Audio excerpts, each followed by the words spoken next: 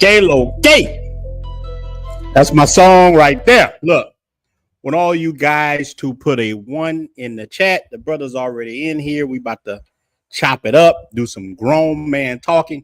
I got so many questions I want to ask these brothers. So many things have happened since we got on here together. So, man, I'm going to bring the brothers up quick. All right, the brothers hearing it. Look, let me bring my brothers on right now. Got the good brother in the building. Marcus is my brother. On Jay in the building. Hold on, man. Let's get this still straight. Let me drop this down right here, man. Look, I got so many things I want to talk to you brothers about. So much stuff happening, not just in the travel space, but everywhere. But look, you know we're going to start with the stuff in Thailand first, because everybody touched on it. So many people sent me this, and I know, Brother Marcus, you were just there. And look, shout out to everybody in Thailand and in their region. I know they had a big earthquake, I guess, today. Hopefully, you know, prayers to everybody out there. I hope everybody's doing well, because, you know, earthquake, man, I saw a building go down. It was new construction. I don't know if y'all saw that. I was like, wow, that's crazy. Imagine if that place had people in there. So, man, we are definitely truly blessed. But man, look, let me roll something right quick. I don't really like showing stuff like this, but just for the people who haven't seen this, I'll play a little snippet of it, Let me see if I can add it to the stage with us right quick. Let's see. Help me, please. Get this crazy woman off me. Please help. Anybody help. Heavens to Mechatroid. Right. I don't know if y'all saw that. We're gonna play it again. And look, I heard this is a good brother. Help me, please. Get this crazy woman off me. Please help. Anybody help. Heavens to Mechatroid. Look, I don't know if the brother was saying that or not. I don't know, but look, we're gonna start right there.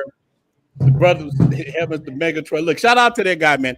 I heard he's actually a solid guy. But here's some of the problems that we can get into while we traveling abroad, looking for relationships, doing things.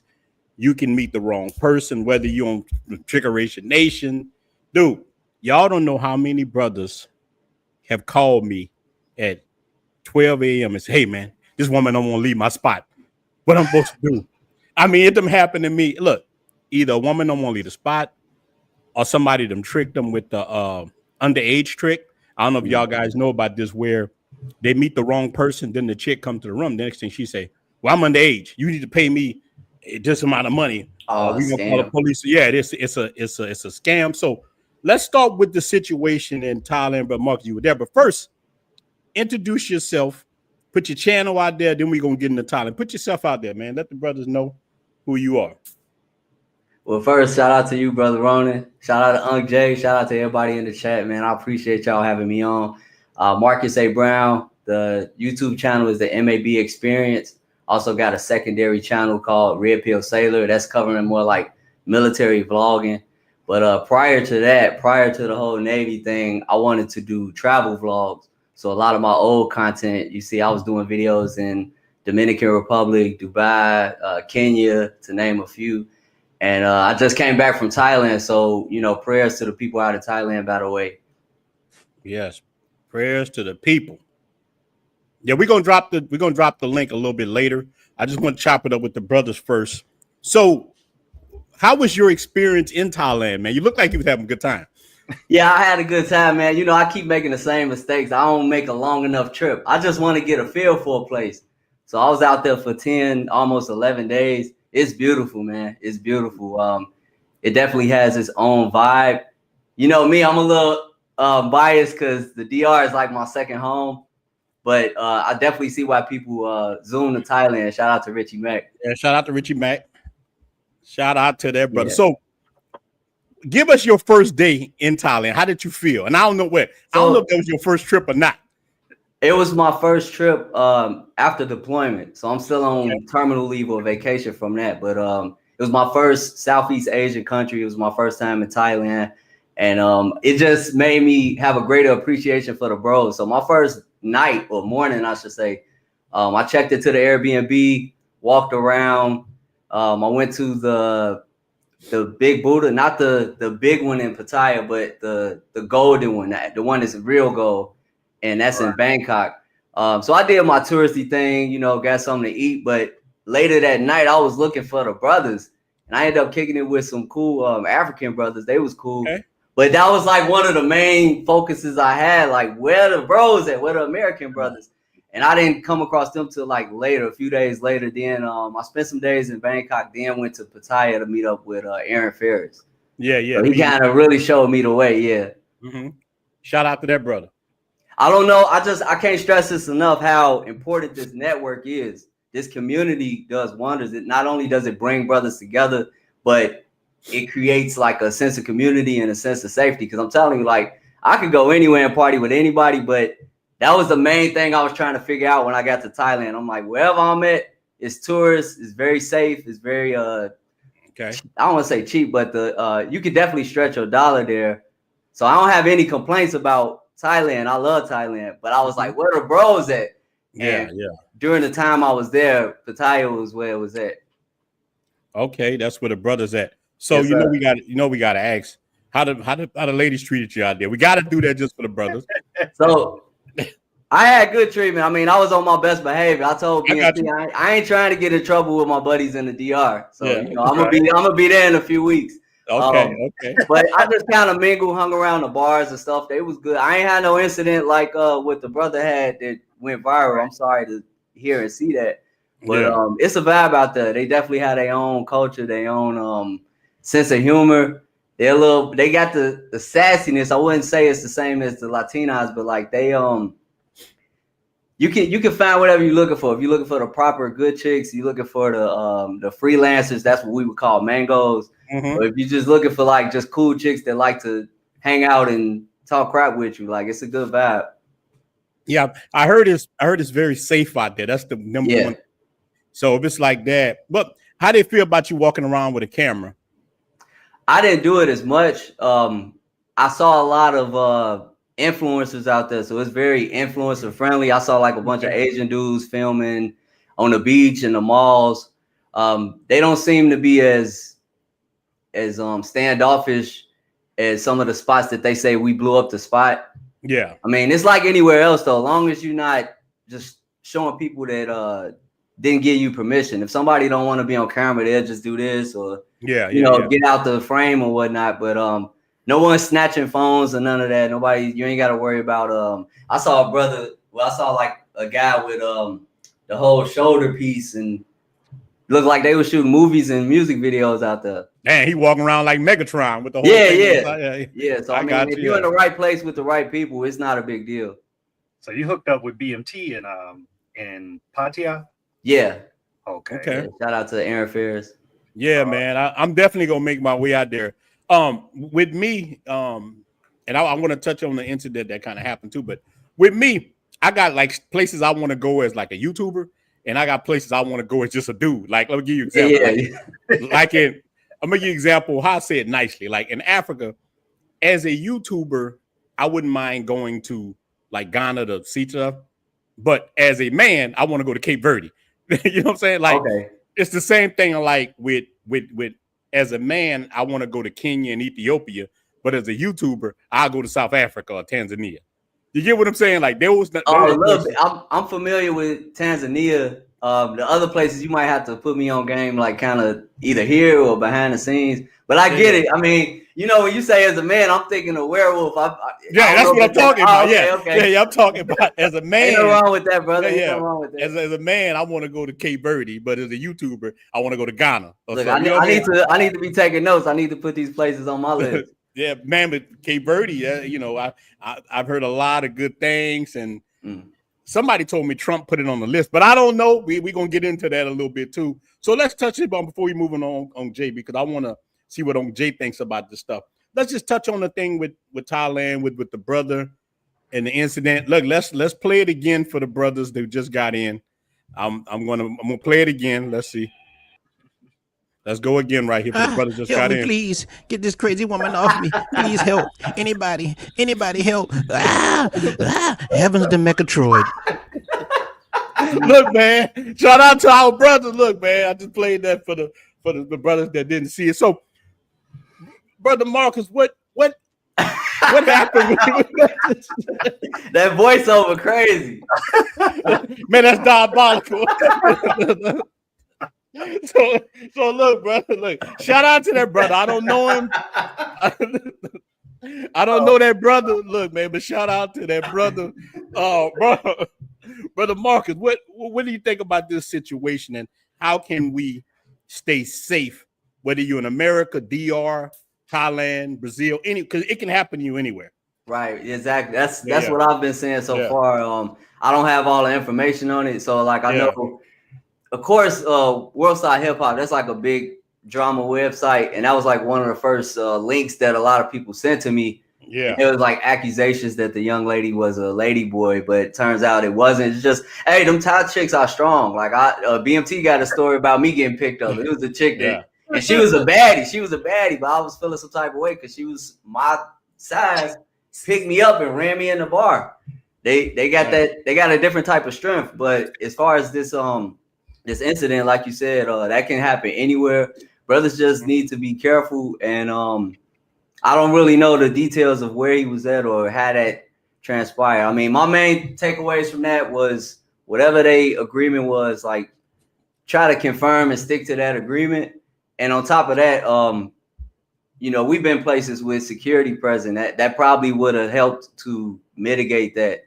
Yes, man. That was crazy, man. She was. Hey, bro. I think she must be a Power Ranger. Because let me tell you, oh boy, like, look, I don't know the guy, but I'm put out telling that Muay Thai on him in a minute, bruh. He threw her on the ground. She rolled around and came back, and then she pulled that the ninja sword out. I'm like, oh snap! I'm like, man, listen. I have been in situations like that myself in the United States, dealing with them BW. Dealing with the BW. Wait. Not in the United States. In the United States, that's the safest place. That's what we need to be. We need to stay in the United States. Stuff like that don't happen. Dude, and I think in the United States is worse because you would have went to jail. Yeah. In the United States, when something like that happens, you're gonna get beat up, stabbed up, and locked up. Dude. I done had so much false things put on me. You know what I'm saying? I am the person who you see every day. This is who I am every day. I'm not walking around like Ike Turner trying to throw them cuffs on somebody and try to throw them things on. I'm just chilling. But I have had chicks do that to me. Dude, I had a chick before I broke up with, and she reminded me that brought back memories and trauma. I was traumatized, man. You hear that voiceover? I was traumatized. Help me, please. Help me, please. Heaven's the Mechatroid. Look, bro. On Jay, before I knew it, she was on the back of my head, beating me in the head. The police come in and put me in the car. What you gonna put me in the car for? Bro. So when I saw that, and then this happening to you in a foreign country. Yeah. So on Jay, I'm gonna give you the floor right. Cause I gotta meet somebody. You go ahead, on Jay. You can ask any question you want. Shout out to on Jay. And look, on Jay, I got questions for you too, big dog. You know what? I got questions for you about. What up? I got questions for you too, but you went on mute. Ron. Bye. I'm still here. So you can hear me, Marcus? Can you hear me, Ron? Yeah, Ron said he had a question for you. Yeah, did he? But it's good to see you, Unc. You looking good, man. Man, I'm trying to make a comeback, baby. Trying to make a comeback, man. Jay had no hairline in about 30 years, man. I see you, Unc. Hey, you inspire me. Thank both of y'all. Change things a little bit, Yes, sir. Yeah. I guess while we waiting on Ron, I just want to shout out Badass Don and Super Triz. They came over from my channel. They was here for a minute. Thanks. So yeah, if y'all not already in tune, like make sure y'all subscribe to Unc Jay and Ronin the Traveler. Yes, sir. Yeah, man. I had to make that comeback like Deion Sanders. Man. I see you. I had to make that comeback, baby. Look, I'm gonna keep my hat on. I'm gonna keep my hat on. But I might have to holler at you because I might have I lost my hair at like 28 years old, bro. And I was like, man, I'm gonna just let it go because back then, Mike was in style, so it was cool to have a bald head. But getting a little bit older, I was like, what else I got to spit on? So I'm giving you guys another option than to go away to Turkey. You can go right there to Bogota, man. Because on Jay, we were talking about going to Turkey. Look, y'all, it's wavy, but look in the back, it's starting to thin a little bit. No, bro, no. Look, let me make you laugh, bro. I grew my hair out recently. I'm looking like Wolverine. I got hair on the side. Look, I walk around, the X-Men theme song come on. Like, man, what the hell? It's crazy, bro. Still a little swollen and stuff, but I'll get through it, man. Just trying to get a brother's options or whatever. But yeah, man, that shit brought back flashbacks for me. Let me see. I don't know if I can see. All right. Anyway, it brought back flashbacks, bro, from when my ex-old lady used to want to throw hands and stuff like that, and bro, I ended up having the one day I protected myself, man. I ended up in that 12-step program. Yeah, I heard your story on that. And I can relate to that because I had a similar situation with property damage. It wasn't no physical stuff, but yeah, man. And like for years, bro, I put up with it, and one time, man, I was just like, I'm tired of it. She was bragging, saying that she was whooping my ass and all kind of stuff, bragging to her friends. And I'm like, man, what? I ain't never tried to jump on you. You know how a man will just hold them to keep them from scratching them up or whatever, you know. And I'm just like, that one day I lost it, bro. And they sent her to a woman's self-help group and sent me to that 12-step program. And then in the military, bro, back then, they would force you, basically, you have to admit that I'm a spouse abuser. You got to make it seem worse than it is. Wow. Otherwise, it was like, Mr. McWilliams, we can't help you if you keep denying the program. You know? I'm like, what? Ain't that something, denying the program? I didn't want to hear nothing about what she did to me. Nothing. So, you know, it was just man. Now we're gonna get into that. We're gonna get into that. Yeah, we're gonna get into it. And so when I seen that knife, I was like, I know what that brother coming through. I got a couple battle scars, man, on me, bro, from that. You know, but back then it was a little bit different. But I tell you what, the most rewarding thing was, man, the next time her ass got them 3 days. I put her ass. What's the 3 days? 3 days in the county. Oh. Let her sit for 3 days. It's a shame when it got to come to that, but I mean, yeah. Who wants to put their child's mother, you know what I'm saying, in jail? You know, but that was the only thing that woke her up. Like, it's not okay to be jumping on me, you know. And she thought because you know I was worried about my career at the time, she thought that she could get away with it. But yeah, man, I think this should be a big lesson to everyone, especially in the travel space. You know, I heard different platforms talking about it, different people talking about what they would have done. You know, like one guy said that, oh, he would have kicked her, you know, or something like that. But you got to remember, man, you're in somebody else's country. Okay. Yes. Do you know what they would have done if that dude would have kicked that woman and she would have actually got hurt, or any type of sign that he kicked her? Because if he would have kicked her, it would have got on camera. So that would have justified what she did. And who do you think would have got the bad end of the deal, you know, in that situation? So my best advice, man, and I tell the guys when they come to Cartagena or Colombia, bro, whatever transaction you have, you make sure that it is in writing. Don't just do it through the translator. Do it through WhatsApp. So you got a record of what it is you guys agreed on, because if you're sitting there and you got it in writing, there is no lost in translation. You know what I'm saying? We good now. Matter of fact, verified it a couple of times, because that's to cover yourself. I've been in that situation where guys stay in my house and I'm hearing somebody arguing downstairs, and I go downstairs and I'm like, well, what was it? Man, chick told him, and this was just braiding his hair. You know, at the beach, she getting 30 mil pesos, but then at the crib, she trying to get him for like 500. I'm like, what? Yeah, that's crazy. I'm like, why would you tell her to leave the beach and come to the house to do your hair?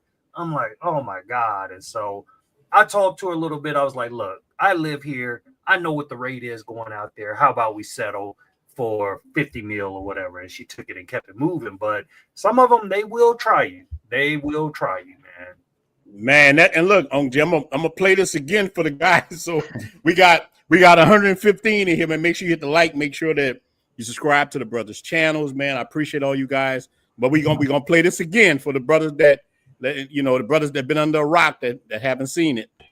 Right. I gotta play it again. Hold on, here we go. Help me, please. Get this crazy woman off me. Please help. Anybody help. Heavens to Mechatroid. Yeah, man. We gotta be careful. We gotta be careful out here in these streets.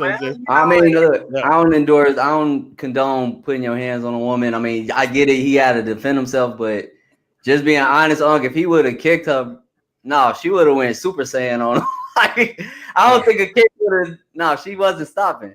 It's just not. It's just better to focus on, to me, avoiding the situation versus you know, afterwards what you're gonna do, because you know when the adrenaline is pumping and you got a knife coming at you, you don't know how you're gonna react. But I can tell you this, man. I had a situation where, and I don't know if it was a setup, but I was walking through Central. And I'm like on the sidewalk, just standing up talking to like one of the bouncers, and this girl just comes by and she like elbows me in the back, like it threw me off balance. So my natural reaction question was like, bitch, what the hell is wrong with you? You know what I'm saying? I'm cussing. Mm-hmm. And before I knew it, bro, I had me and my brother was here then. It was 2 of us. And before I knew it, I had like 10 Colombians around me. Now, Wow. all of them, one-on-one, I would have mopped the floor with them. You know what I'm saying?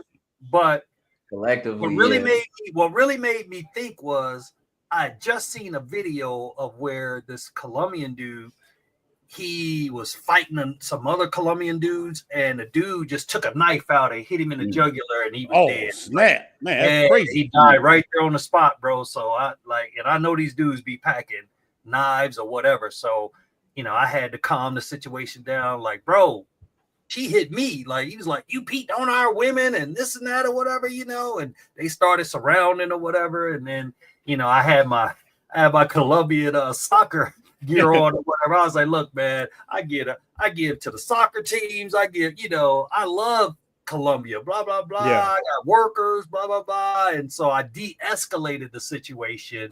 And the other dudes was wanting to go, but the leader was like, all right, man, you good. You know, I'm like, yeah. But, you know, I could have came with the badass attitude, but man, I have to always remember this is not my country. Exactly. Man, on Jay, I think you did the right thing. Let me read the super chat right quick. The brother right here, appreciate the super chat. When at the 3rd time in Rio in 6 months. Which city in DR now no P for P? Man, look, man, Santo Domingo. You can't go wrong with Santo Domingo. You can't go wrong with Santo Domingo, man. Santiago, La Vega. There's a lot of places you can go, but man, you know, I'm gonna recommend where I stayed at. Santo Domingo is the spot if you're not down with Trickeration Nation.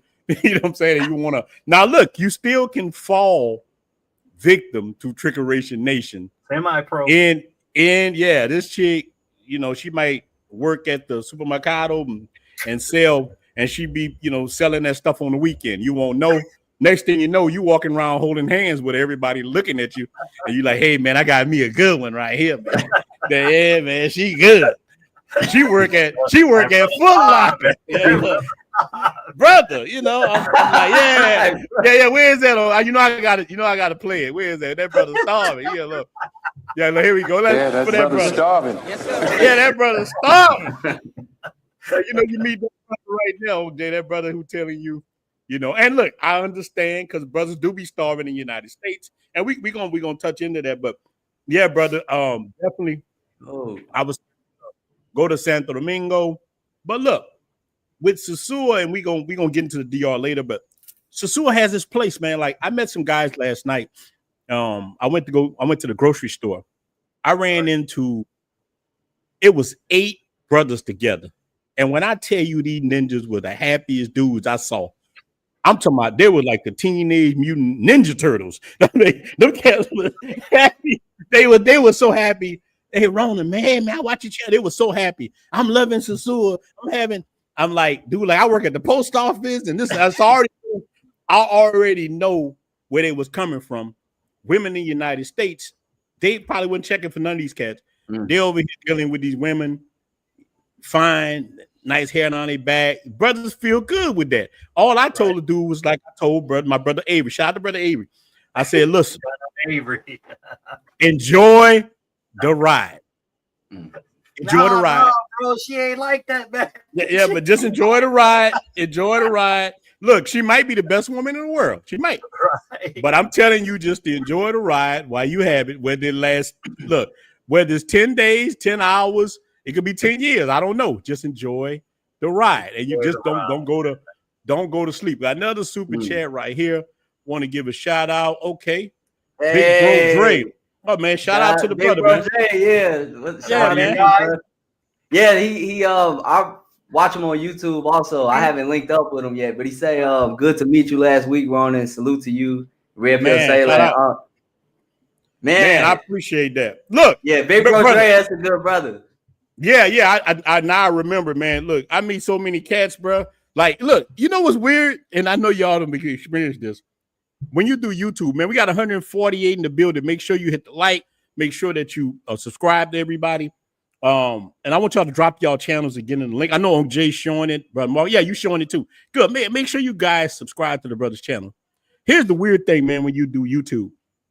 the people know you, but you don't know them sometimes. So people can't look. Sometimes I forget I do YouTube. I be somewhere in the store and can't be staring at me. I'm like, hold on, what that dude looking at me for? I mean, they're buying some liquor. They got a cat looking at me who crossed the room. I'm like, hey man, what is this? I don't know if he on some Bucci cat. I just speak first because I know it when I see it. I'm like, this brother know me from somewhere, man. No, but look, that's what people tell me. Sometimes a cat, I don't know if y'all them experience. Sometimes a cat forget where they know you from. They them saw you before, be like, hey man, I know you from somewhere. And me, that old street cat that's deep inside of me, be like, nah, bro, you don't know me, man. You don't know me, bro. Nah, bro, you don't know me, man. Nah, homie. Nah, homie, you don't know me big like that. So I got a story about that. Nah, you don't know me. Nah, you don't know me, big dog. One of my brothers we was down in Sasua, not last year, but the year before that for Halloween. We was down there for Flip event. Shout out to Flip Flop. And it was a brother came down there with me. It was his first time, and I gave him the heads up. I said, bro, it might be some people that recognize me, or they might be wanting to talk to me, and they, you know how it is, right? Like, you know this too. When brothers happy to see you, they will buy you a drink, or they will say, hey, man, this my dude, so and so and so and so. But my brother, he still got that Chicago in him, so it ain't really registered. I told him this ahead of time. We got down there, man. And it was like, I'm short, man. I'm like 5'5". It's two big, tall, right? And my brother tall. So it's two dudes, like taller than both of us. And they up in the corner. We at casino. They like this. They, talking and looking at me. And I went to the bathroom. They was trying to press you. My brother was playing bodyguard. He was like, hey, you did the video with Russ Taylor and so-and-so. So I'm like, oh, yeah, so-and-so. I'm trying to chop it up, be cordial. Right. My brother is playing bodyguard. I said, dude, chill. Like, brother, like, see. He's like, man, I knock both of them out. I'm like, it ain't like that. It ain't like that. Third and Jeffrey. Yeah. So I mean, but that's one of the good things about traveling and about being in the environments that we in, because it's a lot of brotherhood, a lot of network. All right, but let me ask you this question here, and I want OJ to answer this too. How come, for the most part, we are so good with each other outside of the country? I ain't talking about this YouTube shit that people might, hey man, this brother, people start hating. But for the average black dude that you're gonna run into, I know, especially here, Colombia, whatever, we see each other, we respect each other, we cool with each other. Yeah. If we can get that back home, we'll take over the world. Like, why do you think that we vibe so hard together outside of the country, but not in the country? You go, Marcus, and then on Jay answer the same question. Well, I had a similar conversation with BMT the other day, and I like his answer. He said that the language is key, and by language, we're speaking like culturally. So when brothers, we recognize each other. I don't care what country we in. We just this brother, and you kind of got this sense of, I'm happy to see another brother out there, but in terms of English, in terms of just like kind of our lingo, our attitude towards the room or the atmosphere, we understand and relate to each other. And that's just one factor of, okay, we all in a different place. And then when you get to bond and build with brothers and say, oh, okay, this dude in the trucking or this dude was in the military, y'all start finding those commonalities. And there's just a sense of fellowship that you could have at home, but at home we got a lot of distractions. At home, oh man, real talk. It's everybody every 5 minutes you find something to argue about or something to pin people against each other. And I think when you're traveling and you kind of in vacation mode, you're not as in survival mode as you might be in the States. Those things work in our favor in terms of helping us build and network with each other. Man, that's a great answer. Jay, I'm gonna let you tackle that one too. Yeah, man. I think it's kind of like we got. You know what I'm saying? Yeah. If we don't look out for each other, and if we don't try to network, who are we going to network with? Majority of the guys that come down here, they don't know how to speak Spanish. They don't know how to really navigate the land, and same thing in Dominican Republic. So, a lot of times you bond with the people that you feel comfortable around. and you can relate to, like Marcus said, as far as, you know, military, truck drivers, real estate, whatever, you know, people from all walks of life. But, you know, I have to say that I'm a little disappointed though, because I'm starting to see more of a trend of the hate. I'm starting to see a more trend, like people trending towards brothers not like. I'll give you an example. There's a lot of brothers that live here in Cartagena, and this is where, remember, I've always said this. I felt like DR had more of a brotherhood than Cartagena, and that's something that I was working on. But I don't know, man. It just seems like a lot of the guys that actually live here, like, they get caught up with these females, bro. And it seems like the female is always behind the scene. You know what I'm saying? They're stirring the pot, or they're saying, yeah, Ronin said something about you, or, you know, pillow talking over here. And then the girl come back and tell the other dude. So it seems like there's a lot of basically bickering like bitches. You know what I mean? And I don't think that's cool, because we should be able to rely on each other, you know, like, especially over here, man. There's a lot of war veterans over here living their best life. Like, man, I ain't trying to bring that same drama from the Matrix over to these other countries. You know what I'm saying? We coming over here to have a good time, man. Meet up, you know, chill, have a drink. And that's the best thing, bro. Even though I don't really drink like that, but man, if I took every drink that I was offered, I'd be an alcoholic here, bro. like what? And look, I found this out, right, when I went to Bogota, went to the hood, right? I'm like, man, you know what? The beer is so cheap, like 50 cents a piece, man. I'm like, I'm buying the bar today, man. So I went to the bar, say, everybody rounds on me, blah, blah, blah. Man, them jokers, and this shows you, like, the love that we, you know, they say that they don't really care about us in these countries and all this other yip yap.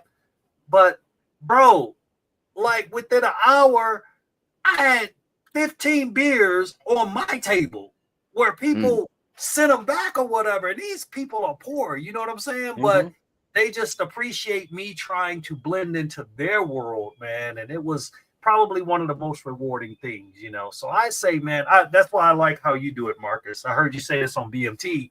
Like, you'll turn up for a couple days, and I was laughing because you did the same. You came to Cartagena. Yeah. You turned up for a couple days, but then after that, you be on that networking business type of shit. You know what I mean? And that's what it's about. You know, if you're gonna buy the ticket, at least see some other things in the country. Like, I actually want to, now that I've done the bus tour around Colombia and seen every city, my next move is to hit every city in Dominican Republic on the bus. You know, just go all the way around. Man, yeah, that would be dope. I haven't even done that yet. Yeah, Flip was just, it's funny you say that, because Flip Flop was telling me the other day, right, he was going to do that. I done been to a lot of places here, and and it's cool. It's the same thing on Jay. Look, see this Presidente Black. When I left earlier, a guy had bought me a whole 6-pack, and these people they are poor. So this one thing I like. So speaking of some of the prices, like I was saying, man, I went to the grocery store. You know, United States, you spend $100, you ain't got nothing in that cart. No. I mean, you really, that brother's starving for real.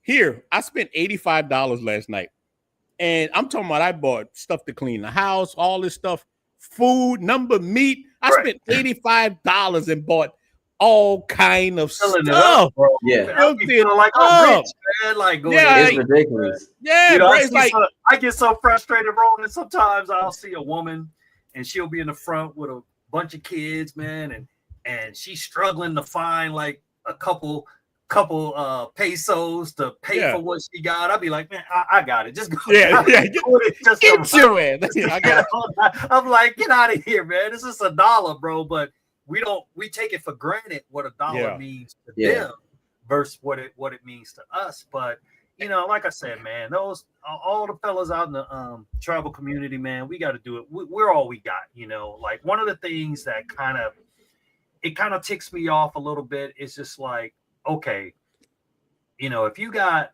I'm just gonna be honest. Every dude here is trying to hustle. Believe that. Believe that. Yeah. Like I said, man, I have done so much stuff for free. You know what I'm saying? Because I try to be a good guy or whatever, you know, and to the best of my ability. But don't think that because you messing with that Colombian dude, like, oh, that's my boy, man. That ain't your boy. That ain't your boy. I mean, that dude, I'm seeing him after y'all leave, sitting back getting his commission. He getting paid off of that. You know what I'm saying? But and I found out. Jay, look, hold on. We don't want to glaze past that. Yeah. So you think that, and look, let's give a shout out to the brother, Vacation Time with Ryan. Make sure y'all brothers, shout out to brother Ryan. Make sure y'all brothers subscribe to their brother channel, and the brother Jay Clyde. Make sure you guys follow that brother. I see that brother in the space, man. Look, shout out to that brother, man. So, but look, here's the thing. Jay, I don't want to slide past this. So do you think that a lot of the people coming to Colombia or whatnot will deal with a local before they deal with you? Oh yeah. Oh yeah. Man, that's not right. Without a doubt, man. You know what I'm saying? It's like, and this is the thing, right? Before I got smart on it or whatever, but like, okay, when a guy be walking along with you, right? Every drink that you drink, the drink that you buying him, he's getting commission off of that. Mm-hmm. You know what I'm saying? And he charging you and your boys just to walk you around and make you feel like Cartagena is just this horrible place, you know, but that keeps them in business. You know what I'm saying? Hey, do you know what I'm saying? But it just seems to me like, okay, you gonna trust somebody that's a foreign person that's out here starving before you trust somebody from back home.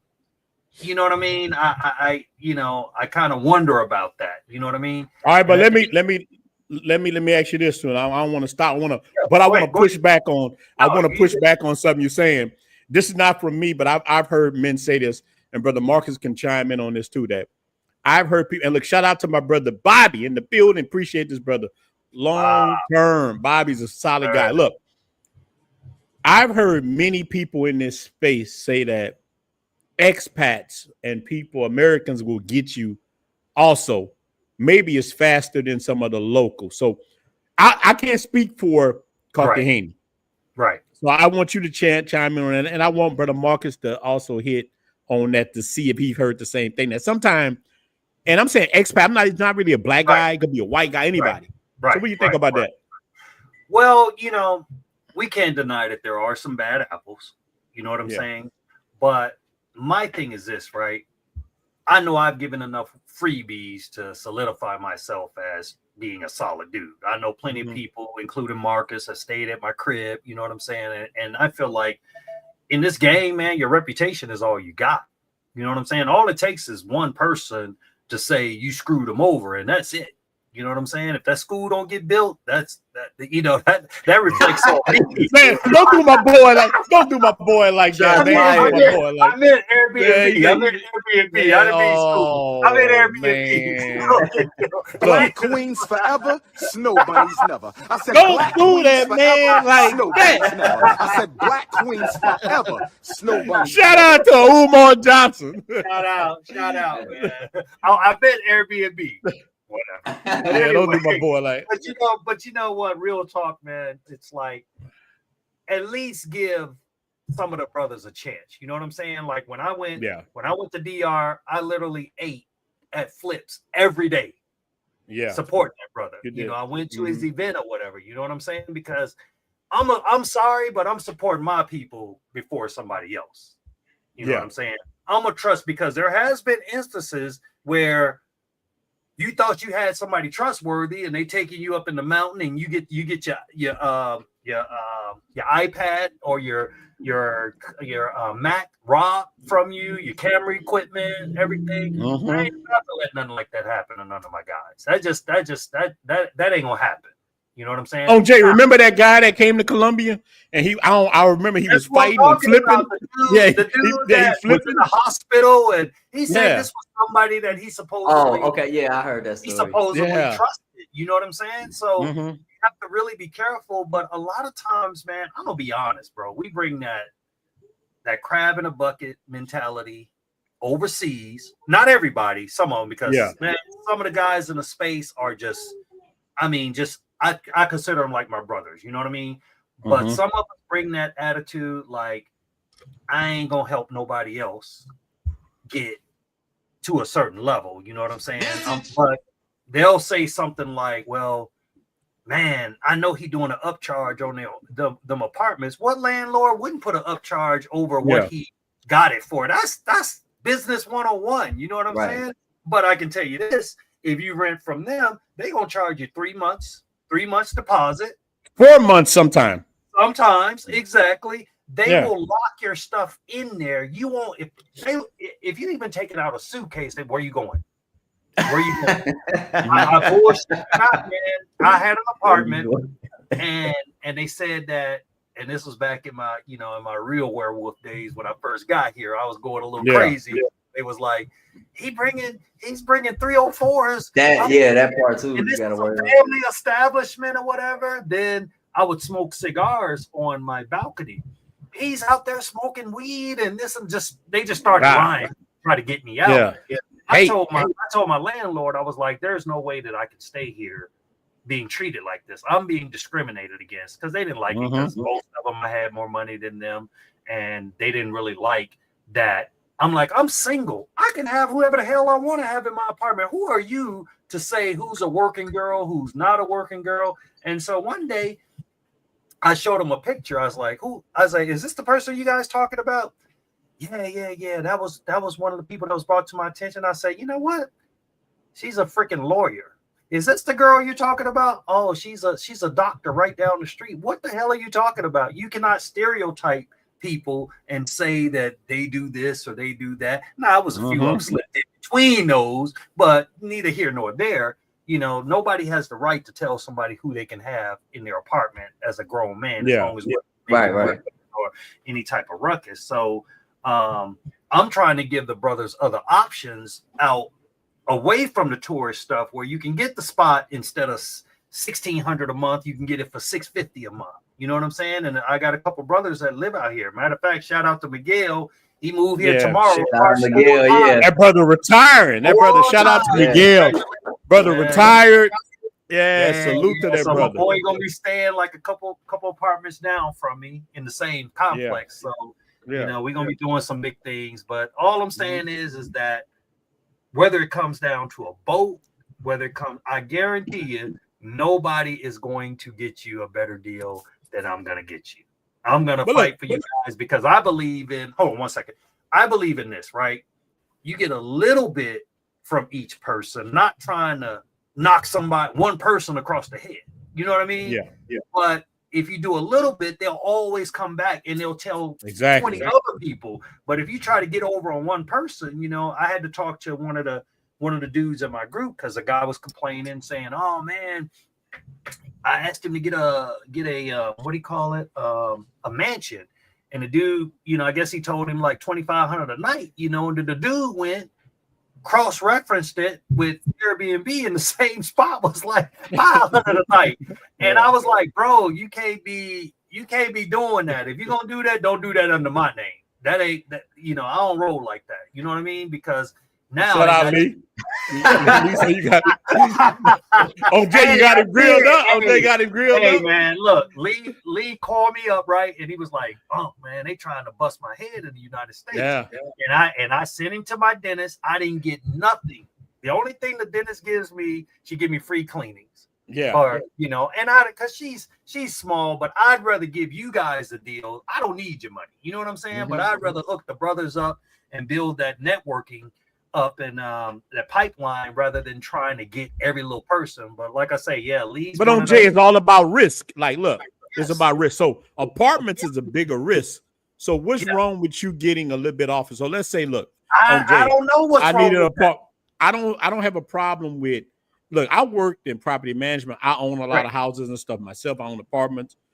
So I don't have a problem with a person saying to me, "Hey man, I'm gonna get you something, but in case you run out, I might mark it up $100, $200 with it, because I might if you put your name on the line, it's gonna be bad on you." You know what I'm saying? That's the thing, right? That's the thing. Y'all remember me talking about the guy that he just left. Yeah, Chad. What his name was? Chad. I forgot his name. Yeah, the airline attendant or whatever. But you know what I'm saying? Like that guy, there's no repercussion for him. He left the country, left me with the lease or whatever. Thank God another brother stepped up and said, I got you, bro. And he rented it out for 6 months. But that's the type of stuff. It's like, okay, so if a guy, why are you pocket watching somebody else? Yeah. You know, if you want to do the same thing, I'll show you how to do it. You know what I'm saying? Yeah, I'll say, get you a chick down here local and put her to work. You know what I'm saying? So if you're going to go to these countries, I suggest anybody, just like you, Ronin, get somebody that can help you, man. Because to be honest, yeah, my face is out there, but behind the scenes, everybody knows it's Auntie Kati. That's making it happen. You know what I mean? Marcus met on me. Shout out to Tia. Yeah, she's out here, man, grinding. Get the worker. She's the one. So I even told the brother, this is how nice I am. I said, bro, you don't need to rent from me. He's like, why not? I said, aren't you dating the girl here? He said, yeah. I said, well, all you got to do is just tell her to go and put her to work and make her earn that air condition. I'm saying it multiple times. You got Maria. You got to earn that fucking air condition. You got somebody local. That's crazy. Yeah. That would be like Ronin going to somebody else looking for an apartment, but his girl is a Dominican. That don't make sense.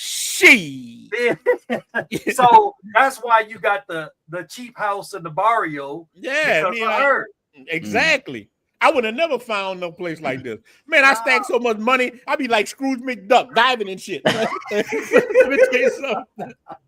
Look, life is like a hurricane. I wake up every day like that. Right. When I go to my cousins who got barbershops in the United States or whatever, you know, when I was getting haircuts.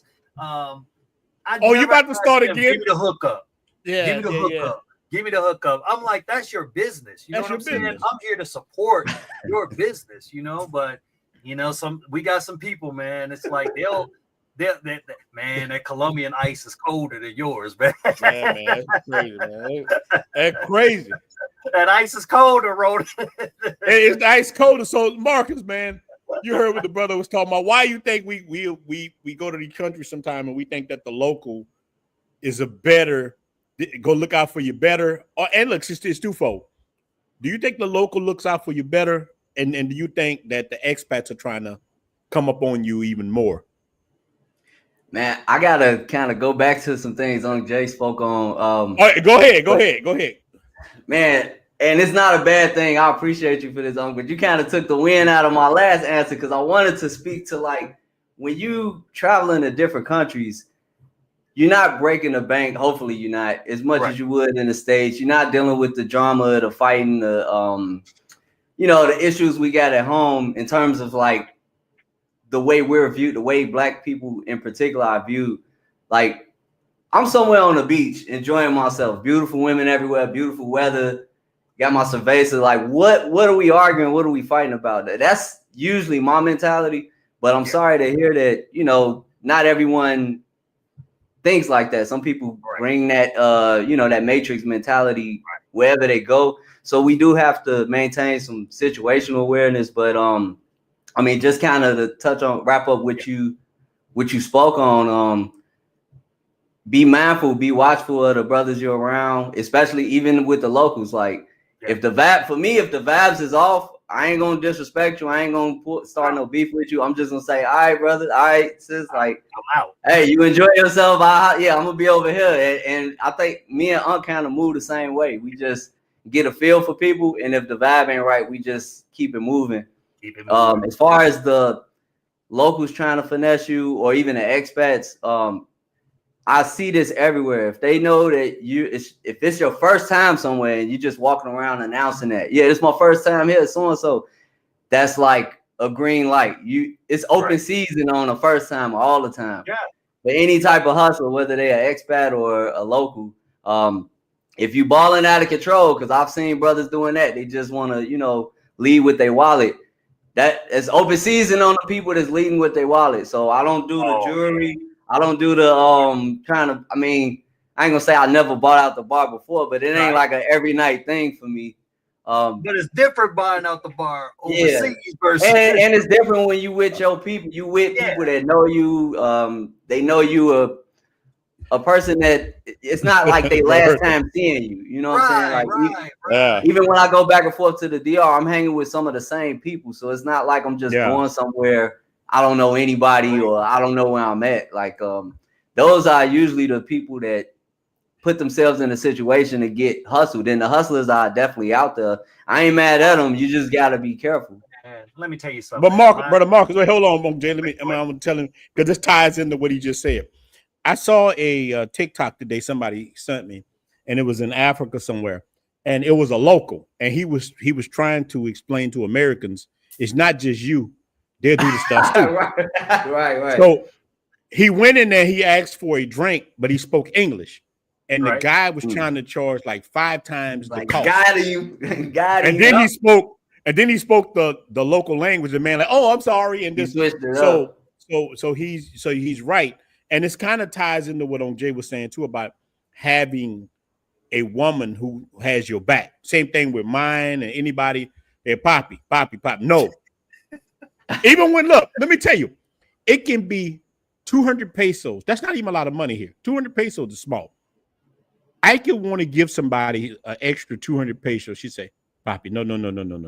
Give him 50 pesos. I'm talking about that's chump change. She looking out for you. She said, because you're going to spoil. She said, you know what he's going to do? He's going to tell everybody, oh, that man give movement, and they're going to come every day, and they're going to bother you. Yeah. He said, no. So you don't do that. It's a learning curve. I ain't mad at them. Now I'm gonna get upset if they keep doing it. Like once you let them know, like, bro, I know I see what you're doing. I ain't mad at you, but I ain't the one. And if they keep repeating that, then it could be an issue. But everybody got their own hustle. It's just a matter of if you're gonna catch on to it, or like you said, if you got a lady friend, or even like just locals that you cool with that'll let you know, we don't do that. That's not necessary. I think we should get passports. I think we should get passports anywhere we at, bro. Which is better, bro? Both. You know what I'm saying? Anywhere you want to go. That's one thing that I want to address. You know, a lot of definitely go to the both. Space, man. They treating this shit like we back at the crib. You know what I'm saying? Like comparing and making everything. You couldn't go to Bridgeport. You couldn't go across this line, or you couldn't go into K-Town, or you couldn't. You know, it's like this ain't no gang banging. This is traveling. You know what I'm saying? You don't exactly. You don't have to pick a country. Hit them all up. You know what I'm saying?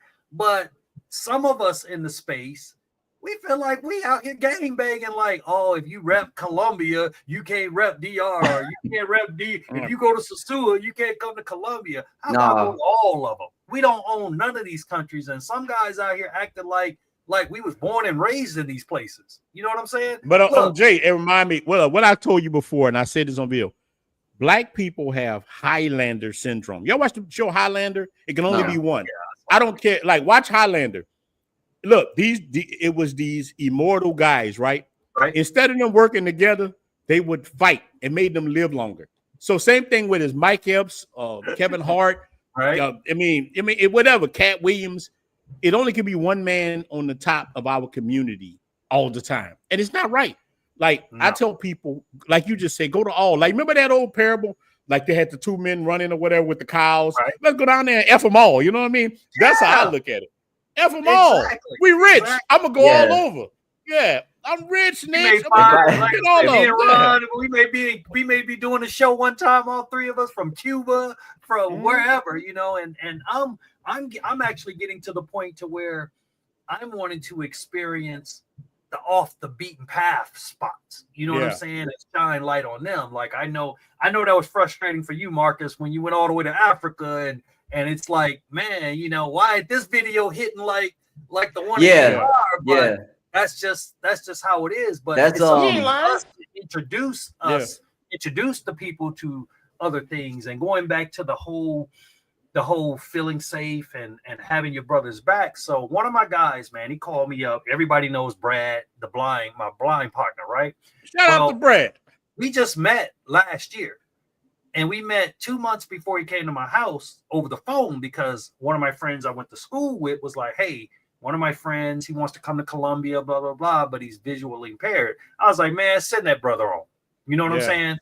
Brad, man, like if I was a dirty type of cat, man, Brad had hundreds and hundreds of dollars falling out in the cab. Yeah, that brother's starving. I'm Brad because he's, you know, when you take a person like that out of their environment, it becomes chaotic because they're used to hearing and smell and different things or whatever, you know. And I'd be like, hey, Brad. So I just find, man, give me your money. And okay, he get with a chick. All right, here's 100. Take it. You know what I'm saying? She ain't gonna rob you or whatever, you know. And that brother to this day, man, we're like the best of friends because he appreciated me looking out for him. Do you think?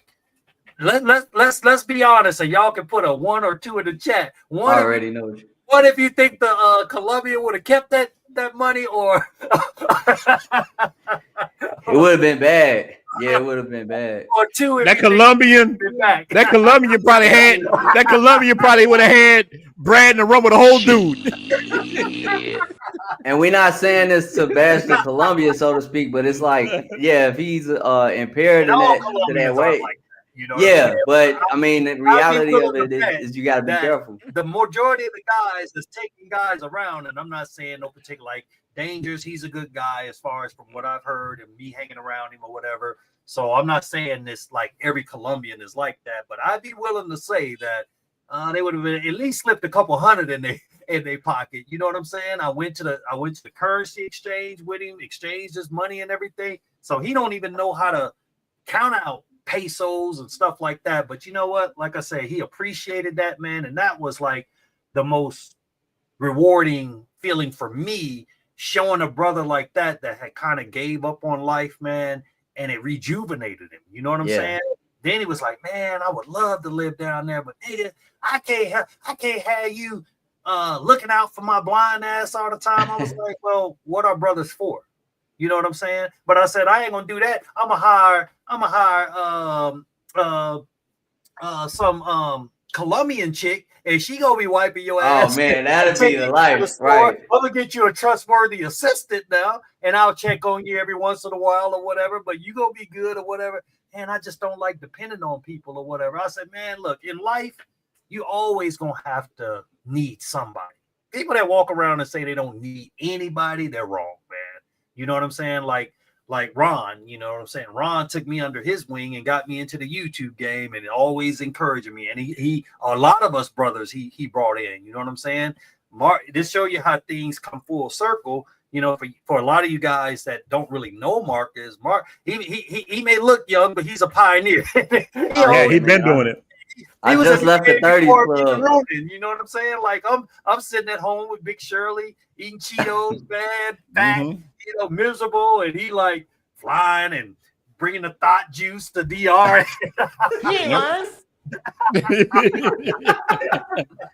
Man. And I'm like, man, that brother Ryan four-wheelers, he going to the local spots, and I'm like, man, that's love there. That's love. And fast forward, you know, 9 years, you know what I'm saying? Now we like the best of friends. So that just shows you how tight the community is, you know. If I could speak to that, man, I just want to thank both of y'all. I want to thank Ronin and Unc Jay, because like and Miguel, I know he's not here right now, but like coming from where I just came from, y'all got me through a lot of ups and downs. So it definitely comes full circle. Even with the YouTube, I kind of took a break, so I appreciate y'all bringing me on the platform. I'm getting back rebranded. I got more time where I could actually be active on social media. So and I'm doing a lot of traveling this year. So I'm definitely looking forward to being back. Being awesome. But the streets miss you, bro. Man, man. I miss being out here. I miss that you've been doing. Look, I'm back. I'm out here now. He back, bro. He back. And if I could go back to what you said, with the brother that came to visit you, the visually impaired brother, like I consider that a success story. Those are the positive stories that we need to highlight. A lot of times when you hear about passport bros or black people in the travel community, it's always the negative. I'm seeing the stuff with the Thailand incident, something going on with a chick throwing. Hold on, wait. Look, since you said that, we got to show The recap for everybody that's coming in late. We got the recap. A lot of brothers in here. Let's just show it to the recap. Let's show the recap. Help me, please. Get this crazy woman off me. Please help. Anybody help. Heaven's the Mechatroid. Look, man. Shout out to my brother. Shout out to my. It can happen. It can happen to anybody, anywhere. You gotta, protect your neck anywhere you at. So, brother Marcus, I think that you're saying the right thing. Go ahead, brother. Thank you. I mean, I'm gonna wrap it up by just saying, those things definitely happen, so we have to be mindful and be careful. But don't let incident. If you somebody that's sitting on the couch like we were, everybody on this panel and many people in the chat, we all been on that couch before. I started like that, sitting on the couch, looking at people living their life, and I'm like, man, you know what? Where I'm at, it's cold. The skies are gray. It's snowing. People arguing over Jordans and cell phones. Man, I need to get up out of here. And all it takes is that one channel or that one somebody to kind of put the light up under you and inspire you to make a move. And that can be life changing. Right. And be accepting of it. Don't like sometimes, man, I get a little frustrated because like yesterday, right? I wanted to show Big Gain some support, you know what I'm saying, on his channel. Yeah. So I got there and I'm not the Big Gain.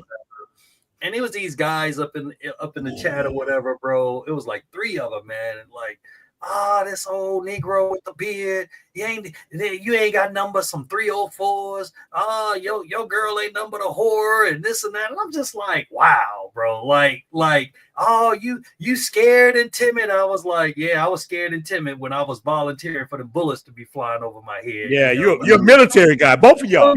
Military guy. They assume one thing, you know what I'm saying, but they know nothing about what you did to get here, and like for me, I love young people.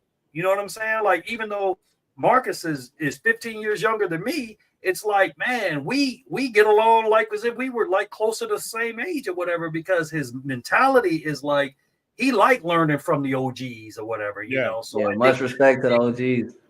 Yeah. But it's all, you're always going to have some haters, that feminine energy, but brothers, we need to be lifting each other up. If you ain't, this is the thing, right? Some people will look at Ronin or look at me or some other people or Marcus or whatever, and they'll be like, well, they got it easy. But, I can remember sleeping in that Suburban, at 100-degree weather on the Mississippi River, you know what I'm saying? Hot as hell, man, and being in a homeless shelter. And I remember the 2007, the real estate crash. Mm-hmm. My house went from 400 to like 150 overnight. You know what I'm saying?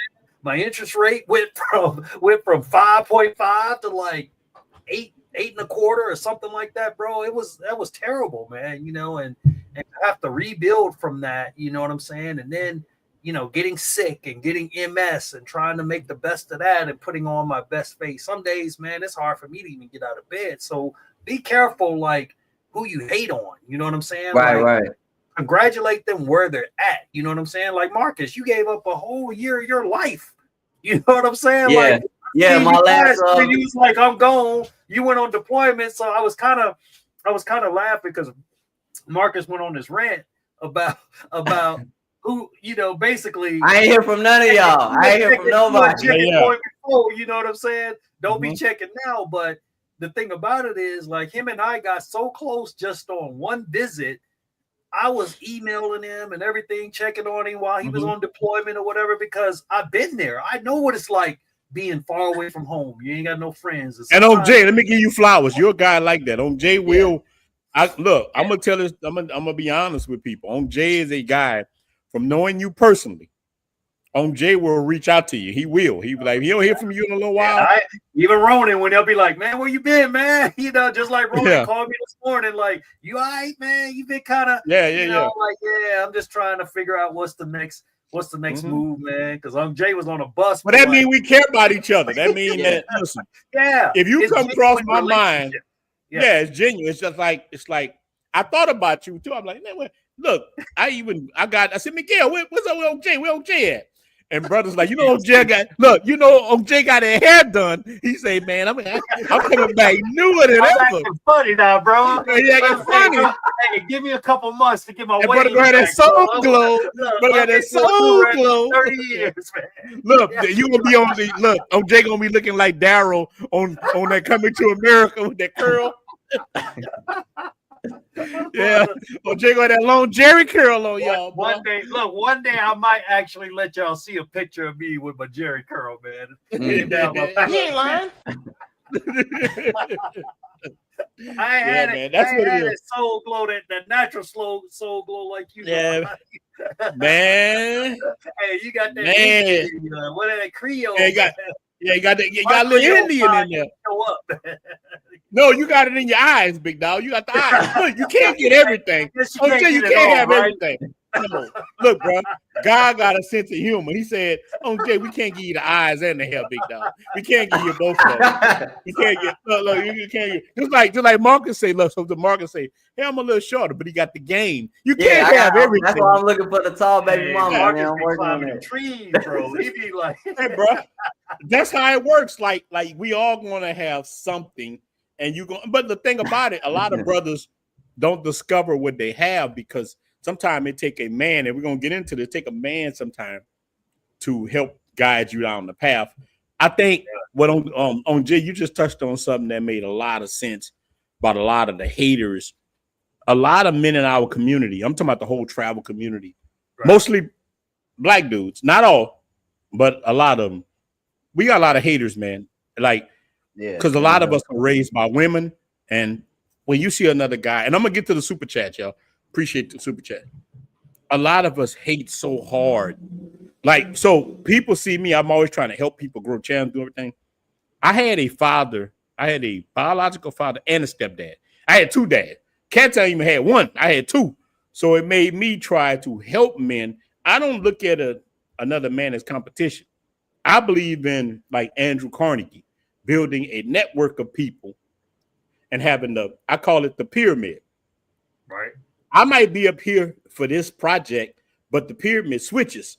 On Jay is better at this. It switches. Marcus is better than this. And the next person, see, it's about having a pyramid that turns.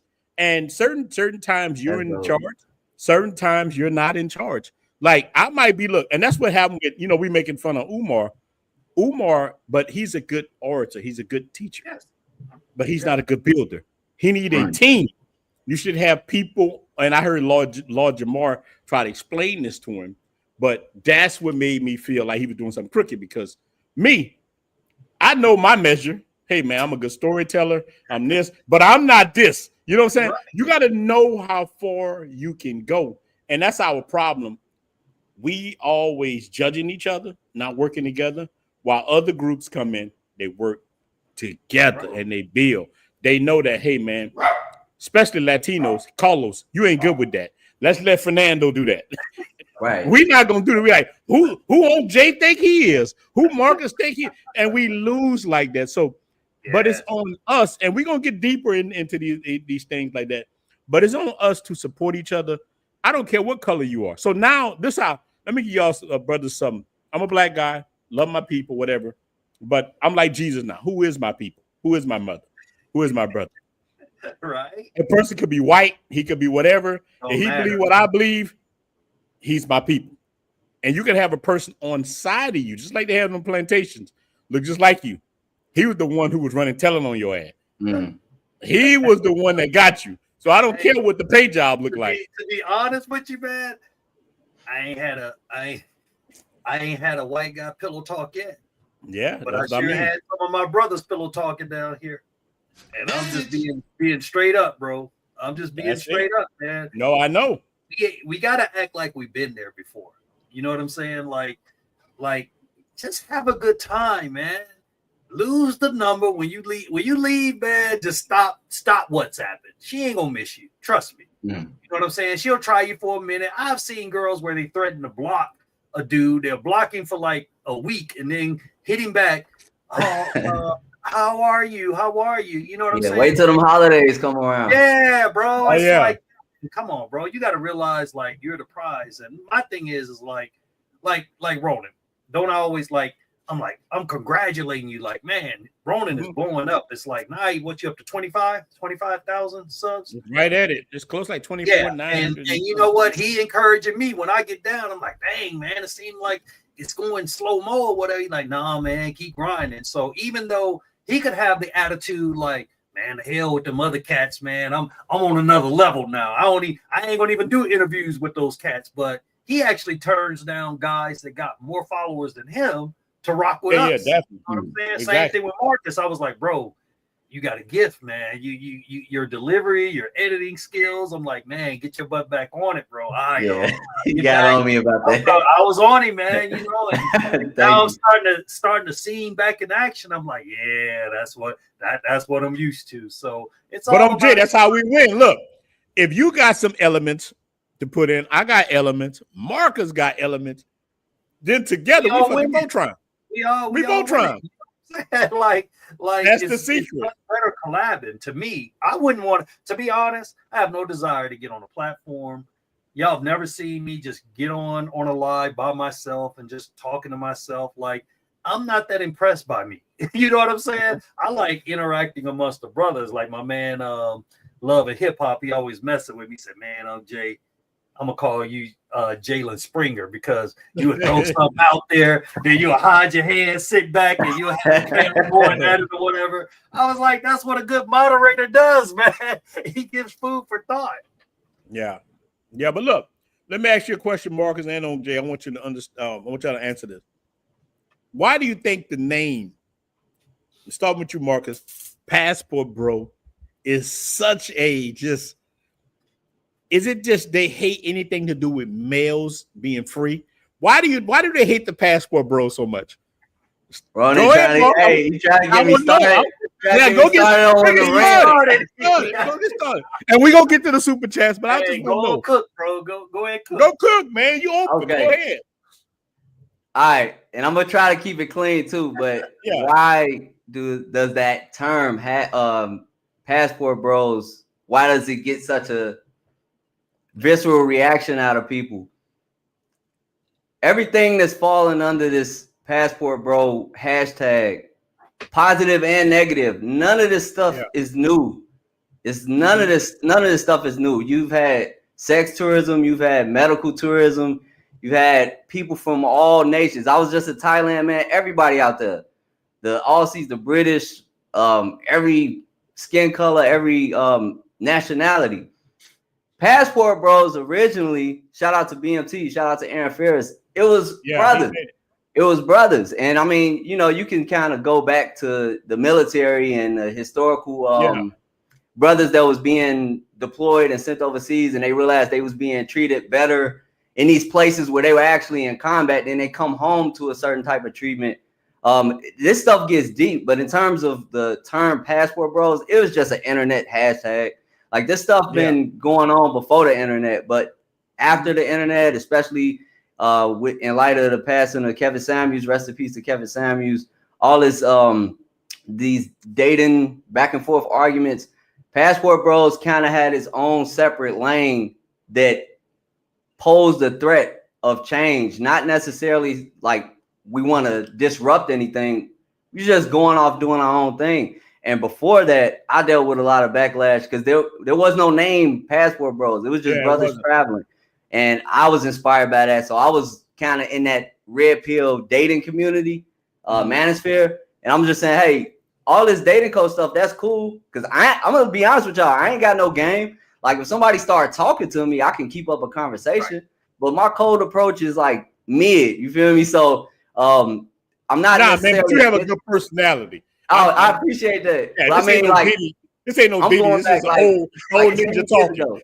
2014, 2015, the dating coaches was running the scene, and it was like, if you ain't no alpha, you lame, and you beta, and you this and that. And I'm like, all right, well, I'm going places with people that you can't call them lame, you can't call them broke and dusty, because I'm talking to these brothers, and they retired, and they running businesses, and they got multiple streams of income. These are the people that are so-called good quality men, but they not even dealing with the matrix.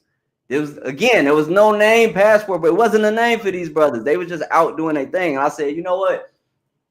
I don't care what y'all talking about. I want to be over here with them because I see the receipts with them.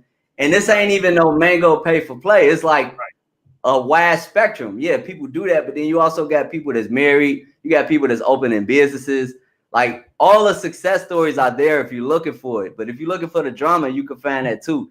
Passport Bros gets on people's nerves because that's a whole community of brothers that's we said this already. Going overseas, realizing that your dollar can stretch further, your treatment is different, whether it's real or fake. That also speaks to what's going on in the Matrix. Because even if you're going somewhere and it's all a hustle and it's all a game, what does that say about the U.S. that the hustle feels better than whatever you dealing with at the crib? Like that's well. Let me ask you this too, because and we'll go on Jay after this. Look, with the whole Passport Bro thing, I want to hear your take on it. What made you like it? And look, and we talking about Passport Bro. We going back to Charles Tyler. It's just the travel bros. Oh yeah. Like I said, you can forget the whole Passport Bros. Look, I first came across it on NPR. NPR did a hit piece. Gay guy came on. I talked about it with the brother. He just give a super chat. Doctor, smart guy, man. I'm gonna drop his info in the chat. But that's the first time I came across. What made me like it, and this is how I found you and everything, because you eventually came down the channel. We all are students of Charles Tyler. Yeah, right? Charles Tyler. Charles Tyler. Now look, again, the Frustrated documentary. Military dudes been doing this. I have relatives, everybody's doing it, but in this dispensation, this time, like I saw him because I was so angry. I was in that red pill space. Then with the Passport Bros, they saying, okay, y'all upset. I understand, but here's your option. You don't have to sit on the internet all day and fuss about black women this, black women that. Charles Tyler, I saw him in Brazil with beautiful black women.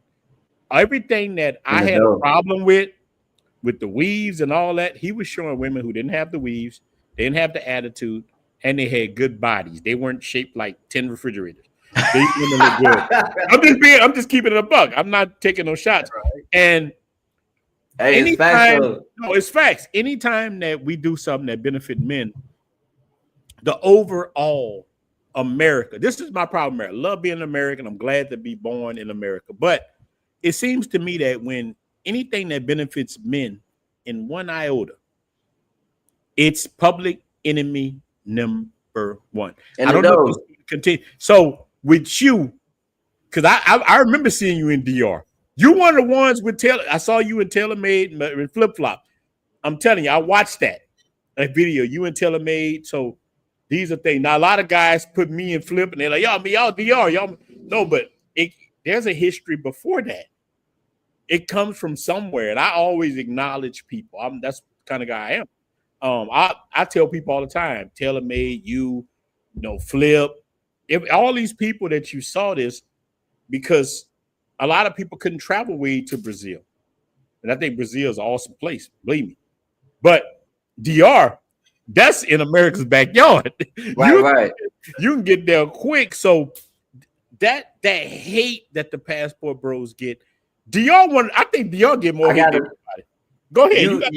You hit the nail on the head, Ronin. Like, it's public enemy number one once it has an impact at home, even if it's indirectly. Yes. I mean, because I don't see brothers saying, yeah, I hope America burns, or I hope the women that you got people that say stuff like that. But like you said, when you're on vacation or when you're actually relocating, you got brothers that's moving. Or kind of half and half. I'm gonna stay the summer in the Matrix. I'm gonna stay the winter somewhere else.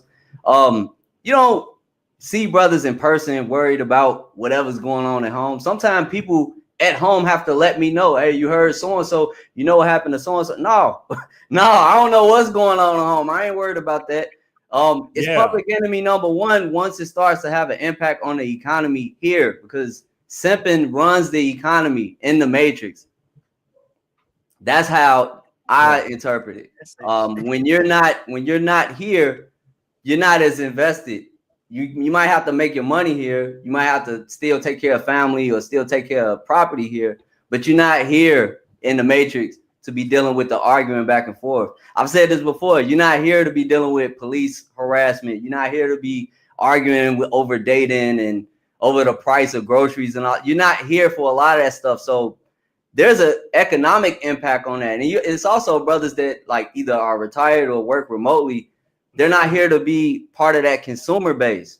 So if you're not spending your money here, you spend it somewhere else. Now you're contributing to the economy of other nations, and you're not here to be locked in a way that they want you to be locked in economically and dating wise. You're not here to be caught up in the family court system, at least not to the degree that they're used to brothers being locked in. So it's definitely disruptive in a way, but that's not necessarily the intention. I mean, brothers just want to go where they celebrate it, and that's the funny part, whether it's real or fake, because a lot of the arguments is them people don't love you, they don't care about you. Okay, you don't love me, you don't care about me. What are you talking about? Like, if I'm getting, I don't care about that. If I'm getting better treatment, I'm gonna go where I'm getting better treatment. I'm looking for respect, I'm looking for fellowship, and I'm looking to, save some money, man. Like, I don't even I'm want trying to save my money. When I'm at home, I'm not going to no clubs. I'm not going out to bow the. What? Who are you talking to? Like, some of my friends invited me to birthday parties and everything, and I'm Jake to speak to this. I'm doing something for myself where, like, every birthday, I want to spend each birthday in a different country. So that right there just that removes me from. And I'm sorry to say this, but like a lot of my friends, I can't celebrate my birthday with. They got the invite. Hey, we gonna be over here this year. We're gonna be over there that next year. And I just stopped hearing from people. Ain't nobody trying to come out where I'm at. I mean, maybe one or two people. Right. But what ends up happening, and anybody that hasn't traveled, you'll learn this. Even that's why I tell people, stop waiting on everybody else. Even if you gotta go somewhere by yourself, you'll start building your own network to the point where you have friends in different places all over the world. So don't limit yourself to the circle. I'm not saying don't rock with people at home, but if they're not willing to take that journey with you, that's okay. I mean, they still your people at home, but you're going to start building a network around the world. So like at this point, every birthday I'm celebrating in a different country. You can come if you want to, but if you don't, I'll just see you when I see you. Hey, what you doing for your birthday? I ain't going to be here. What you doing next month? I'm in Madagascar, Butte. You know what I'm saying? What you doing for 4th of July? I'm gonna be at the CTG Fest. I ain't gonna be here. And now people really starting to feel that because they trying to get back in touch with me. And like I said, I don't mean no harm bad, but it's just the reality of it. I'm going where I know I'm gonna enjoy myself. I'm gonna be around people that celebrate me. Yeah, but why you think? We understand women hate the passport bros, right? We understand. Oh no, this is like bigger than the females. I mean, but why do men on the workplace, married? But look, answer me, man. Why do men, especially black men? There's black men online right now. Look, a woman did a video today on the situation. Look, let's play it. Let's play it again for the brothers. Got a lot of brothers. And play it one more time. Let's play it. Look. Let's play it. Help me, please. Get this crazy woman off me. Please help. Anybody help. Heaven's the Mechatroid.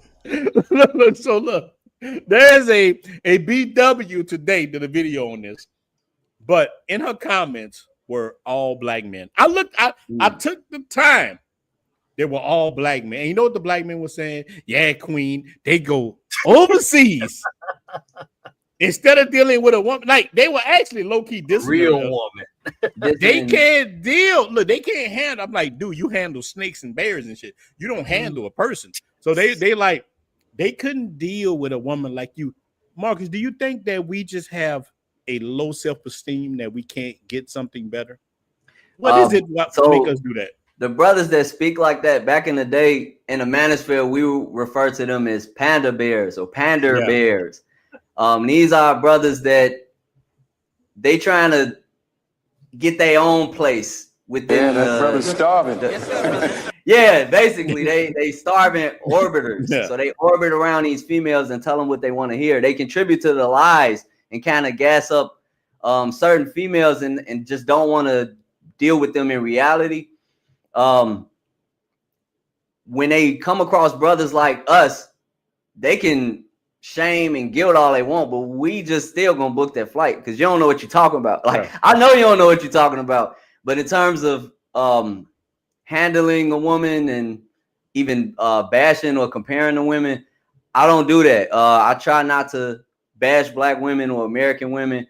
My focus is on the legal system, the environment that enables them to behave a certain way. So as you can see in Thailand and the DR and Colombia, like, women will handle themselves. You know what I'm saying? You ain't got to handle no woman. Some chicks are tougher than the dudes out here. So it ain't really a matter of suppressing anybody or dealing with weak pick-me's and nothing like that. It's the environment.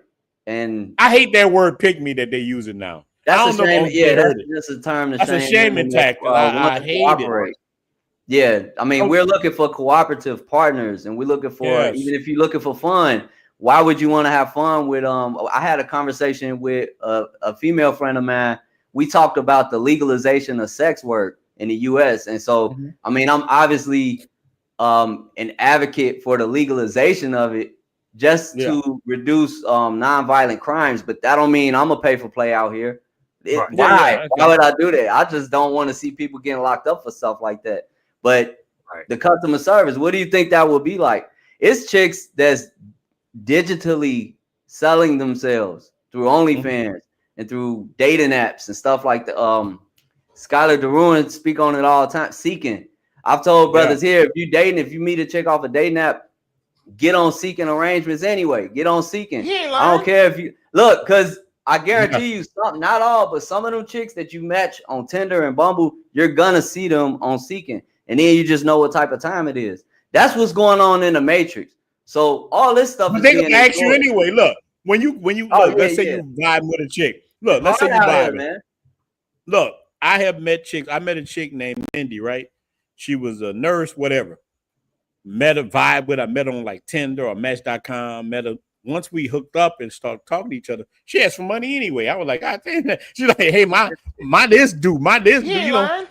I'm like, God damn, look, she was start asking for money so much. I walked away. I'm like, you know, I'm out. So if you matching with shout out to Mindy, no disrespect to her, but like if you matching with a bunch of Mindys and somebody's telling you that you're moving in the wrong direction by going somewhere where pay for play is an option, it's not even saying you're doing it or not. What's the difference? I mean, there is a difference, but still, what's the difference? It's a difference. Let me tell you something. I done dealt with, now I can say this like real talk. I done dealt with like real pay for play before, and I done dealt with Mindy. I rather real pay for play than Mindy. I got you with is legal. Yes. You're not you're not dealing with the bait and switch. No, I'm just looking for a serious relationship. I'm looking for somebody that's not playing games. The next thing you know, they asking you to pay all their bills. Like, hey, bro, come on now, dog. Come on, man. That's how I look, bro. That's how I look. We got 160. Make it make sense. Yeah, make it make sense. Make sure you subscribe to the brothers. Do all these things, man. But on Jay, man, what is your take on all? I know we went a little bit. What are your take on all this, man? You know, we just talked. I wanted this like this. Look, we're gonna open it up in a little bit, let other people get on. But I wanted to talk to these brothers first and just dive into this because I know Marcus is a guy. I don't know if on Jay is a like men's rights type guy. I don't like putting labels on. I'm a men's rights type guy. For sure. I ain't gonna put that on you, that label. Yeah, look, some shit. On Jay, yeah, you know, I'm a men's rights type guy, man. And look, I'm just like, I don't like putting stuff on people because I'm like that. You know what I'm saying? So there you go, Jay. Man, I think what it is, and what frustrates me is when they come at us and they say, well, when they're mad at us, they say we broke and dusty. All the guys that's traveling overseas, they broke and dusty. They can't get women in the United States. Well, from a man's point of view, and I'm not just talking about me, I'm just talking about different guys that I've met in the space and everything. Man, these dudes out here, they're very successful. I've met doctors, judges, lawyers, businessmen of all. I mean, dudes as military guys, and they out here getting it, bro. They out here getting it. First of all, it takes money to travel, And everybody just that's the most expensive thing is getting out of the matrix. Right. So I don't know where they come up with this thing that, yes, of course, a few people broke, but to be honest, I'm starting to see more TikToks from like the white chicks. So when the white chicks are complaining, even though we get most of the heat, but when the white chicks complaining, it's got to be affecting their community also. Yeah. So now they don't like those resources going somewhere else. They don't. I think women are most happy. A majority of them are most happy when we're asleep at the wheel. Yeah. You know, when they feel like I give an example. When, I was here, man. I got back in last week. I flew in from Bogota, and I met up with like 4 of my cousins that I had never met before in my life. But they were. I saw that. Is that when y'all went out? Yeah. But it was like 28 of them, bro. Dang. Of them. And I mean, I felt really bad for them, to be honest with you, because it was like they were like a fish out of water, bro. Mm-hmm. I mean, they were trying their best to have a good time, but it seemed kind of corny to me. You know what I'm saying? Like they're trying to get the DJ to play the New Orleans, music. Now I was enjoying that, but it seemed kind of corny because they had to make their own party because nobody was checking for them. It's the reverse. Yeah. Nobody was checking for them. You know, and that's not a bad thing. It's only bad when you're dealing with people that feel entitled to changing the environment or where they at. No, when I go somewhere, I just want to see how it already is, kind of blend in with the culture. Yeah. I know exactly what you're talking about. Hardest thing to see as a brother, because this is my thing, right? I want everybody to be happy, whether it's male, female. Hey, get it how you get it, but don't be mad at me because I choose another option. You know what I'm saying? Like, yeah, I've been married multiple times or whatever, but I grew up in a different era. I grew up in an era where it was normal to get married young, or the picket fence. Most military guys got married young because they felt like they needed somebody to support them, going through that bullshit. You know what I mean? And you can't. I don't think anybody goes into a marriage saying, "Oh, I know we're gonna get divorced." You know what I'm saying? So I felt I gave it all I had. I knew nothing about domestic violence and all this other stuff, and women getting just jealous and the craziness or whatever. Now I'm just talking about my experiences. I'm not saying all women. I'm talking about mine. But I just think that a lot of the brothers that I have talked to and I've dealt with, we're checking out, man. We're checking out mentally. We're realizing that, especially the retired brothers, and this desire to travel started with me as a young man. You know what I'm saying? My recruiter showed me a scrapbook of the Philippines, Subic Bay. Now, you talking about a 16-and-a-half-year-old kid, that never seen anybody other than black or white, really, you know what I mean, or never paid attention. You show him that and the things that they was doing grown folk things, you know what I mean? Yeah. And I was like, bro, where do I sign up? Man, I could kill Fred. Shout out to Fred. I don't know if you're alive. But man, look, Fred had the scrapbook. I'm going through that thing. I'm like, bro, where do I sign up? I signed up the next day. You know what I'm saying? And then they closed the base on me, But truth be told, why do you think they have a VA in Manila, Philippines? Overseas, yeah. Because they got that VA. It wasn't because of brothers. Oh, yeah, I see where you're going. Everybody. Most of them guys in the Philippines, I mean, you got some brothers in there, but I'm saying the majority of them are other brothers. That hospital was built there for a reason. And so this thing been going on a long time ago, but it was like, oh, we're not paying them attention. But see, when the 6 foot, athletic guy, 6-figure guy, when he leaves the States at a young age and he's like, no, I'm not paying attention. I don't want to go to the clubs. I was looking at something on the internet the other day where they were talking about how the club game is over in the U.S. Yeah, I saw that. It's dead, bro. Nightclubs are dying in the U.S. It's dead, bro. I can tell you, it everybody ain't just come dying for in they Thailand. picture. It ain't dying in Colombia. Yeah. It ain't dying in Brazil. It's not dead in other countries, but it's dead in the United States. And so I'm like, because Ronin, it's overpriced and overrated. So what if you're lying to me? So I'm gonna use my girl for an example, right? Let's say if she's using me because I'm giving her this great lifestyle and she gets to live with me. Well, if she keeping me empty every night, she waiting on me hand and foot. If she gonna dedicate the rest of her life to sleep in this air conditioning and this good and have food at this joint every day, something that I would do for myself anyway, then I'm all for it. Use me. You know what I'm saying? Use me. But are they doing anything different in the United States? Because I don't know no chicks that's giving it up for free in the United States.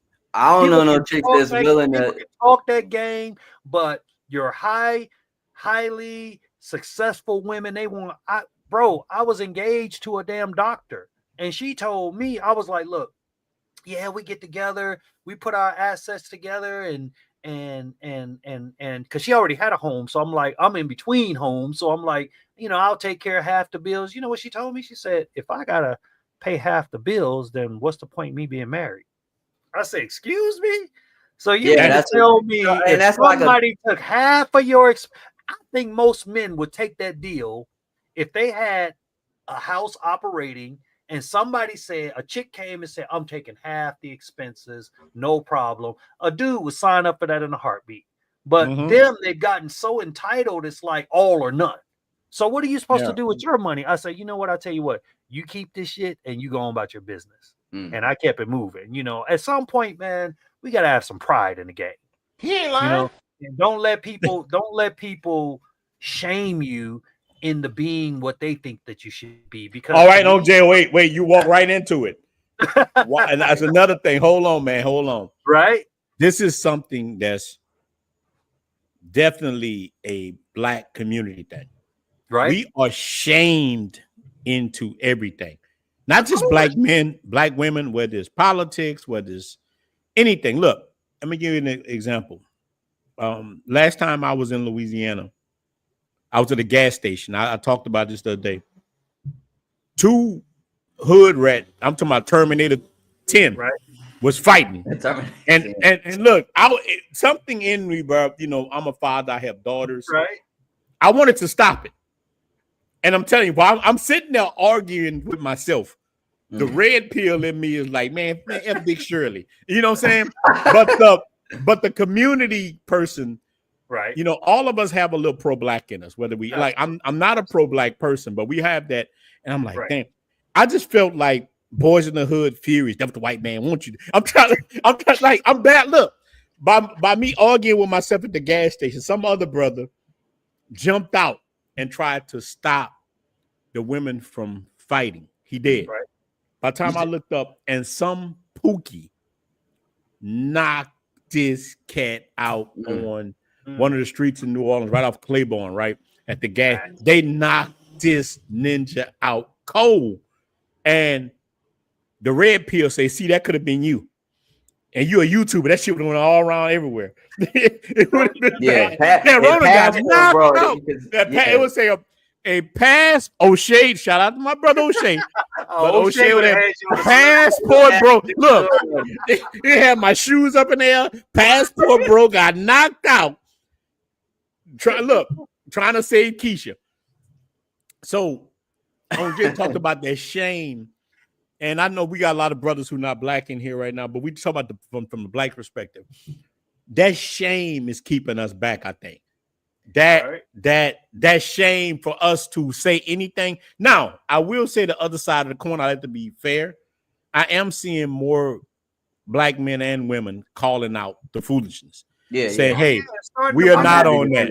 I'm glad to see that. Am I the only one seeing that? No, I'm saying I'm speaking on it now. Yeah, I've been over the past year, I kind of stayed out of politics, but I see it in that realm. I see it kind of in the dating, but not so much on on the same page with the dating. There's still a lot of battle of the sexes going on, but in terms of the injustices and the response, like the visceral response to whatever's going on in the US, I am very proud and happy to see Black people just minding their business. We on vacation. I like that time. I like that. I love that. What was that one that say they march it in April? Like, no, man. Who marching? Who? Hey, I'm treating everything going on with these psyops and with these stores. Hey, we need people to go protest, or we not buying nothing on February 20th.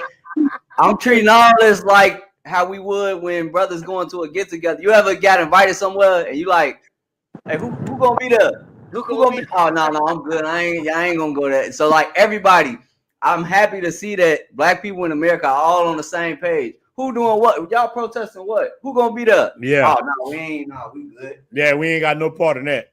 Yeah, that's a distraction, and it divides people.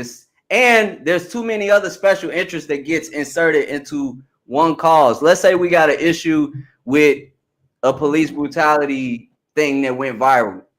You can't even argue against that without this special interest group showing up, this special interest group showing up. Right. Nobody knows who's organizing all this stuff behind the scenes. So I'm happy to see that Black people in America are finally kind of just stepping off to the side, like, nah, you know what, I got better stuff to do. I can go take this trip. I can go work on the house. I can go get some money. Like, there's much better things to do than to be protesting in the street, to be pawns for somebody else's agenda. I think that's for you, Ronin. Oh, whatever. Look, look. You want you to explain that a little bit better, man. No, you look. What I mean by pro-Black. Sit your ass down. That's another hashtag. Go look that up on TikTok. Sit your ass. Sit your black ass down. Sit your black ass down. Black people are just saying they want to protest. Well, let me say this as far as being pro-Black. No, I'm not. When I say pro-Black, I mean the Umar Johnson. Like, we have too many fake. Let's keep it a buck tonight. We got so many. The reason why we in the bottom, we got a lot of fake pro-Blacks. They claim to be pro-Black, whether it's politics or whatever, but they do everything backwards of being pro-Black. Most people are pro-Black on paper. They just pro-Black mean you anti-white. And me, I look at things the way an Asian looks at something. An Asian comes to the country, they better themselves, they mind their own business, they close ranks. That's what I believe about being pro-Black. My pro-Black, you got two types of pro-Blacks. You got the pro-Black is quote unquote like an activist. They in everybody's face. I'm not that guy. I'm not the guy. If a person don't want me to buy a hamburger at this place, I'm gonna go make my own hamburger. That's me. Right. Facts. I'm more of a nation of Islam. I'm gonna make it better too. Yeah, I'm gonna make it way better. I don't believe white ice is cold. I'm gonna make my own damn ice. You know what I'm saying? That's me. So we have a lot of so-called pro-Black. A lot of these dudes are older. They're my mom age. These guys talk a lot of stuff, but they haven't built shit. They're the ones that mess. Yeah. They look, and I'm not picking on this guy. I don't know who he is. Yeah. You could be FBA all day. All none of that means anything to me. What it means is, what do you do? Now, where I support FBAs at is you should name yourself. Like Dominicans or Haitians, everybody should name themselves. I'm okay with that. I have no problem with that. My problem is where you sit there and just talk shit all day and don't do nothing. Like, I always talk about the old hound dog. Like, there was this story, man, and this man walked up. Like, this boy would see this man sitting with a hound dog all day. And the hound dog would just go woo, woo, woo, woo every day. And the man would say, so the kids said, why the hound dog do that every day? He said, because he's sitting on a nail. He said, well, why don't he get off the nail? He said, it don't hurt enough for him to get off the nail. It just hurts enough for him to sit there and holler. That to me is the whack, fake pro-Black movement. They holler every day, they fuss about it. No, but that's what they do. I'm not that ninja. Just because we have brown skin, don't make all of us the same. I'm the kind of guy that's jobs to our community. Something. Wait a minute. Yeah. If they're not bringing jobs to my community, I'm going somewhere else. You know what I'm saying? Exactly. Go where the jobs are. You have to make your own from the hood. You know what I'm saying? Like, you gotta be able to think for yourself and say, this situation ain't good. I need to relocate somewhere else. The environment. Some people are more loyal to some freaking blocks than they are themselves. You know what I'm saying? And it's like, you got to think about yourself, man. At the end of the day, you know, and try to help other people, you know. And like I said, I believe I'm just like Ronin. I believe in we have to think further than just, you know, marching and protest. I remember like when I was look, younger. hold on, Jay. Look, you can go next. Yeah. Let's keep that thought. Yeah. It just reminds me of the stuff with Al Sharpton said, we're gonna protest this for DEI. And look, DEI now represents like, and we're gonna keep it a buck. That stuff is for transgenders and gay. Like, look, they never give us nothing. Right. They use black people as the face. I think that this is part of this whole conversation. It's time for black men to wake up and stop following women. I saw Roland Martin was like, vote like a woman. No, I'm gonna think like a fucking man and start pushing the community in the right way. These are the problems, but a lot of these ninjas think like that, and that's why we're on the bottom, and they're looking for somebody to save them. Nobody's coming to save us. We have to. So look, these words hurt like low vibrational people. Even look, I love my mama to death. My mom hates when I say pull myself up by the bootstraps. She hate that word. How can you do that when you ain't got no boots? I'm gonna make some fucking boots. That's me. See, but listen, I learned a long time ago that a lot of us, that's why I'm in my 40s and I don't have to work. That's why. And look, I learned this late in my 30s to buy a house and do things instead of me sitting there saying they gentrifying. Look, instead of the same thing. They come in here, and one day I woke up and say, that house $7,000. I can buy the freaking house. But if another person will see, well, you ain't FBA, what are you? You ain't buying, you say, see, that's, and I'm not dissing the brother, but a lot of people think like that. But they will call a person that says that pull yourself up, they'll say, man, that's cooning. How's that cooning to take care of yourself? Our ancestors were tough. They built up stuff. The same houses that look, I'm from the deep south. Right. Ninjas still living in the houses that Papa Freddy built. That shotgun house. And they still. I wish it was like that in Chicago. Yeah, but the thing about it, us as men, now this part of the whole masculinity thing on Jay, and you can go right after this. It's time for men now to stop following women. I want to speak to that. Man, both of y'all can speak to it. Stop. Whoever that was, I forgot just now who you said men should vote like women. Yeah, Roland Martin. I got a slightly different take. Oh, Roland Martin. Yeah, now it makes sense. That makes sense. It checks out. I got a slightly different take on that. I don't disagree with him, but I interpret that differently from what he might mean. One thing I will give to the women in America, they will speak up for themselves and fight for their own benefit. So in that regard, yeah, definitely do what you see the women doing. They're going to speak up for their own what serves them, what benefits them. Right. So Roland Martin needs to be careful what he asking for, because a lot of times people tell you to do something, and when you actually do what they told you to do, and it don't turn out the way they want you, because they want control over you. Basically, they don't want you to think for yourself or vote or take action that will benefit you. They want to either benefit the collective or you to be a cog in their machine. So I don't disagree with them. I mean, I would just tell them like that's what I am doing that. I'm just not going along with I don't agree with everybody on everything. I don't agree with everything on the left. I don't agree with everything on the right. Yeah, me too. I need to hear different issues and different policies and make my own decision based from there.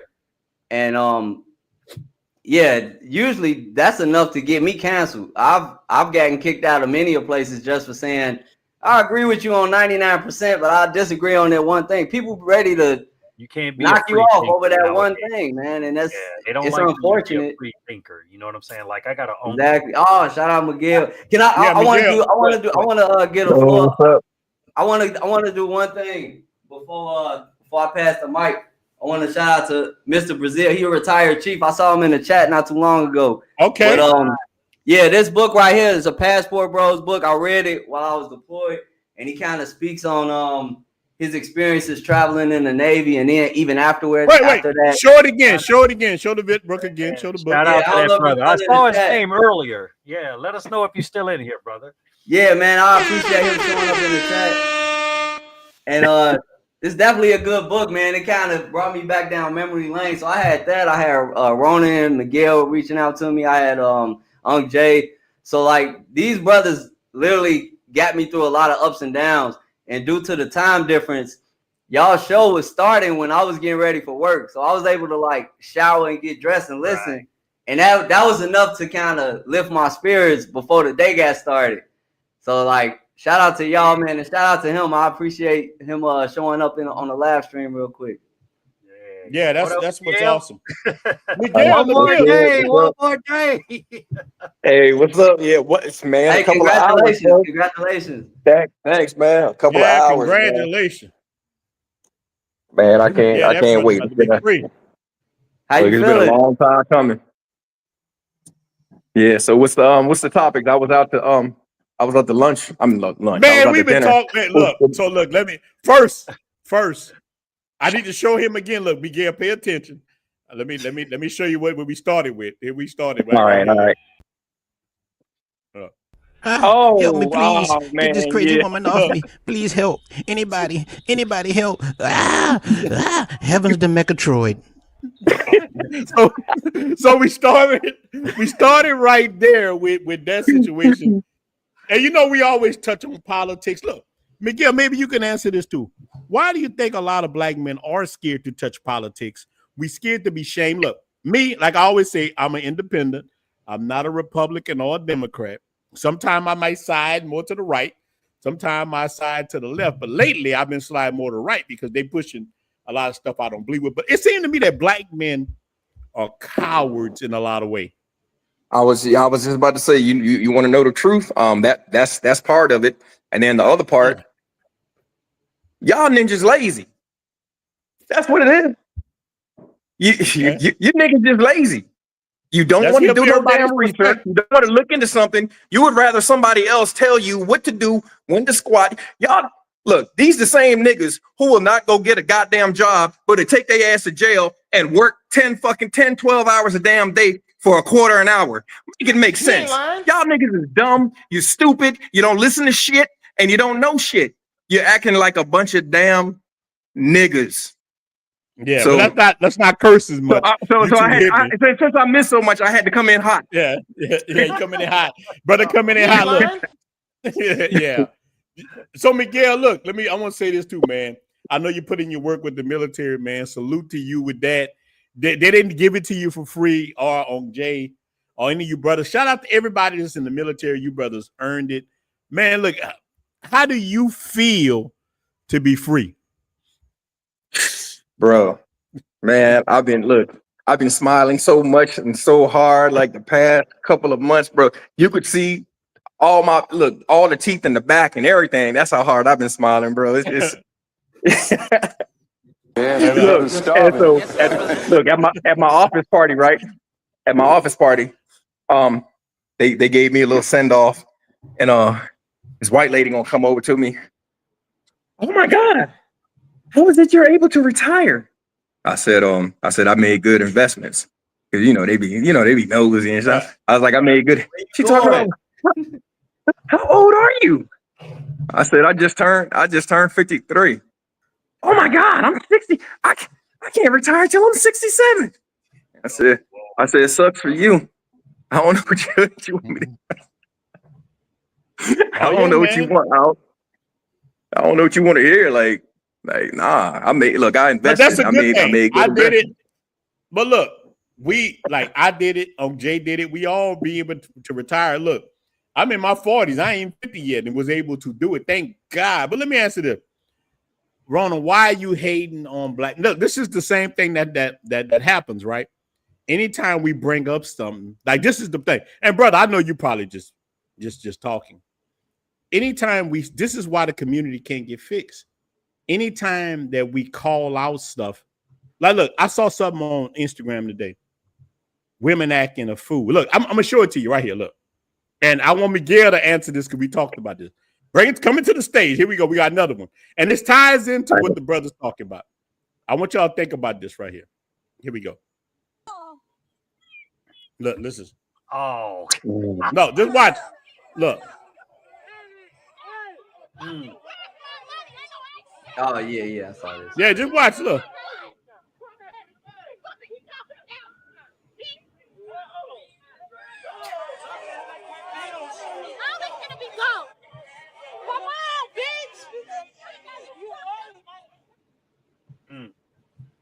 All right. So I that see you being said, shaking your head.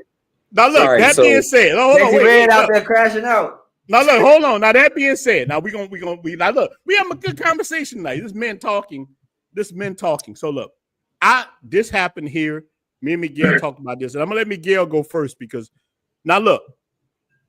By this guy's logic, look, hold on, Miguel. Look, by this guy's logic that just say why I'm hating on black men. That's if I say something about that situation, I'm bashing BWs. I'm bashing. So look, how can you fix something unless you call it out? Listen, you fix your brakes when them bitches start squeaking. And you say, how do you fix my brakes? So if somebody say, man, why you talking about brakes? Because the brakes squeaking. You know what I'm saying? Look, a person who loves something tries to fix it. Now, to give the woman her credit, again, let's watch it again. To give her credit, she get a guy $50 in Punta Cana down the street. Right. They don't bring her change. It can happen. I understand this. But I see this happen a lot with the B-dubs, a lot of things. And this is black men talking right now. It's us talking. Because you know what black men do? We get mad when people say, it's not all. We always say, it's not all of us do like that. When some Pookie and Ray Ray bust through things, we got to call out certain things. Now, we're not going to stay in the black community, but I want to do something where we, as men, start to call out things that we do. That's how you fix your community. If you got a house selling crack and the rest of the neighborhood is good, you know the problem. Why are you going to say, man, that's persecution, man? We shouldn't say nothing about that. You know what I'm saying? We need to fix that kind of stuff. So let's watch it one more time. Coming to the stage, look.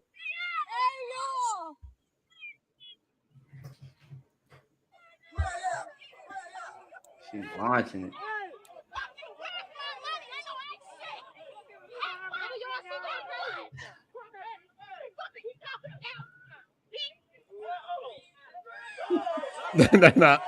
Now look, that B-dub. That look, shout out to the B-dub. Now, because not every black woman is like that. Like this black chick right here. Shout out to the sister, whoever. I don't know, black, whatever. Vibing with embarrassing. Yeah. So, I mean, shout out. with Misha. Yeah, shout out to her. To me, I felt the same way. It's embarrassing, but there's a little ninja in me too. Look, hold on. There's a little ninja in me. When somebody owe me some money or do something, I might get upset, but I'm gonna hold. Like I have enough in me to hold it up, and I'm gonna go to the people and say, "Hey, man, I get due $50. Hey, bro, I'm gonna give you a tip." Hey, I live in Dominican Republic. I done had people try, hey, nah, man, give my change. I got you. I'm not gonna go crazy and start throwing everything around. And look, no black man gonna come to my defense if I do that. They're gonna say, oh man, you know what they're gonna say? Passport, bro. Yeah, bro. Same way they did her. I mean, I don't know the full story on that, but I hope she had a good vacation overall. But look at what was the highlight of that. That will get more attention than any good day that she had. And that's the unfortunate thing about the internet. But my bad. Yeah, but go ahead, Miguel. So my first, when I saw that, my first thought was I was actually concerned for her safety because I'm looking at it like this. All right, so here's this woman. She's arguing with this man, and I'm just going by all the context clues. They said it was in Punta Cana, so you're outside the United States, and for any of y'all women that may be watching or watch this in the future, they will put hands on your ass across the. Yeah, you're not at the crib. Do not take your ass outside the United States thinking you're gonna argue with a man and everything is gonna be all right. They'll put weapons on you here. They will lay that on your behind. So that was my first. I was like, oh Lord, please don't let this man. And then the man out there, he out there on his little raft. So he got a machete that he chop up the coconuts with. Yeah. And I'm just thinking, oh Lord, this is about to go bad. So when that didn't happen, then I was like, okay, all right. So then when she started going over by the boat, and when I was like, oh Lord, she gonna drop in that damn water, and I was like, please don't fall, because I didn't know how deep it was. I didn't know how. So then I feared for her again. I was like, oh my gosh, she gonna drown. Because the stereotype. A lot of us can't swim. So I'm like, oh Lord, she gonna drown. But then when she stood up, I was like, all right, cool, she gonna be all right. So that was my first initial thought, just for her safety. I'm looking like, well, why are you arguing with this man? Like you are. And so I was like, all right. So looking at the context clues, you're not out there. You probably out there on a girls trip, right? But think safety first. Like you said. The worst that could have happened, this man could have pulled that machete out and carved you like a damn turkey. Or, when she jumped on his raft and just started throwing away all his supplies, he could have went and called the cops and said, like, look, she destroyed all of this. Now instead of $50, you're right. Now instead of $50, damn, Miguel, she owed me $300. She owed me $400. That's real. If they call the cops on you here, look, Miguel, I'm here now. I'm in Dominican Republic. If somebody call the cops on you as a foreigner, you fucking paying. Listen to me. I was in VIP Mixer. I had a Dominican chick, right? And she go to the bathroom. And some other Dominican chick comes in on my lap. And she walk up. All hell was about to break loose. I pull out my wallet. I'm like, hey, look. I thought grease and pounds because you know what was going to happen? They could have tore that bitch up. You know who's going to pay for it? Me. You the foreigner. You're going to pay anyway. You're going to pay anyway. No matter, look, on Jay, you in Colombia, you know that wherever you at, I'm here in the barrio. I see Dominican men sometimes. Dominican men are spoiled. They got the, like, machismo culture is real. Look, a lot of African American men, telling you. A lot of us grew up like Butches. We used to listen to Big Shirley. They don't listen to Big Shirley here. Let me give you an example. Look, I done dealt with so many women here who have sons. You know what the women do for the sons? She treat their son like she treat your ass. She take care of his clothes. She make sure he have food. This ninja don't, at least the ones I done dealt with, from a little kid, Fernando don't do a mother freaking thing. She take care of Fernando from a little boy. And so do you think he gonna respect any woman because of Big Shirley come over there? He ain't gonna respect her like we do. We are taught in the United States, whether you're black or white, to respect women. Women are treated like Disney princesses. They really are. But when you come here, I can't speak for Colombia. When you come here, it switches. A woman don't have the rights that a man have here. Can I speak to, y'all go ahead. Even listen to us right now, like even in light of this situation, like we hope that sister is okay. Yeah. And that situation was resolved. But yeah, if you're going in another country, they may not perceive that the same way. They may view you as a threat and handle it themselves or get the authorities involved. Like you're on vacation, ain't nobody got time for that. And when that cop comes, and look, on Jay, when especially with a Dominican cop come, he ain't coming to them. He gonna come to you. I've dealt with them on traffic stops. Yeah, like, dealing with a traffic stop, even that can be a nightmare. That could be a bad day. So like an altercation like that, you do not want to have that bad day. Look, wait, one more thing. I gotta say, I was in a traffic accident day before yesterday with a Dominican driver. I was like, I'm in there. Hey, papi, hola, papi, hola, papito. Let's get Look, I'm in that bitch turned to a whole Cuban. Gloria Estefan in Miami Sound Machine. I ain't paying shit. I'm in that mud like that. I turned to a whole freaking Dominican. They just walk. They ain't even mess with me. They ain't say nothing. I do great. Hola, papito. I didn't say you already know. If you would have hit them with the, I don't understand what's happening. What's going on? They would have hit. They were like, oh, okay. Like, we got him. We got one. Got him. Watch what's about to happen. Look, you gonna understand what's about to happen. Yeah. So I remember I was coming. Yeah, go ahead, man. Go ahead. I remember this was the pandemic was still going on. It was like I want to say maybe like mid-pandemic. This is when Colombia had curfew. So like if you went out, it wasn't completely shut down. They at this time they opened it back up a little bit, but it was still curfew. So like if you went out to the club, you had to stay in the club, until I think it was like 5 o'clock in the morning or something like that. I forget, or maybe 6 in the morning. I forget what it was. So we took a chance and we was like, all right, like we about, we tore up. We going back to the Airbnb. Man, we got pulled over and they got us out the car, patting us down. They talking about, yeah, we're searching for drugs. We're like, oh, okay. So I had my wallet. Man, this man looked at my wallet and this man took out like two 50 mil pesos, which is like the conversion is like $12. Yeah. And he just looked at me. I just looked at him. I was like, all right. I was like, Feliz Noche. like Feliz Noche. Yeah, go ahead. That ain't even worth. Look, in New Orleans, we used to that. Look, but in New Orleans and the guys in here in New Orleans, we used to that. Look, in the 90s, bro, like I'm the old ninja. Cop, you stop up, we just pay them. They go ahead. And I'm quite sure in other big cities we did that. But here in the DR, a cop will stop you. You can get that joker 500 pesos, that's $8, $9, and you can go head on. I'd rather just pay you the 500 pesos because I know you don't make a lot of money. I'll just pull that shit out of my wallet and just give it to you. Just here you go. Yeah. Especially in Santo Domingo. In Santo Domingo, they on every block. Like in Santo Domingo, right? Santo Domingo got millions of people. It's big, moving things. I done been in cars with Uber drivers, right? And the fucking cops will stop us. He ain't got no paper. Yeah, that happened to me. Yeah, I just get his. I just get his ninja $500. Man, just take the 500 pesos. Pay him. He arguing with me because he want 200 of them. I'm like, man, this guy out there, give him the 500 pesos. I got you. Like, you know what I'm saying? I would just do like, hey, look. I'm like, I can't. I will give you 500 pesos.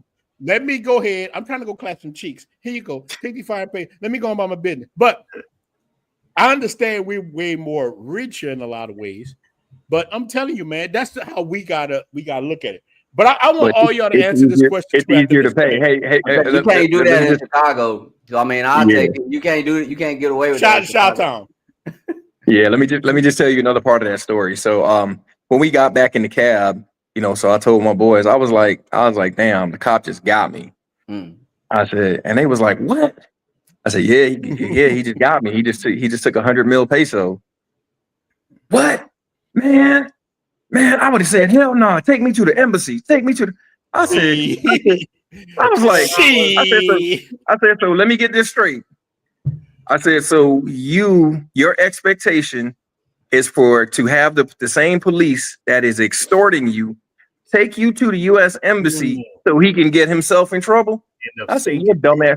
Your dumbass would have been in the bushes, chopped up somewhere. Come on, man. I was like, bro. And I told that was one of my boys. I didn't know this dude. It was my first time meeting him. I told my boy, I said, man, don't invite that. Nah, he's stupid. He's stupid. You don't want to go to jail here, trouble, bro. Nah, Miguel, you don't want to go to jail here in Dominican Republic. In Dominican Republic, in the jail, at least in Santo Domingo, I can't really speak for other places, but your family got to bring you food. In Colombia, man. But Ronin, I heard that. Yeah, they don't feed you. About earlier. Yeah, they don't feed you. When you were talking about like the Dominican men and the macho thing and the women and machismo, yeah. So I had to actually check myself. So like in America, we're taught to teach our boys like catering toward the women.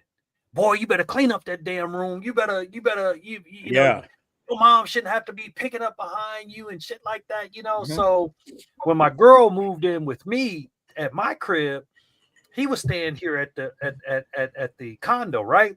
So that was his first time living alone. And so we were trying to sell the condo, and every time, bro, we would come over here before. She would always come like 2 hours before the people coming. I'm like, why are we going so early? Bro, it's dishes piled up. Bed ain't made. Ain't done a damn thing. So one day I just asked her, I was like, this MF don't know how to clean up behind himself, or he had never washed clothes in his life. And he was 21 years. He's 22 now, but he was 21 at the time. He had never cooked a meal in his whole entire life. Yeah.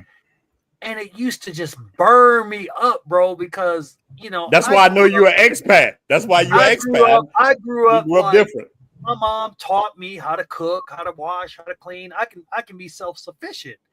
And then one day I had to actually check myself, and I was like, "What the hell are you doing, bro? Why are you stopping the natural order of things?" You know what I'm saying? Like colonizer. You come in there trying to colonize. Don't be hate on little man. You know what I'm saying? I'm getting mad. I don't want my girl doing it for nobody but me. You know what I mean? Yeah. But that's in her nature. You know what I'm saying? It don't matter who it is. If Miguel's been over to the crib, soon as this cup get dry or whatever, she handed him another one. You know what I'm saying? That's just how they roll, you know. But I'm like, that's what makes her a great woman.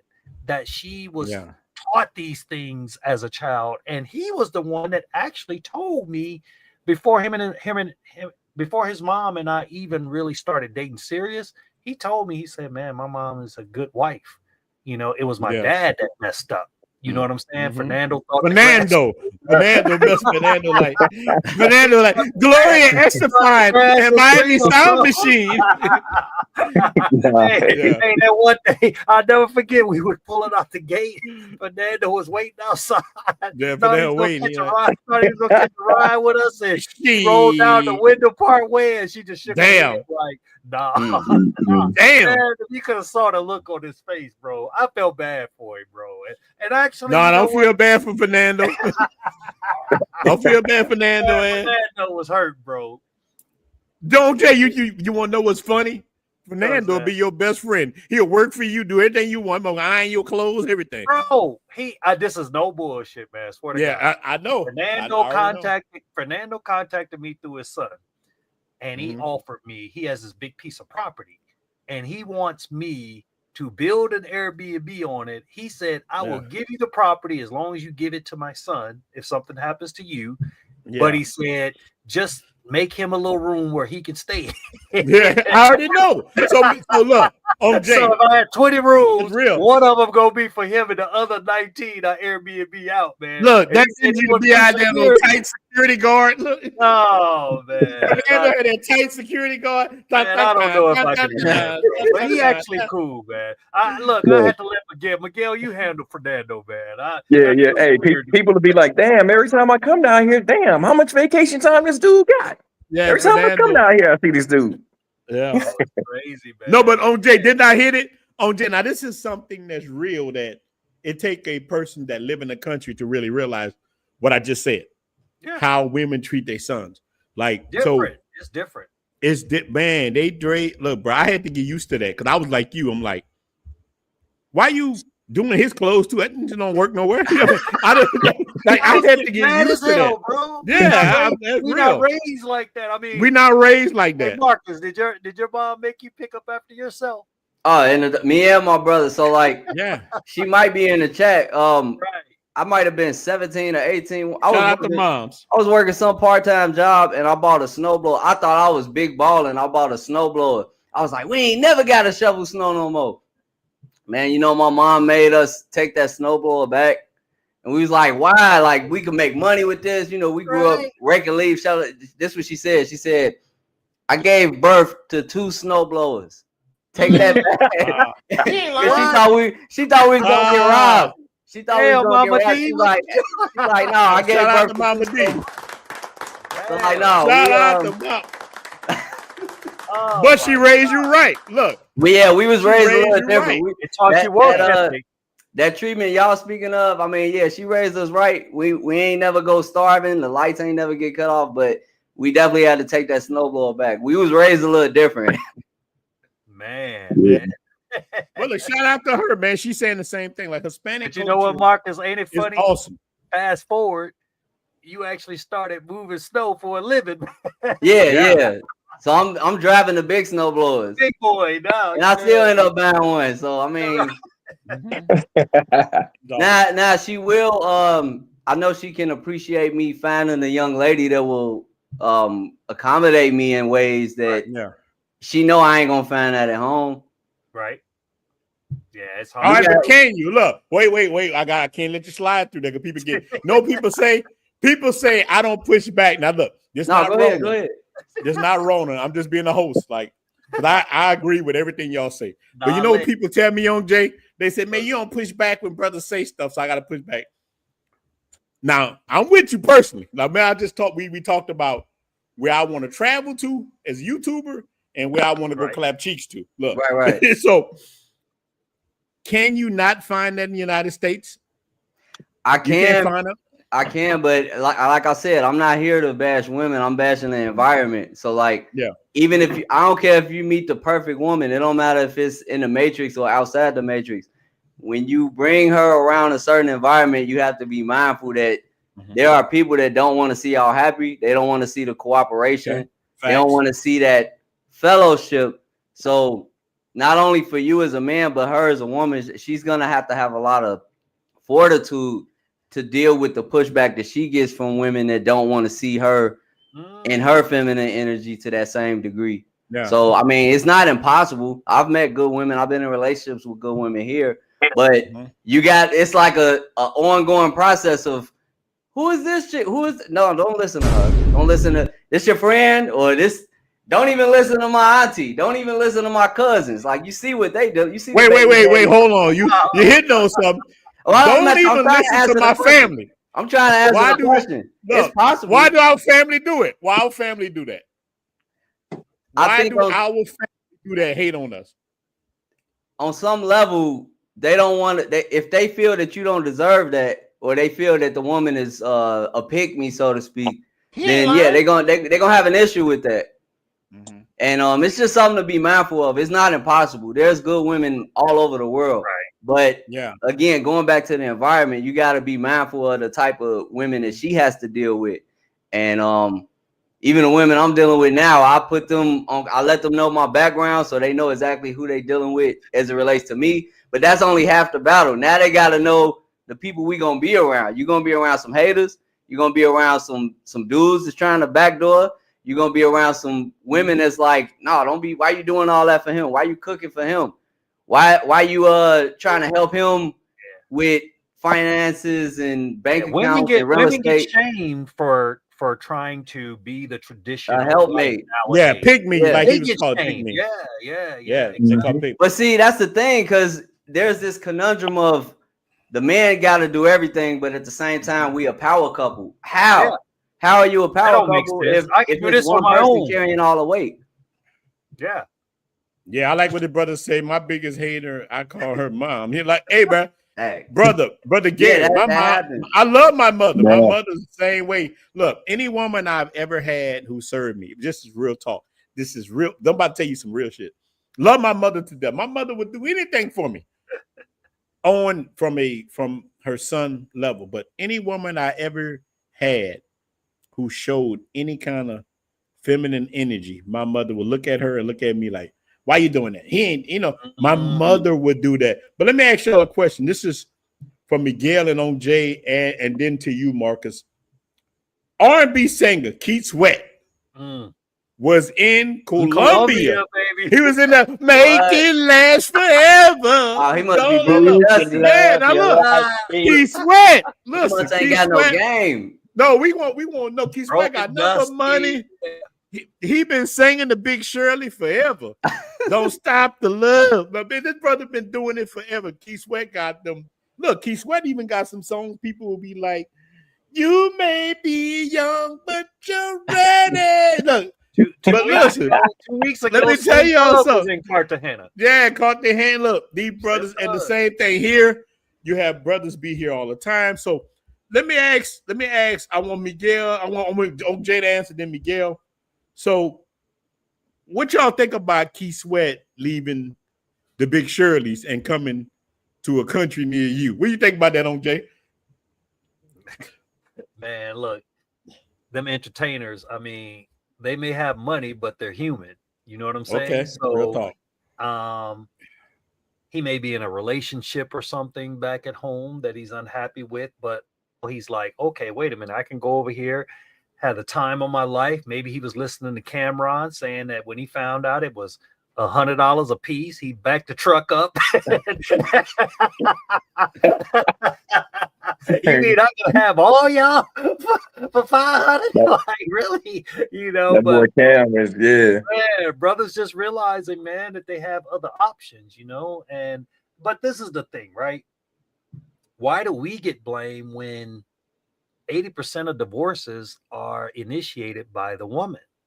Right. You know, most of the guys that I know, it's funny, man, and I can't wait, Marcus, for you to do your documentary, counteracting some of this jibber-jash that's out there, because a lot of the guys that I know, they're always asking me, Jay, I want a regular relationship. I don't want the play for play. I think sometimes now there are some guys, they own that, and that's fine. Hey, I'm with that. You know what I'm saying? I support them 100%. Matter of fact, I'm pro trick. If you just visiting, you should be tricking, not trying to find a relationship. Do the reset, like Ronin say. Get the reset, right? But if you live here, you can actually have meaningful relationships. And I hate that, like I said, the young brothers that was writing me last night in Gaines's live, they were basically calling my girl a whore, calling all the women whores that live overseas. And I'm just like, really? Do you really think that every woman in Colombia, Dominican Republic, Brazil is working women? You think that low?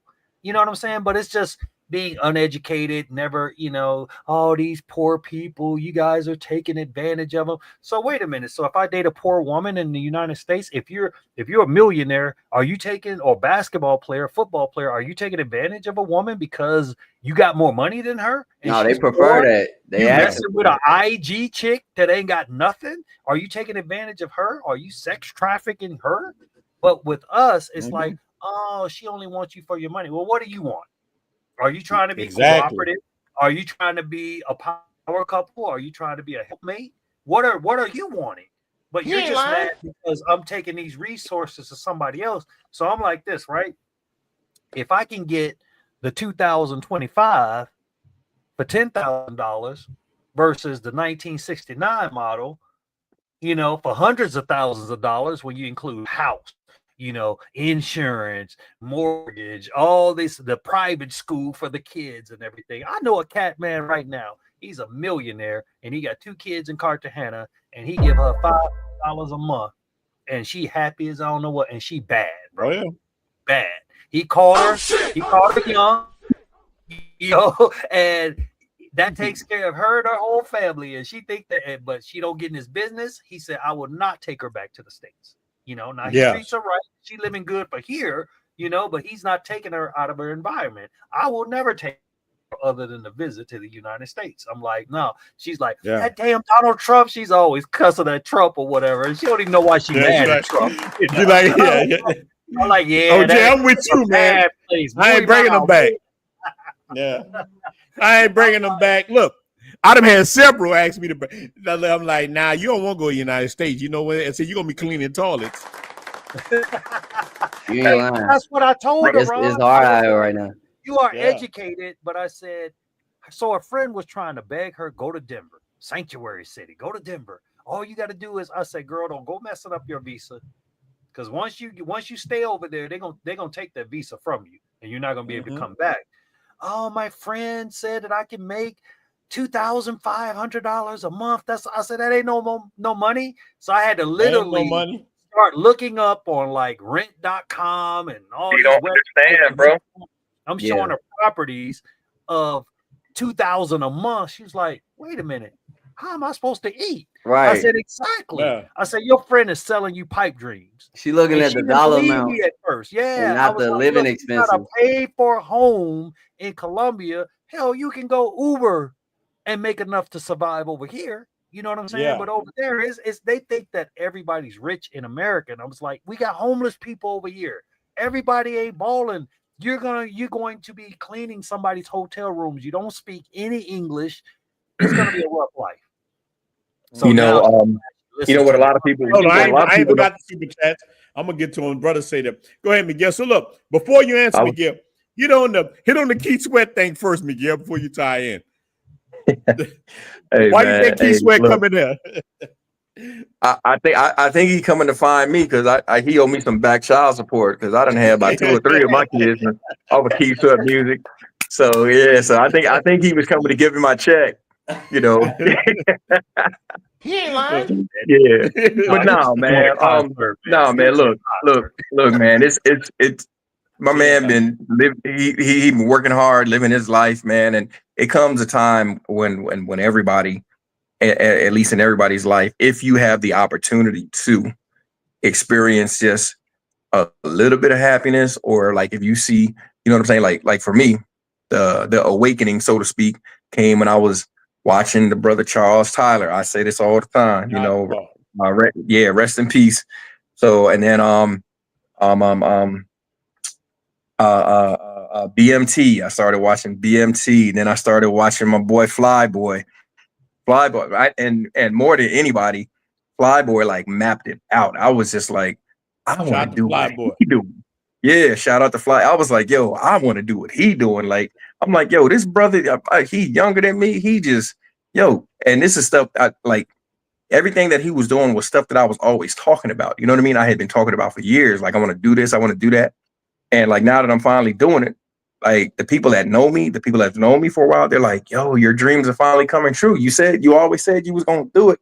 And now you're doing it. So, man, I don't begrudge anybody for, and I don't know that this is the reason in Keith Sweat's case, but if you come in looking for that happiness, even if it's just for a weekend, for a week, 2 weeks, for a month, however long you here for, brother, man, enjoy yourself and just live it up, man. Just I bet Keith Sweat man. Was in them cheeks too. I bet he was in them cheeks. I like the way you hold me. I bet he was in them cheeks. You know what the flex was though? He was probably smashing to his own music. Come on, man. Yeah, I guarantee you, brother was hitting it. Brother was hitting it. But look, ain't nothing wrong with that. Look, I think we need to get away from this thing, like the sister was just saying. But the prostitute over here is the same. Like, look, you know that the newest millionaires in the United States are OnlyFans models. They're some of the newest millionaires. Mm. I would rather, now shout out Trickeration Nation, I would rather smash for real than pay you to jingle your whatever you're doing and whatever they do. I've never watched OnlyFans, but I don't need to watch. I live OnlyFans. I'm an OnlyFan. Listen, I live like that every day. You know what I'm saying? Ronin, you know where a lot of their revenue come from, right? Yeah, tell me where it come from. I can't present the full breakdown, but a lot of their revenue comes from married men. So it's like a lot of married guys not getting satisfied at home, I guess, and they paying to see these that's real. These OnlyFans models. So like that's even an eye opener. Yeah. So that's why you think they hate the passport bros, because we really live like that. It has an impact, because why you down there enjoying yourself? Why you not here paying to watch some chick? No, not even watch. To my understanding, there's people that pay just to have a conversation, just to be talking to a chick. Wow. That's like no dignity at all. Yeah. Why don't you come back here? Come back here and be miserable with me. What's wrong with you? You think you better than me? But look, answer this. I saw an article that said that most men under 25, I don't know if this is real or not, because you can add 20 years to that to me. But they were saying most guys that's 25 and under have never even went on a date with a woman. I don't know if this is real or not. So they don't even know how to communicate with a woman. And this is where these OnlyFans models are getting so rich from. Like you just was saying, that they don't even know how to interact with a woman. So when they get online, they get this liquid courage like they do in the comments with us. Most of your haters gonna come from people who have no subscribers, no nothing. They're gonna be on Jay, man, you stupid. You this, that woman, this. These dudes don't do nothing. But it's the same people. Like the brother just told me. He said, well, why you hating on black men? What I said bad about black men? Everything I said was encouraging. We need to do this. We need to take back over our community. What's hating on black men by saying that a lot of black men don't have fathers and we follow women? What's hating on that? That's the truth. I think it's control. Like if you're not out there protesting and arguing and getting locked up, then to some people you're not doing enough. But a lot of brothers are just saying, hey, you got my support from over here. I'm gonna be over here. I see what y'all doing. Good luck with that. But yeah, everybody not trying to sign up for that. You know what my party is to black men and all men. I'm from the school of Charles Tyler. I said, hey man, you got an option. You could be. I don't have nothing. I never said I had anything against pro-blacks at all. At all. I just say this is a different option you have. You can come to the reason why my channel got so big so fast because I say, hey man, I never shitted on nobody. I say, hey man, you can come over here and you're gonna have a good life outside of Sosua. The reason why my channel blew up because I talked about the Dominican Republic. A lot of people was hitting Sosua and Sosua. I'm in Sosua now on the outskirts, but I'm in Sosua now. But I talked about Santo Domingo. I said, hey man, this is a new experience. You come over here. I met, and look, this was my secret. For you brothers that want to do YouTube, I never shitted on Trickeration Nation. The one thing I said, hey man, I like regular women, but I will dabble in Trickeration Nation. That's real talk. Exploring your options. Right now. In my house. That's been my message from day one. Just exploring your options. I live with a woman. Marcus, listen. Need that reset. Yeah, I live with a principal now. I live with a woman here. I know about women. Like it's one dude to try to tell you about women here that have only dealt with prostitutes. Not knocking that, but you don't know shit about no women here if you only dealt with 3 or 4s. What the fuck you know about women that's here? Being in a bubble, and it's you're in a bubble outside the tourist area. I got a question. Been to Pedro Clisante. You don't know about no women here. I got a question. Like, what's not pro-black about changing brothers' lives or inspiring them to explore their options? I mean, because I've had brothers coming up to me saying, "You the reason I'm here," or "You the reason my life is there." What's not pro-black about that? It goes back to what I said earlier, man. A lot of brothers are lazy. A lot of brothers are scared. I know some people like I went to school with, and I know some of y'all are the same way. You got people you went to school with that probably never traveled 100 miles out of where they was born at, and they're gonna die within that same radius. I know people that's never been nowhere, you know, and because they know what they know and they're afraid. So they're afraid to push those boundaries. Over there in Colombia, you're gonna die in Dominican Republic. It's so Jay already know. But guess what?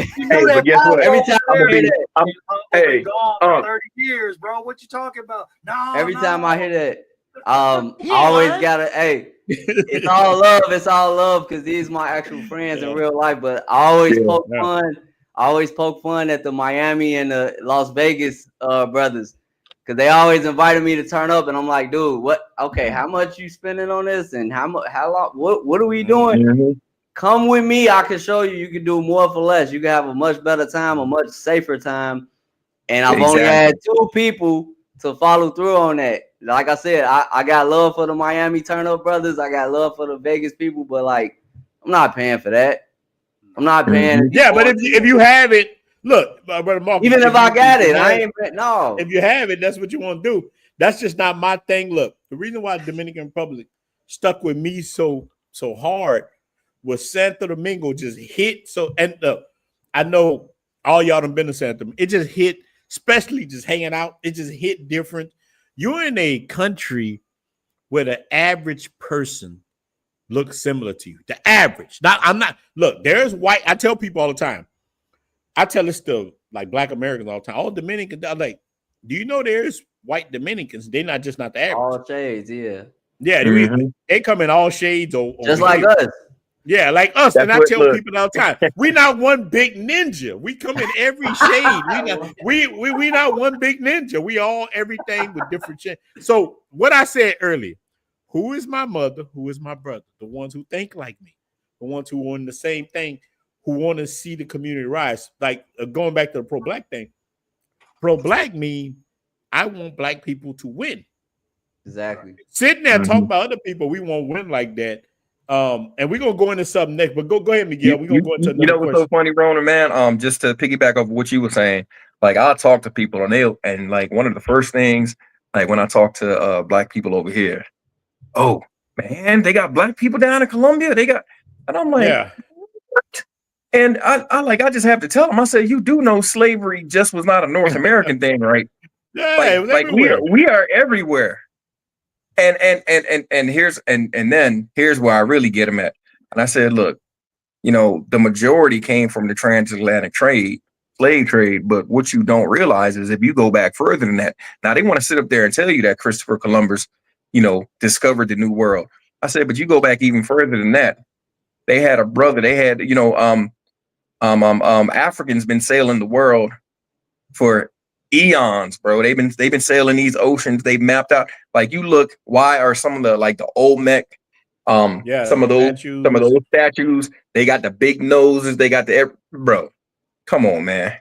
Like we've been man, here. you on that Hotep stuff. Like anytime we say something, look, anytime you say something, there's somebody counter that. Like, look, even with Masa Musa before, like, I think his uncle or his brother, he set sail to America at that time. But the Olmecs, like I think the oldest bones of a. So look, remember they moved the goalposts, right? So the oldest bones was found in Brazil area of a woman who had Negroid features, and they'll say, well, she was what Austro-Asian, but they still left Africa. So they just always move the goalposts, no matter what you say. That's why I tell people now, what about now? What we gonna do now? They're gonna always change it. So it's on our group. I mean, everywhere, man. Yeah, that's another thing about traveling we are too. everywhere. Another benefit to traveling outside of the expenses, outside of the dating or the women, history. Like you go to other places and not only do you learn their history, but you come across people that have a different understanding of American history or history here. You check out the diaspora. Oh my God, like, man. And so many lies, man. It's so many lies about American history as well as the rest of the world. So it runs deep. A lot of people are afraid of going to other places because they might have a reality check. Yeah. One of the things go ahead. No, I want to answer this. Like, Brother Rod, let me tell you about the DR. Now, I can't speak for a lot of other places, but boy, I live over here. I'm here now. There's like Dominican Republic is an equal opportunity type place, right? Before I moved here, I was here. I would hear like the poorest Dominicans are the black ones. Dude, I done lived in multiple areas here. There's so many rich Dominicans that we would call black in the United States. You wouldn't even believe it, man. In like Piantini in these areas, man, there's a lot of people that have a lot of money here. Not everybody here is poor, but look, we got some poor people here. Hey, the DR is doing it, man. Now look, the DR. Hold on. Look, the brother say the DR is not equal opportunity. Well, I'm gonna put it like this: if you seize the opportunity, then it's equal. Like, look, one of my good friends here, right here, he owns 40 apartments. He black as ace of spade. It's just, and look, he's a Haitian, so it depends on you doing it. It's on you. It's on you. I mean, you can get it if you got the money. Now, as far as opportunity, are you coming at it from an American sense? Your last name Watson is not Gonzalez. You know what I'm saying? You talking from an American standpoint, like somebody gonna give it to you? I can answer it from the Colombian standpoint. I will agree. But hold on, Jason. I'm talking about one person. I know so many people. I've been over here like 4 years. I know where you live at? Roderick? Where you live at? You live in Kentucky somewhere, or where you live at? Because I live here. If you got the money or you got the know-how to make the money, because look, same thing in the United States. If you got the know-how to make money, I'm one of them guys. I ain't going to no blue-collar place. I mean, I'm a blue-collar guy. I didn't go to no big college or anything. Man, I was a welder. Listen, you're looking at a ninja who was a welder. I built boats. Like I did, like I was able to do it. I freed myself, and I make more money than ninjas. And look, you know what OJ? Even before now, I done had a lot of money and lost it 2 or 3 times. on my own. I built it up myself. So here, I find that getting money here, we have it even easier if you know how to play the game. Look, why are so many Asians here? Dominicans have the same problem that a lot of ninjas have in the United States. You know who own a lot of shit here? Foreigners. Whether they white, black, or Asian. That they come here. surprised me when I found out like a lot of the Germans and the Jews own a lot right there on Pedro Casante. I was like, well, the Jews started Sosua. Yeah. That's what people don't realize. I did not know that. That's about the history, but even with like here in Colombia, colorism is real. It's real because if you notice, all the vendors and the beggars on the beach or whatever, most of them are of African descent. You know what I'm saying? And more of the in Colombia. Yeah, in Colombia. Well, hold on, Jay. Look, wait. OJ, hold on. I want to answer this question. Look, brother, what's your question? You want to come on the panel? I'll let you come on, big dog. You want to come on? What's your question? I don't understand you. I don't see put a question mark behind what you're saying, and I will answer, or the other brothers will answer whatever you're saying, Brother Roderick. Now, notice he ain't give us $1 or nothing to say anything. This what we talking about. Before you get started, Jay, I just wanted to touch on a point that you hit on earlier about the differences in the pay and everything. So like, here's something that a lot of people don't even realize. Yes, you come like if you're in America and you got a good job, you're making money, but the cost, what it costs to live, and this is what had to hit me when I realized it. I was like, I'm actually losing money. I can go out of the country, lower my cost of living, like, bro, Ronin, I lowered my cost of living down to probably like, I know, like $1,000 to $1,200, and if I want to turn up on any particular month, maybe $1,500 a month. So from where it is ridiculous. It's y'all know ridiculous. I just sold my house. Y'all remember that in December I sold my last little house I had that I was living in. I got other Miguel, you know what I live off over here? You know what I live off of? I'm guessing probably like you. So I think you said one time before your girl owned her own home. So I'm gonna say probably like $500 or $600 a month. Bruh, I live off of so little money. I was telling like Scrooge McDuck. I gotta say it again. Life is like a hurricane. Dude, I got so much money here. Look, this is the crazy thing. In the United States, I got a lot of money too because I have properties, whatever. But here, my money quadruples. Exactly. Like, I can get a Dominican to wrestle. Look, you remember? Now, this sounds bad. Now, so Miguel, me and you talked about this before. By being a colonizer. But remember on with that movie Jamie L. Fox and them, they had them ninjas wrestling in the corner. I can do shit like that if I wanted. This is Candyland. Look, I'm just not like that because I respect our people. But if I want a ninja to wrestle in the corner, they're wrestling in the corner. But what I try to teach, but I tell cats, hey, bro, you ain't got to wrestle in the corner. I'm going to show you as a Dominican how you can get. I try to teach people. Look, right now, I sponsor 25 Dominican and Haitian kids. So the brother Roderick, I'm going to answer your question with this. Myself, I sponsor 25 kids in a private school out of my pocket. Out of my pocket, myself, and you brothers who support me in the membership, we sponsor kids. I pay for their haircuts, their school uniforms, because I wouldn't let people disrespect Haitians or nobody else. Especially if you're legal here, I'll pay for your school. My girl will tell you that. She's a principal over there. I pay for that out of my pocket because I love my people. Now you're talking about being pro-black. To me, that's real pro-blackness. So when I said I'm not pro-black, I mean I'm not like them. I'm like me. This is real pro-blackness for me. Putting your money where your mouth is. You're not That just to me.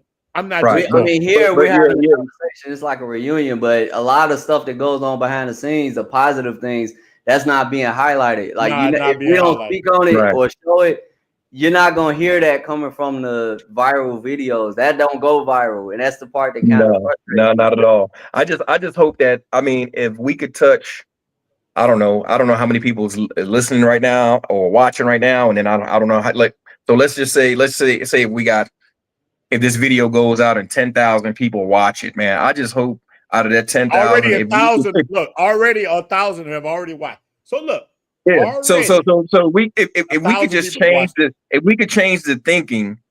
Let's say in a week we get 10,000 views on this. If we could change the thinking of just 100 brothers, and what I mean by changing the thinking, the whole mindset, you know, like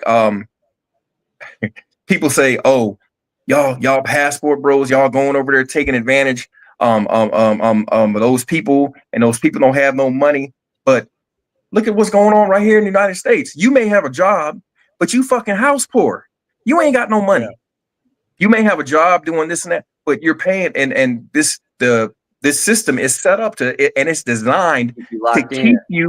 keep you as a consumer. You have, like, oh my God, like I was telling my daughter and my ex today, like I got so much shit. Like I'm sitting here packing up all of my stuff, and I've been, and Jay, you know this, I've been going back and forth with my suitcase, going back and forth, bro. I got stuff that still with tags on it that I bought like 2 years ago. I'm like, what the hell was all of this stuff is unnecessary. So when you know what I'm saying? So like, so like to me, right. So to me, when you look at it, people in other countries, they actually, I think they have it better than us, because they may not make as much money, but to your point, Jay, your girl, she own her own crib, and if she was to come over here to the United States, like, and she's thinking, oh my God, you know, she's thinking in the terms of, you know, Colombia, like, oh my God, $2,500 a month. Oh my gosh, she's thinking like this and that. Double what a doctor makes. Yeah, but no, what you're not seeing is once they get you over here, it's like, gotcha. Now you gotta pay, like you said, you gotta pay to live. Yeah. You gotta pay to, you know what I'm saying? And one of the most beautiful things about like the Latin American culture, I just want to say, like, bro, South America, Latin America, you know, traveled all over the place. These people, they just seem happy to me. You know what I mean? Like, a lot of them may not have everything, but you know what they have? They got happiness, bro. Like, they will work. I'm gonna tell you a story. Like, when I first went out to Cali, so I met a group of people out in Cali, and I stayed out there a couple of days, and they worked 6 days a week, right? And these hardworking people, they got off work that Saturday, like 5, 6 o'clock, whatever. Everybody, they outside. It turned into like a block party. People was pulling out grills. We had a dude come out with his big speakers, with DJ equipment, and they party, and they do this. They said they do this like once or twice a month. Everybody chips in. Mm-hmm. They got people cooking on the grill, music going until Sunday morning. Then they go to church. They come back. People on the grill. They got food. Hey, bro, and they party. I'm telling you, they party from the time they get off, and they enjoy life from the time they get off on Saturday until damn near it's almost time to go back to work on Monday. And but Miguel, you just add. Look, hold on, Jake. He just answered Roderick. He said, why are most people, and this is the last, I'm going to deal with this, but all y'all can answer this too. Why are most people of African descent the poorest in places like, he's saying, why is Africa the most poorest people? Look, it ain't my fault Africans sold each other for whatever. And they didn't look at each other like that. But look, let's get into this. And I don't want to go into the Africa thing because I'm not an African, but I'll answer you. But people of African descent, here's the thing: we don't stick together from the beginning. So look, I have a cousin that's in Africa right now, very pro-black. Y'all done hear me mention this guy so many times. I didn't even ask him to join the show, but his internet always bad in Africa. He don't want to come on for some reason. He always tell me that. And this Joker, light bright, damn near white, but he told me some real stuff that when a lot of West Africans saw him, they tried to take advantage of him as soon as they saw him. But look, let's go into the reason why Africa is the poorest. Through the white supremacy exists, that racism. I'm not one of them ninjas that are going to tell you, oh, white supremacy don't exist. None of this exists. I'm not going to tell you that because it's true. It does. I'm from the deep south. It does. But I'm one of them dudes that are going to tell you, in spite of that, our ancestors conquered it and we can conquer it too. Resilient. I'm not, we resilient. We some bad mofos. We some real.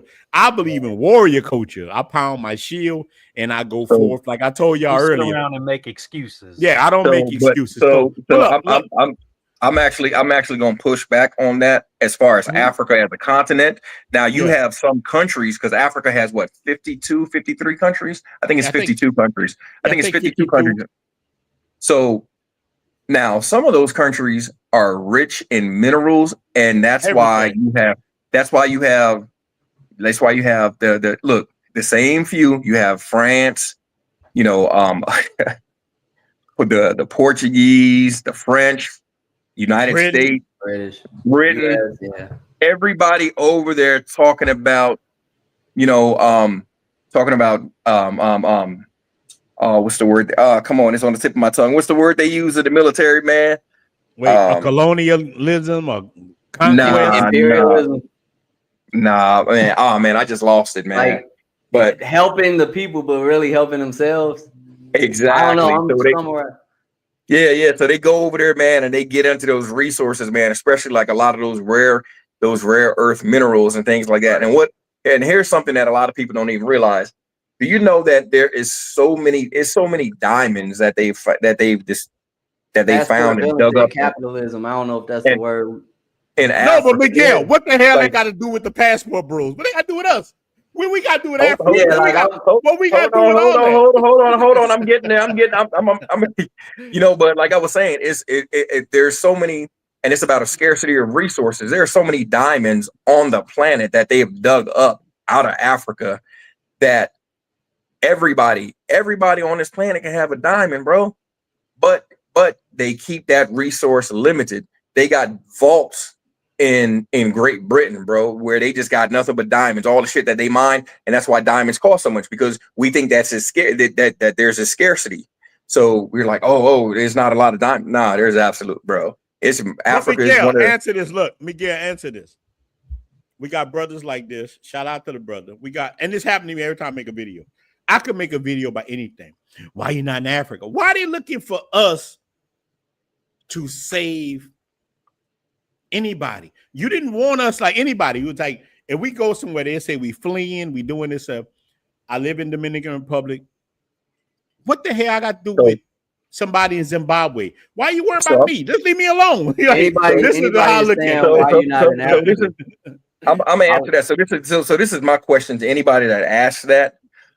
I consider myself, I'm a citizen of the world. Mm-hmm. So, like, if I can get a passport or, attain a visa where I need to go somewhere that I would like to go visit and check out, or maybe, stay a couple months. And it's really, like, as long as it ain't no damn war zone or something like that, no, nothing too hostile going on. And if it's something that I'm interested in, I'm going to go check it out, because I consider myself a citizen of the world. And why do I do that? Let me break it down to you. So I was born in the Bahamas, right? But when I was born in the Bahamas, I was born in 1972. The Bahamas, we were still under British rule. So I'm a citizen of Great Britain. Britain, owe you a passport, big dog. look for 1 year, and then the Bahamas got their independence in 1973. So I was a citizen of Great Britain. Then I was a citizen of the Bahamas, and now I'm a citizen of the United States. Nah, I'm taking my ass down to Colombia. You sure you didn't get deported? You sure tried to deport your ass to Colombia? If anybody asks him why you don't go to Africa, they deported me to Colombia, to the right spot. Yes, absolutely, yes. Miguel might be an undercover Colombian. We don't know. Right. Miguel, He said, "I'm gonna leave before I get deported." Yeah, it might be Miguel Gonzalez. I don't know. But go ahead, brother Marcus. What you saying, brother Marcus? Anybody saying, why aren't you in Africa? Why are you going to these other countries? Why are you not in Africa? I could ask you that same question. Why are you not in Africa? Yeah, why you You know not what I'm there? saying? I'm loving the people that's moving to Africa and highlighting the rich countries and the resources available in Africa. But if I'm going to Colombia, I know I could reach out to Unc Jay. I could reach out to Miguel. If I'm in the DR, I know I could reach out to Ronin. We need brothers everywhere. So don't ask me or don't ask anybody on a panel why they not in Africa. Why are you not in Africa? I need to be reaching out to you. That should be anybody that wants to go to different continents, different countries. If they can thrive and they can make something work there, you will be the plug. That's how I would view you. So practice what you preach. That's all I'm saying. But Marcus, what's the first thing we said when we started this conversation? And I actually brought Africa up. I say they got places I want to go in Africa. Yeah, as a man. I want to go as a YouTuber and as a man. Like I brought Africa up. Africa is another thing. I mean, when I was in Kenya, them Kenya videos don't get nothing near the response of anywhere else. Yeah. And I don't see those comments. Why you not in, like when I'm there, there's crickets. Like, isn't that amazing? So it's just a circular argument. It's an argument that never ends. No, that's a good one. That's a good one. Much support. You know, I guarantee you, Austin is not getting as much support as he probably was in the other countries as he is right now in Kenya. I can see it. Let me tell you, I have and y'all brothers need to get this video. Well, I'll tell you what it's called right now. Let me see. I want y'all to get it. Video IQ. If you pay for it, you can see what, I'm always dropping the game by YouTube. Yeah, I'm taking notes. Appreciate it. Yeah, you get video IQ. It's not that much a month. You can see how many views a person get a month. I can see what every person get on YouTube a month. I know how many subscribers they get, who watching what, and certain places don't get as many subscribe. Like you'll see a dude, especially in our community. You think this ninja is a bigger YouTuber than you. This ninja ain't getting as many videos. I mean, he not getting as many views as you get. So you get a person who's smaller and be like, "Dang, I only got I only got 2,000 subscribers. This person got 100,000." But you get more views. So you don't look at it like that. You look at the work a person put in, the audience. Because let me tell you something about all these dudes, even in the comments. Most of the dudes in the comments are stand-up guys or whatever. But you got some are time wasters.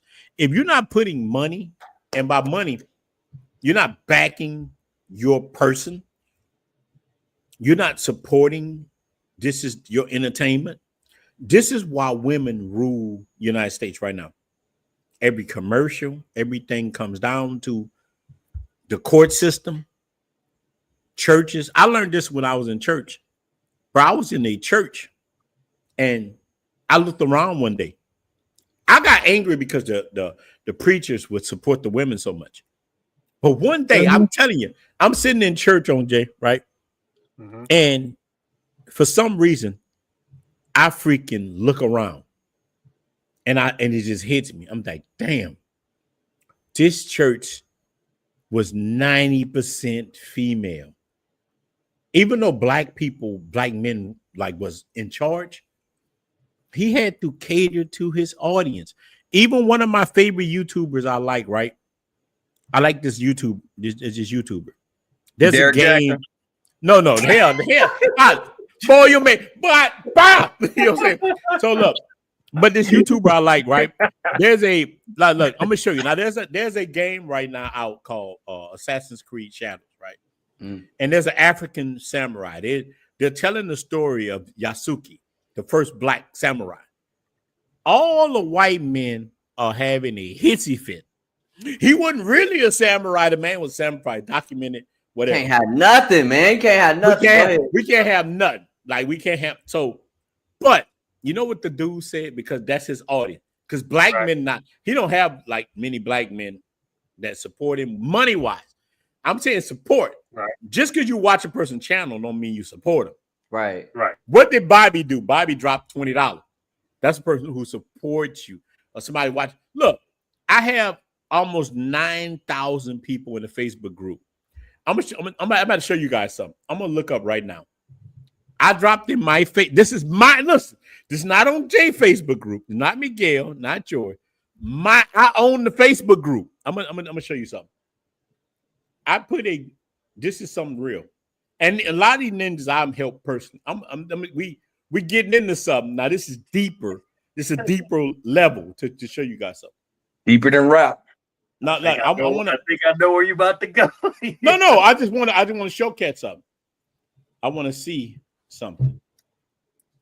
But while Ron looking that up, I'm gonna be the new Derek Jackson because he absolutely right. Yeah. A lot of y'all ninjas ain't supporting like them women supporting. So going back to like what Marcus was saying about the big head boy Roland Martin, like how he was saying vote like a, you know what I'm saying? But meaning, at least the way Marcus took it was like get that support up. And I can absolutely agree with that, man. We as black men, we don't support, bro. It's too much. I don't know. I don't know what it is. I don't know if brothers realize how far the support goes, but I mean, not only can it be life changing for the YouTuber or the content creator, but that puts us in a position where we can help other people. Y'all know I'm still in the matrix. I'm 1 foot in, 1 foot out. I'm still doing the Navy thing. I'm still doing the truck driving. But I've had brothers reach out to me saying, dude, where you at? Like, get back on YouTube. And I can for a little while, but I got to go back to work too, just like everybody else. But if you can really, if we can support each other, then we can not only have our own platform, but we can create these events like what Unc Jay got going on and what Zoom to Thailand got going on, where we're actually supporting each other, uplifting each other to a degree where we have our own economy.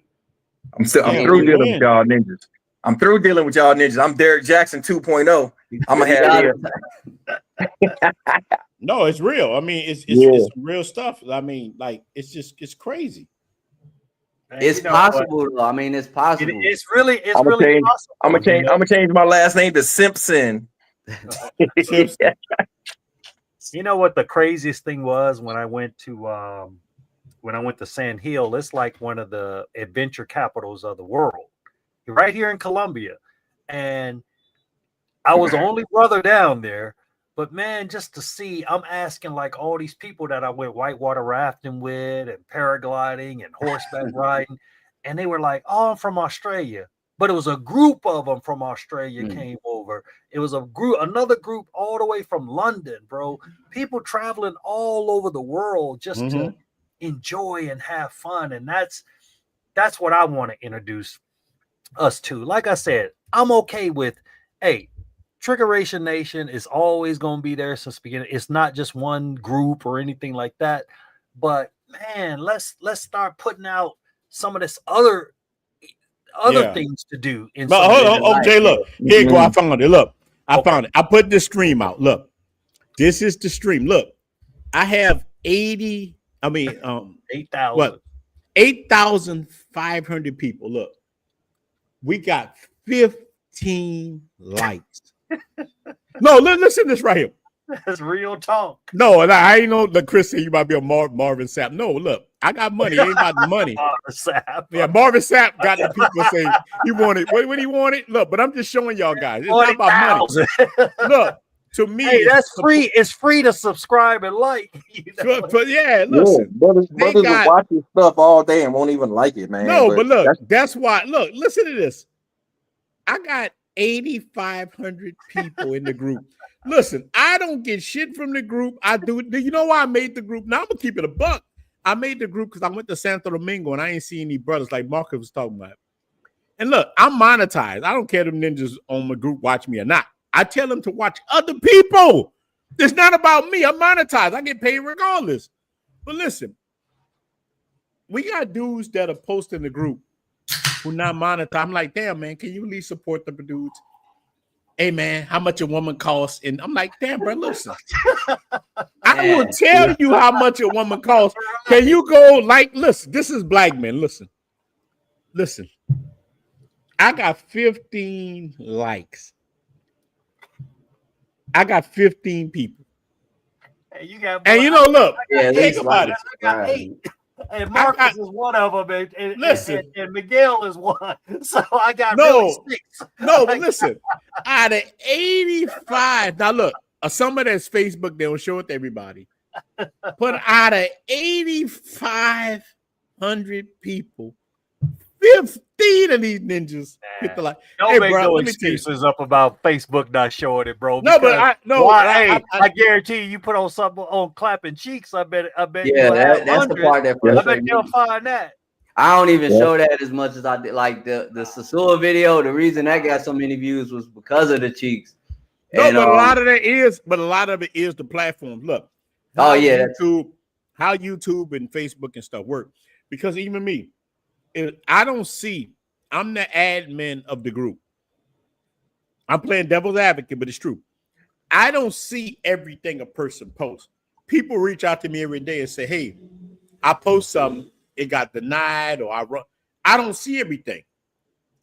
Even no matter what, I don't see everything unless, so the algorithm works like this.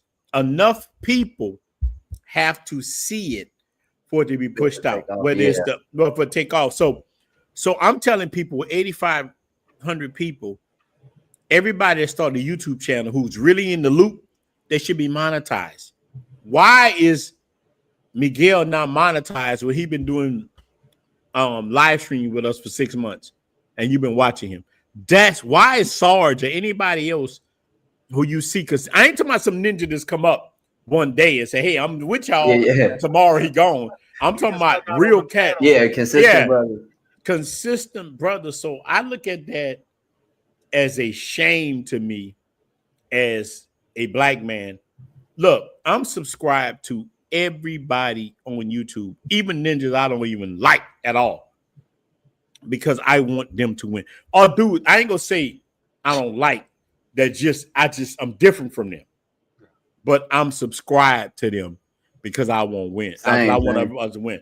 A lot of us like that. So that's a whole nother thing. So I did that for a reason, not to shame anybody in the group, because Jay, what did I told you a lot of times? I said, man, I think my closing that thing now. But the reason that I didn't, I'm Jay, I'll tell you this is real. I'm like, why do I have the Blue Book Passport cartel and they not supporting really me or nobody? Now, look, there's dudes in that group. I'm gonna give it to you about a good, out of them 8,500, I got a good 200 or 300 cats in there. That's some riders. They'll tear out a building. Right. I got about 200 or 300, but out of 8,500 people, I would rather have a group with 400 people in there that I know got my back, and not just me. Look, this is not about me. But if I come to you and say, "Hey, man, support Mark," so look, let's say we want to get you 100%, them 8,400. They should be able to come in there tomorrow. And Miguel, let's say Miguel got 300 people and say, "Hey, man, out of them 8,400, we want to get Miguel monetized tomorrow." Miguel should be monetized tomorrow. Me, that's pro-black. That's real. All that talking about people because, you telling black men, man, go suck some nuts. And look, they ain't no real pro-black. They ain't real pro-black. The crazy part is what you asking for is way less than any of these organizations that's asking you to take yourself out in the streets, expose yourself to big crowds and police and all that. You're not asking for $100 memberships and all this other stuff. You're not asking for nothing but just support in a way that you can. Shout out to Successful MD for the $2 super chat. That's my approach too, Ronin. I would much rather focus on a few. It don't take much, especially if we not blowing the bag in Miami and Vegas. Sorry to keep saying that, but it don't take much, man. It really makes a big difference. But Marcus, do you think Umar done messed it up for us? No, but look, I'll start with Marcus. I want all three of y'all to answer this. But why black men got to jump through hoops? Do you think that the people do you think we have too many scammers in our community? And that's why, look, I'm gonna play devil's advocate. I'm for the other people because I never asked anybody for look. I'm not asking you for money. I'm just asking you like the fuck video. I ain't telling you to give me a quarter. I'm saying like the video, and not even just me. I'm monetized already. I'm saying monetize the bro. Look, I done been embarrassed, right? Dudes to come to me who's down with the cause, say, hey man, can you put my video in your group? Yeah, that bitch get 1 like. I'm like, what? Hey, bro, I got 85. Hey, bro, that should have made me embarrassed.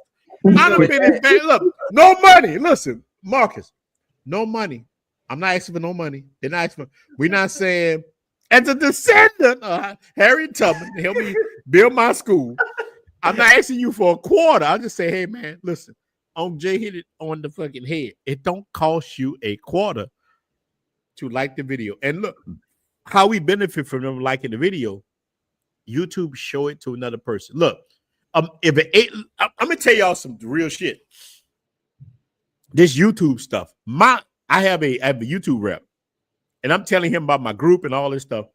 He say, believe me, now he's from India. But if you have 8,500 people and they watch your video, YouTube will show it to millions. If 8,500 people just liked a video, listen to what the man told. They would show it to millions of people. That's how powerful we are. But you know what a ninja won't know? Hey, bro, is $80 enough to smash this chick? I'm like, brother, can you like the video? Can you like the video? Yeah. I would tell you. So, brother Marcus, man. So, what do you think about that, big dog? Talofa said it in the group chat. He says too much haterism. I mean, that's a big factor. Some brothers they like your video subconsciously or even, to themselves, but something about clicking the button is like, I don't know what's so hard about that. I'll be liking videos and saving it in a watch later. Like, even if I gotta come back and watch it later. But I don't know, man. Some people just don't want to like the video. They don't want to subscribe. Yeah. And I got a couple of questions I want to ask you, brother. I want all your answers. I even noticed that. Oh, go ahead. Go ahead, Miguel. I mean, wait. No. I was saying I click the like button on everything. If I'm sitting there and I'm watching, if I'm engaged in it could even be a YouTube short. But if I took my time to watch your video and man, I'm clicking like. I'm clicking like. And a lot of times I'm subscribed. I'm subscribed to like over 3,000 different channels, I think. Like I'll just be getting, because I'll see something. Okay, this is a creator. I'm gonna subscribe. Yeah. I don't know what it don't, like you said, it don't cost nothing. And I don't know what, I think this all goes back subconsciously to how we were divided as a people in the first damn place. So when you take that and you look at it subconsciously on a micro and then a macro level, man, it's just like how were people able to come over to Africa, and then like for a while what they don't tell you is them damn Zulus held them off. The Zulus held off the the British, excuse me, for a while, but then what happened was we started getting sold out by our own people. I want to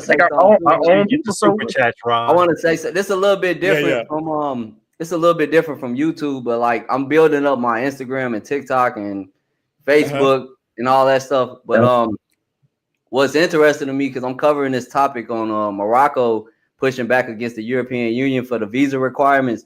Right. That's getting more feedback from foreigners, from people from different countries than brothers in the US. And I'm not saying this to shame brothers. I'm just trying to show a bigger picture that it says something when we're getting more support from people in other countries than we are at home. Like, I don't understand that. I'm appreciative of it, but we got to support our own.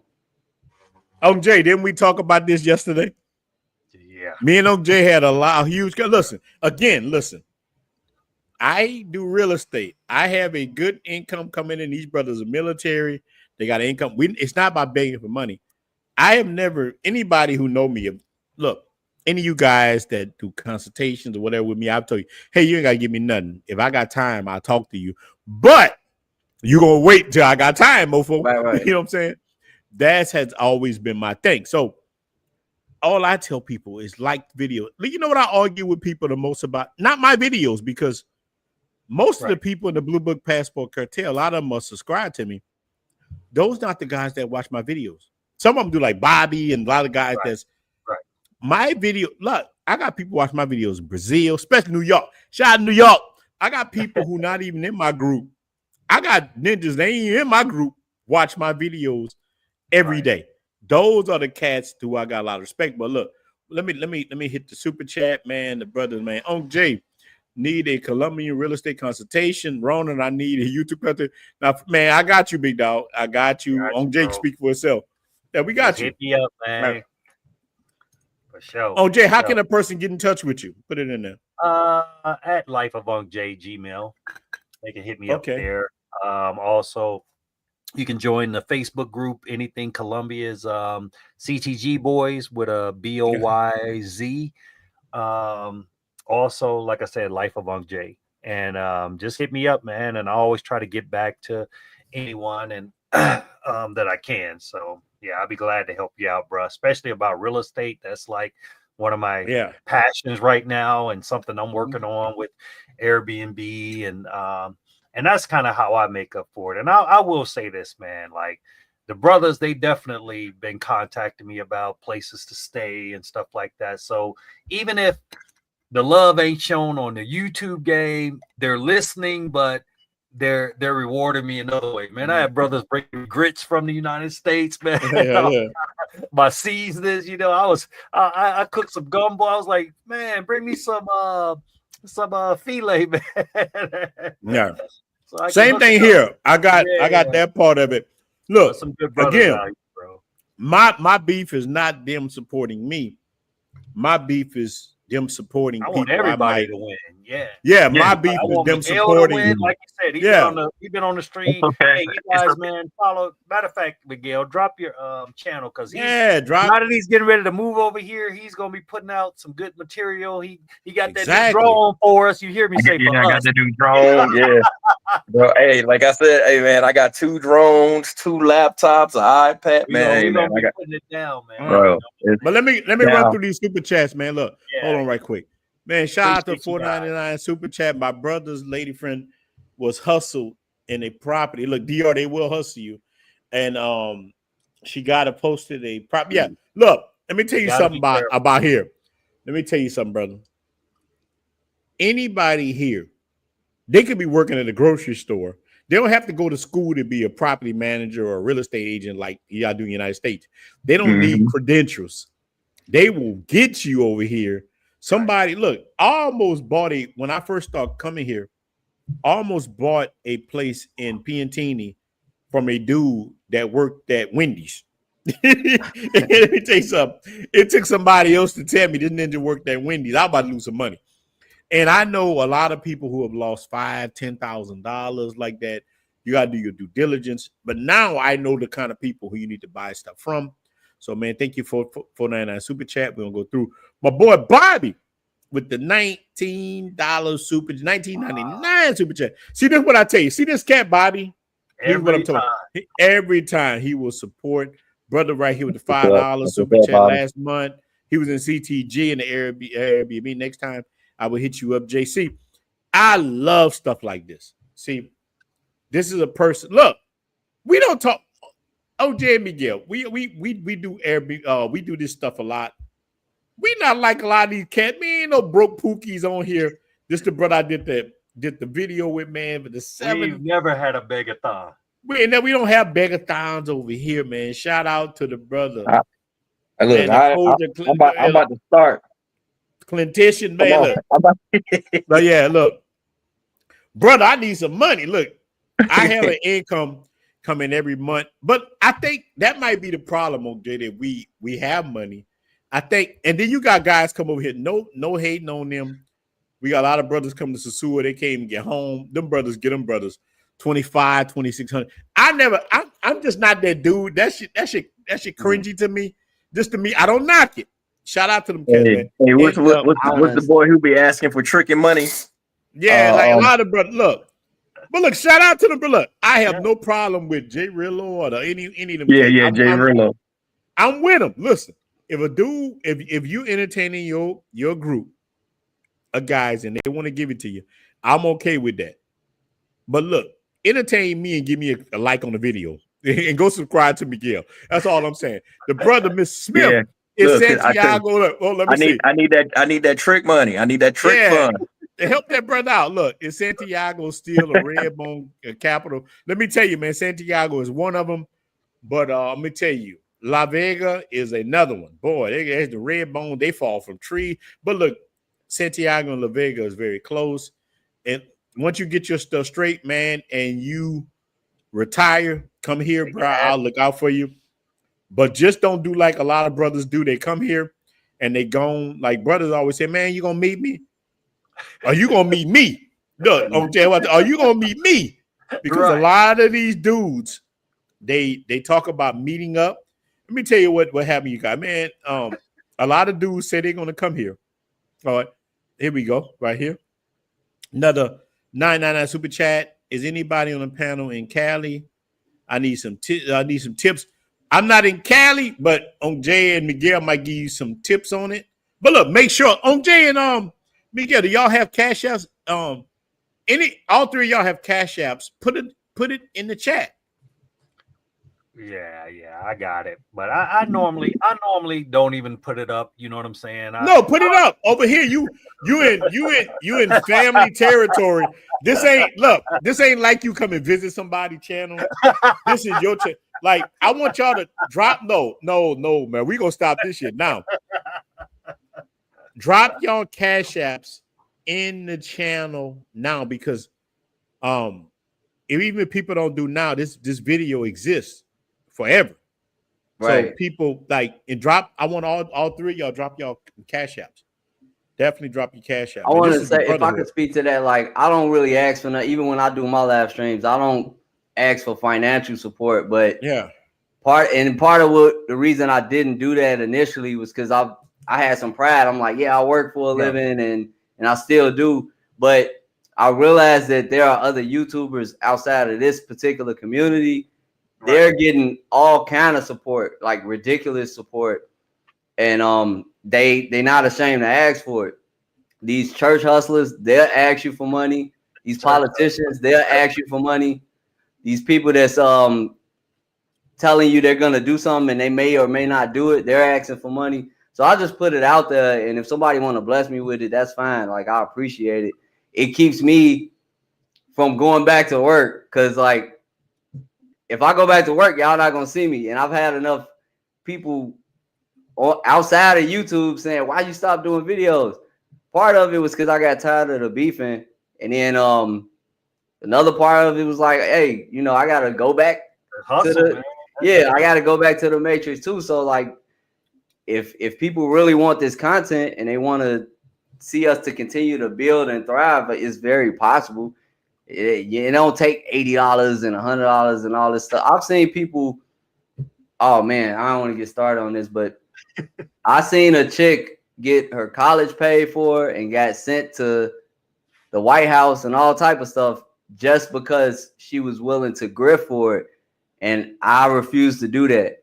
I want to be authentic. I want to talk about what I want to talk about, and I want to build a community based off similar interests. All us could get the bag right now if we just did a whole bunch of grifting, and that's not what we're here for. We're here to show you what we want to show you. Unc Jay is traveling. He's doing a Christmas party. He's putting together events for brothers. You got people that's doing all types of positive things, and if you go to their channel and talk with them, they'll tell you what could manifest. But right now, it's just ideas and baby steps. Yeah. We got to start somewhere and build from there. So, yeah, that's probably the most rewarding thing, man, was for me giving back during that Christmas party to my workers, man. That was the best feeling in the world. Yeah. You know what I mean? And, I'm kind of like you, man. I've never been into I got my own money, you know what I'm saying? But for me, honestly, the like and the subscribe means more to me, more so than the cash thing. That's not really me. The only time that I would even want something, and really I didn't start off like this, but I had to, because with the consultations, and if you got thousands of people like calling you, emailing, Yeah. you can't do that. You know what I'm saying? If you did that for everybody, man, that would be a full-time job, basically. You know, so I've had to learn, like, okay, don't feel bad for wanting something a little Needing bit some for time to yourself. Even with now, I never tell a guy a number. I'd be like, just, you know, whatever you want to throw at me, bro, just throw at me. You know what I'm saying? For whatever you feel it's worth your time, or my time rather. So, but yeah, all it is let's support each other. I'm like Ronin, man. I'm subscribed to so many damn people online. It's crazy, man. Even if I don't watch a whole video or something like that, sometimes I'll put it on, you know, if it's something that I'm not really interested in, I'll still hit the like, you know what I mean, just to support that brother, because I know it's hard, man, in these streets, bro. Oh, Jay, let me ask you something. Living Yeah. in a that's why I had to leave. Look, Uh-huh. on the weekend here in Dominican Republic, Right. they turn up so hard. Like they keep calling me. Like that's why I keep stopping. Ronaldo, like I don't want no more beer. I'm like, I don't want no more beer. Stop. Right. Like we got so much music playing and they cut up. Like it just like my brother-in-law asked me. I'm like, dude, I'm on the live stream. I just told you that. He's drunk. He was yelling. I don't know if y'all heard it. I'm like, hey man, stop.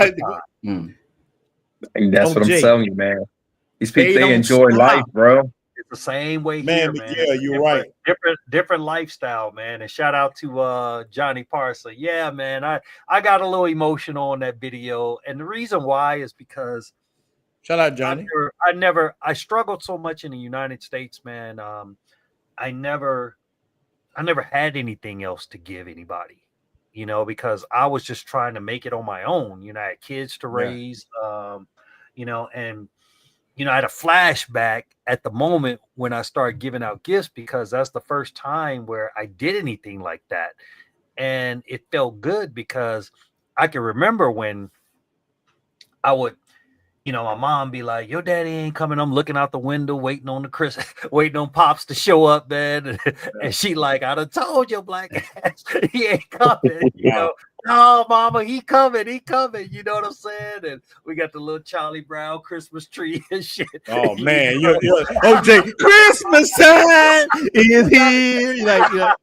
Not the Charlie Brown Christmas tree, OJ. Yeah, bro. So, God you know, dang, most of the guys, and I don't really talk about this a lot, but a majority of the cats that work for me are ex prisoners.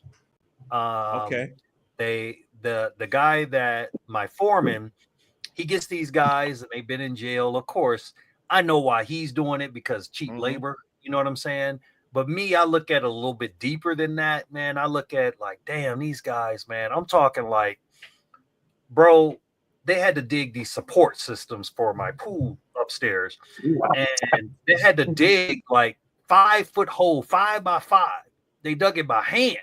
And this ground is hard. This ain't no soft shit. You know what I mean? And they done it all by hand, bro. And I'm just like, wow, man. I mean, breaking their backs, bro. So Cartagena has really changed me, and it's made me soft. I used to be a Grinch. I'm not gonna lie. I was a Grinch, man. And I wasn't. I just like, I did just enough. I'd be like, man, I ain't putting up no tree. Just take the kids, give them some money, and just say, go shopping. Go get your own. But man, to hand them guys each $500, that was like the world. These guys, man, it wasn't on camera, but a lot of them, bro, they cried like afterwards, man. Their wives thanking me like we wouldn't have had a Christmas if it wasn't for you.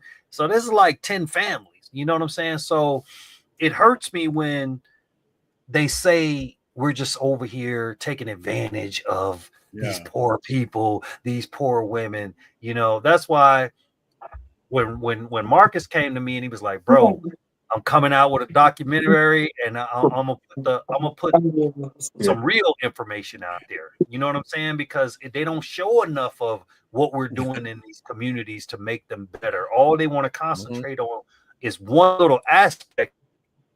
You know what I'm saying? Which they got that in the United States. So I don't even know why that's an argument. But I've always said we're put on this earth to be givers more so than takers.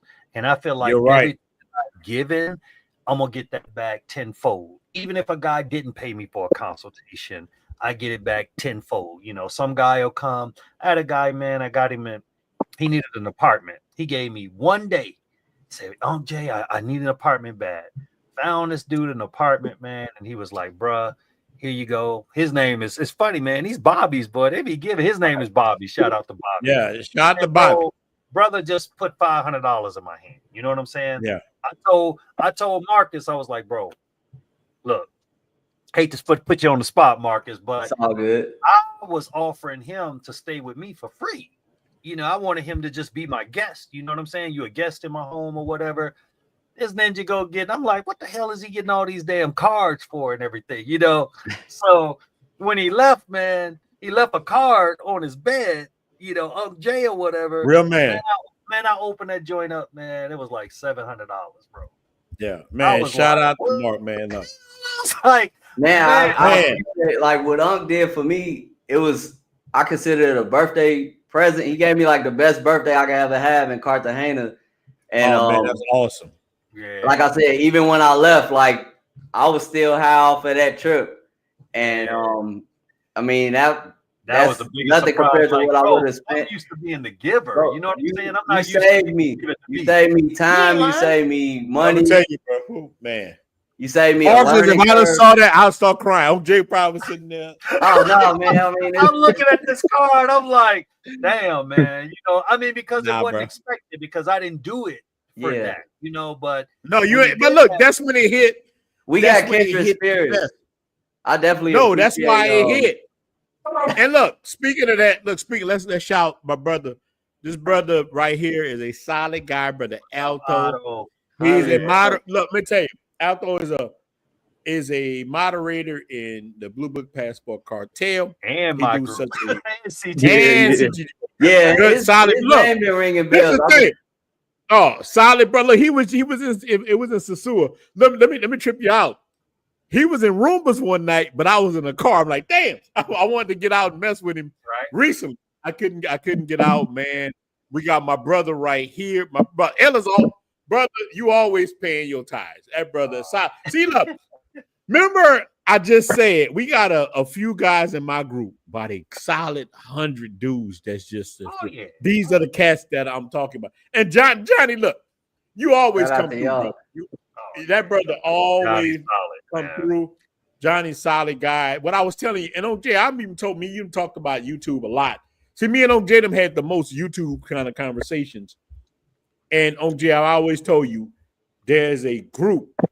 Now look. Now, be honest with what I told you, and then we're gonna move on to. I got a big question I want to ask y'all guys. Look, Jay, I told you this even recently. I've told you that even in the groups, you got a small group in them groups. That's some real cats. Oh God, yeah. Al told them and them guys, those are real cats. Like, oh yeah.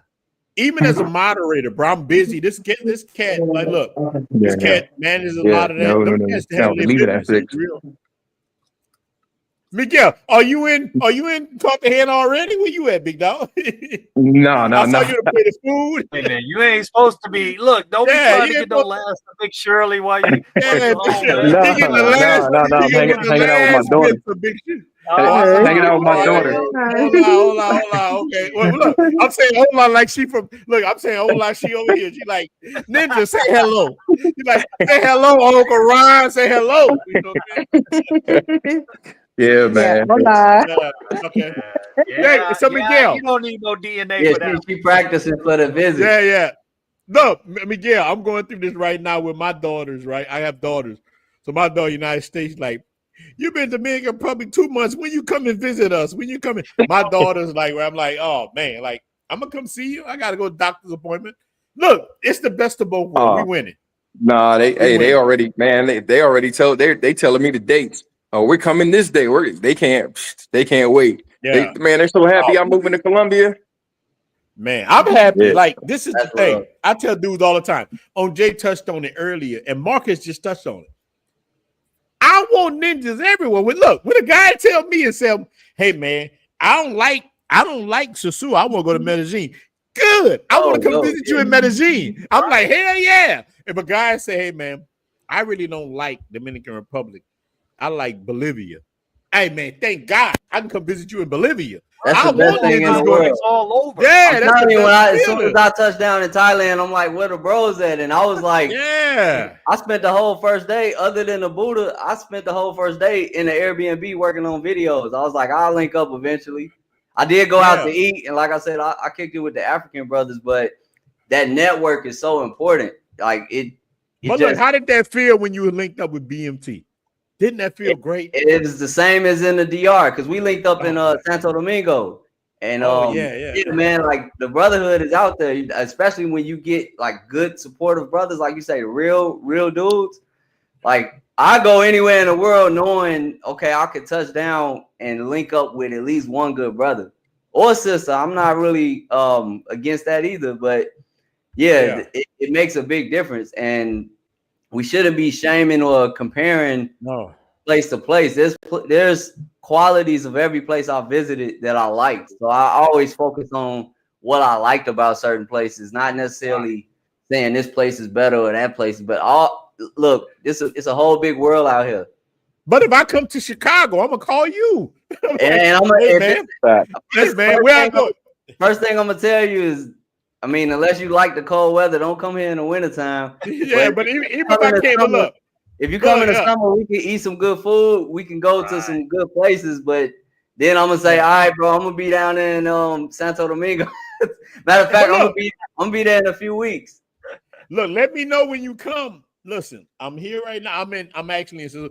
This house is in Sosua. Yeah, if I gotta slide up north, I can do that. But look, I'm about to slide down there. Look, I got two houses. I got like brother's got two phones. I got two houses. he looked for an excuse to go to Santo Domingo. Exactly. I'm like, hey, look, I'll be looking at like, I gotta make that YouTube video. I'm like, you look. On Jay, I'll be like, how you think we got all this shit? How you think? Look, my mother-in-law be like, Kayate. So I don't have those. Marcus, I stole Ronan's line. I was like, don't make me choose between YouTube and you now. You ain't gonna win. Like, so every time I gotta go like meet clients or something, I'm meeting clients out at the club or whatever. So one night I go out and I finally told the guy, I said, man, look, I'm bringing all these people to you. You need to start popping me off some commission. So that night I went out. Man, I came back. Miguel was out with me that night, man. I came back with like $450 for doing nothing, but just telling the guys, hey, come to the club or whatever. He's like, I'll give you commission. Man, I brought that money home. She's like, Papi, you have more mas clientes, and then all the little apartments that I got rented out, I let her get the little commission off that or whatever. Yeah. She's like, you got more clientes, more mas clientes, para me? Yeah. That's another one of the blessings I'm talking about. Like, you don't just go up in another community and you got receipts. It's not like you just showing up somewhere and tricking off every day. Like you'll crash out and go broke doing that stuff. So not everyone is doing that. Not everybody doing it. Like actually contributing to the communities that they're in, especially if that's part of the culture. I can't live like a local guy. I live like a local guy. I don't live like a guy that's on vacation. You know what I'm saying? So a lot of times, man. My life. Oh, Jay, you can't. You'll run out of money. Even as much money as we have, we run out of money. They're like, man, let's go on a boat or whatever. Like, run out of money. I need a new liver. Man. I got other stuff I'm trying to build right now. Now in a few months I'll be okay, but right now I'll put all my resources into this Airbnb and this shit, and they keep coming up. You need a transformer. You need this. You need this. I'm like, God dang, man. I'm gonna have to do a fundraiser, man. I'm like, it's getting crazy. You'll be like Jay Rillo. Huh? I gotta get out. I gotta escape. I would be like Dr. Umar, man. Look, we have to Airbnb. Donation. Where you at now? I just want to say, when you come to the front of the altar, will you give? Yeah, look, here we go right here. Look, we're gonna have Sarah McLachlan donations. Hey, we're gonna have the Sarah McLachlan music in the background. In the arms of No, but look, that happened to me last week. Like we had a big boxing match here in Sosua.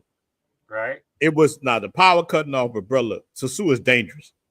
and not in the dangerous like crime. The I'm good talking about way. dangerous and like cheek clapping. Like you can't just sit outside when the moon come out. You just can't. You can't do it here. Like I'm already a werewolf, bro. We went out. Me, Sarge, everybody. We went out. Sarge disappeared. Sarge was smart because Sarge like shot at Sarge. Sarge like, I'm not drinking right now. I'm cleaning myself up. He disappeared. He shook our hands, say, "Hey, I'm leaving." And look, the moon was coming out with the boxing match, and look, the cloud coming up above our head. I'm like Michael Jackson. It's hard to hear that music. It's close to me. It's close to midnight. Look, sorry, left. Look, before the music hit, remember on Thriller? Remember on Thriller? Yeah. He's sitting there. I'm sitting there. This shit come out of nowhere. I'm talking about booty for days at the lakefront. Dominican Olaray, the Olaray of Dominican. Oh man, it's just like bow, bow, bow, like Dang. it's just like grab my head. I'm like, hey, I gotta go home tonight. Oh, you ain't going home tonight. What? Like, that was it. Look, bro, the werewolf come out. My hand. I looked at her and say, look. Yeah, look, Maury, I look at the Dominican chick and say, hey, I'm not like most guys. She like, Poppy, I don't care. Okay. Okay. Go. I come home. That shit like Goodfellas. I'll pull up at her. My lady outside. Poppy, where you been at? I start laughing. Her mother like, Cayate. I lay on the sofa. Outside. I wake up, bro, like 6 hours later with a blanket on top of my head. I just wake up. Like, that's how we live here. And like real chicks know, they're like, you gonna let this dude, you gonna mess with him? Leave him alone. That's why I respect those old ladies here.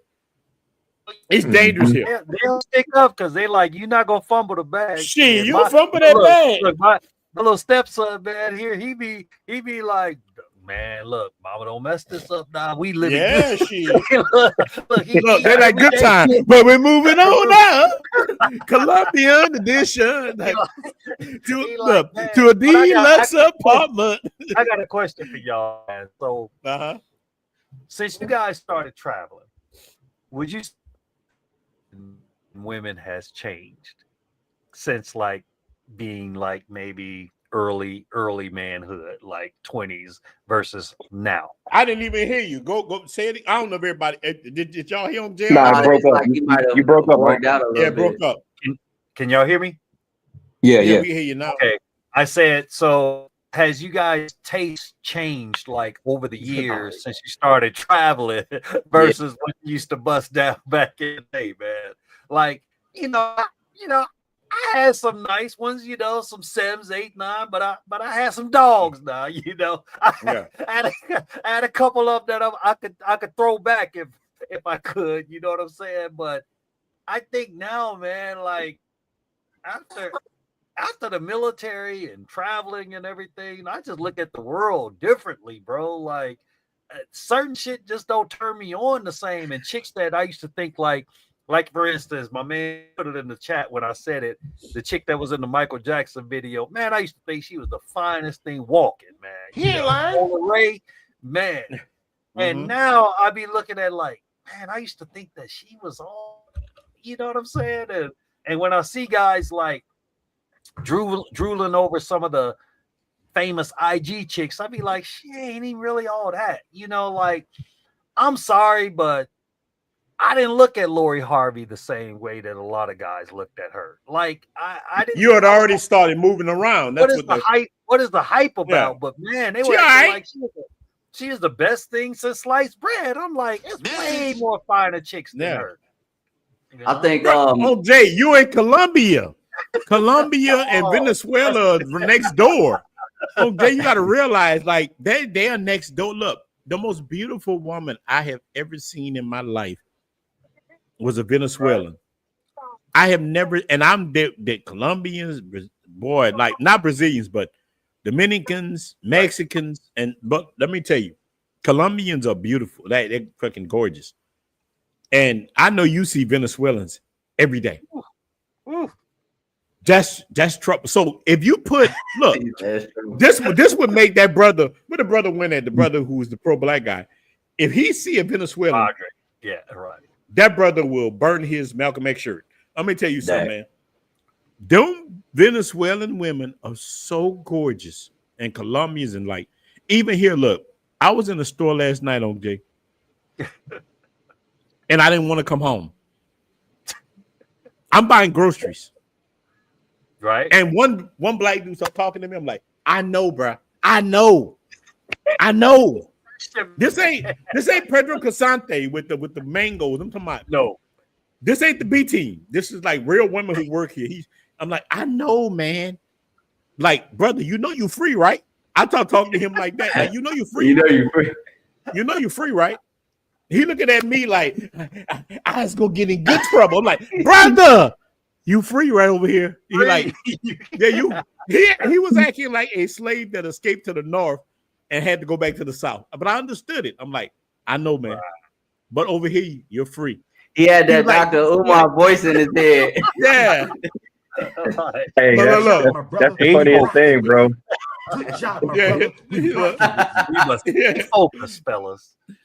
That's stay that's focused. that's the funniest thing, man. Like when you like when you get that opportunity to actually see somebody who comes over there for the first time and like you rock with them or you take them out to the club, man, and then they just get them eyes get about that big, and it's just like you can see that they what and they keep turning. Yeah, I Like had you to keep tell doing that, my you don't dad, need a neck Like, break all before the end of the night. available, bro. They we all was looking available. at a chicken. What's that? Agora Mall. Oh, Is that- Gura Mall. Yeah, I was out there. I'm with one of my guys. I'm like, bro, it's like baddies everywhere. Some chick with glasses looking at him. I'm like, yeah, just say what's up. Say Buenos dias or something, man. You can speak. Yeah, but they be definitely scared. But man, shout out to Richard Smith. He find that always in Yeah, the you gotta get building. rid of them all. He's all. But look, Agura Mall, G. Yeah. That Blue Mall, shit is Blue Mall. score. A Blue Mall is nice, but Agura Mall I is went like, to Blue, man. boy, look, You Agura just Mall go is. to the food court and Blue was enough for me. I was like, damn. Oh, bro, wait till you go to Agura Mall, bro. It's stories. Like we need to see this. Is like what we doing right now. Show what we need to do more, and we all guilty of it. Like, oh, Jay, you doing a good thing right now. What you about to do your thing in Cartagena? Got a party. We're gonna do one in Santo Domingo where we all get there. It's about us networking and building something great for men, even in the United States if we had to. But I'd rather do it over here. And boy, let me tell you something. We can do something so great when you come to Agura Mall, OJ. Dude, I done clapped so many cheeks from Agura Mall. You wouldn't even believe it. Like, but see, Marcus, you just hit on something.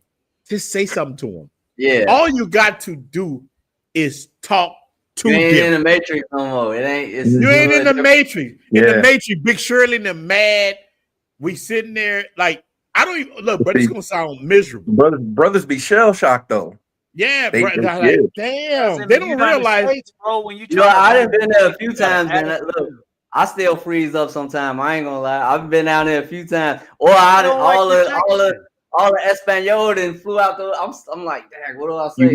You miss 100% of the shots you don't take.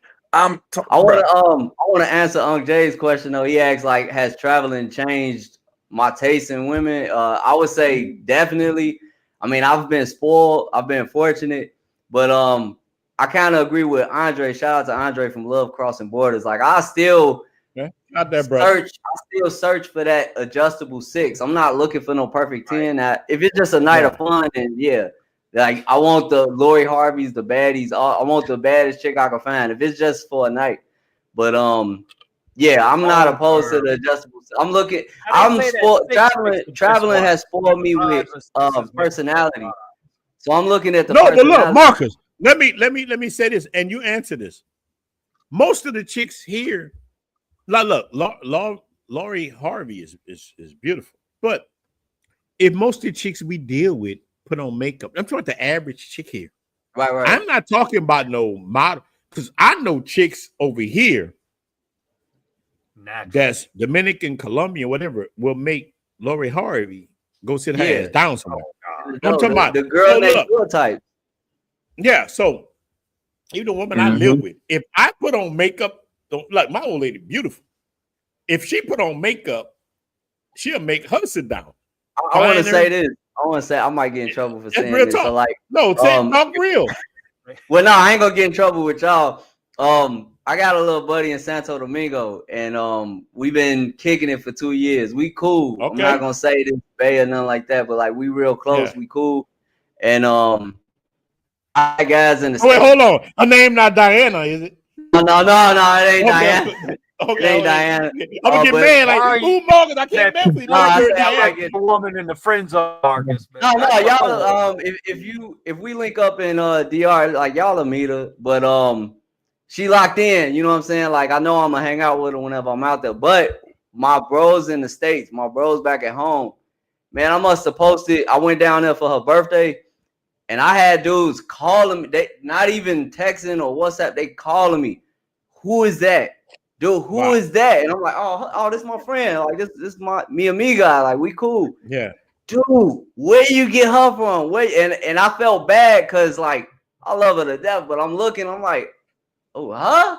Oh yeah, she cool. Yeah, I guess she is. She nice looking, but it go back to what you said, Ronin. Like you get a little spoiled sometimes, and these are just regular chicks. These are like good, down to earth women, and yeah, I'm pretty sure. But look, let me ask you this because you picked that I would, but if I brought her to the States, like it'll be some problems. She'll put some people to shame. Ninja start hating on you. Ninja be hating. The big Shirleys, we gonna have to protect ourselves from all of them because it's. I mean, when you're down there, it's normal, but then when I get calls from the crib, I'm like, okay, all right, I guess I'm a little spoiled now. But Marcus, let me drop because you've been there, Miguel. Jaden been there too. So look, here's the thing about Santo Domingo. Cats don't realize how many people are in Santo Domingo. Yeah, like, cats don't realize. Like, so I think when people think about Dominican Republic, they think Sosua. Like they think the whole island, like Sosua is fun. Yeah, this is not Sosua. And look, we doing what some people would call lame stuff. This ain't no, like you said, this ain't Sosua. This ain't getting slapped and taking her back to Blue Garden. This is eating ice cream and dancing in the street. And this is a whole different lifestyle. But look, I went to Santo Domingo first. I tell people this, and I only went there first because people told me, "Hey, Sosua is messed up." I'm glad I went to Sosua. I had a good time, but Sosua in Santo Domingo is like that's like Bloods and Crips. That's like Bloods and Crips. That's like the Passport Bros and Cats. It's completely different worlds. When I got to Santo Domingo, but that's why I started the Facebook group. Dude, I was so upset. I landed in Santo Domingo, bro. I went to Zona Colonial, and this happened to me twice. Zona Colonial and VIP Mixer. I see brothers. I'm thinking, look, these brothers like this. Look, I see the New York Yankees had like we have so much influence.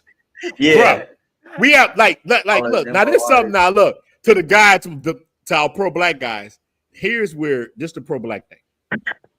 African American culture. We have so much like influence around the world. I see these dudes, they like this. I'm thinking these niggas from the Bronx. I see these cats out the blue. So off top, I go up to them like, hey, bro. They're like, yeah. I'm like, these ninjas got on Timberlands, New York Yankees long sleeve niggas. It's a 90 degrees. Why you got influence? That East Coast influence?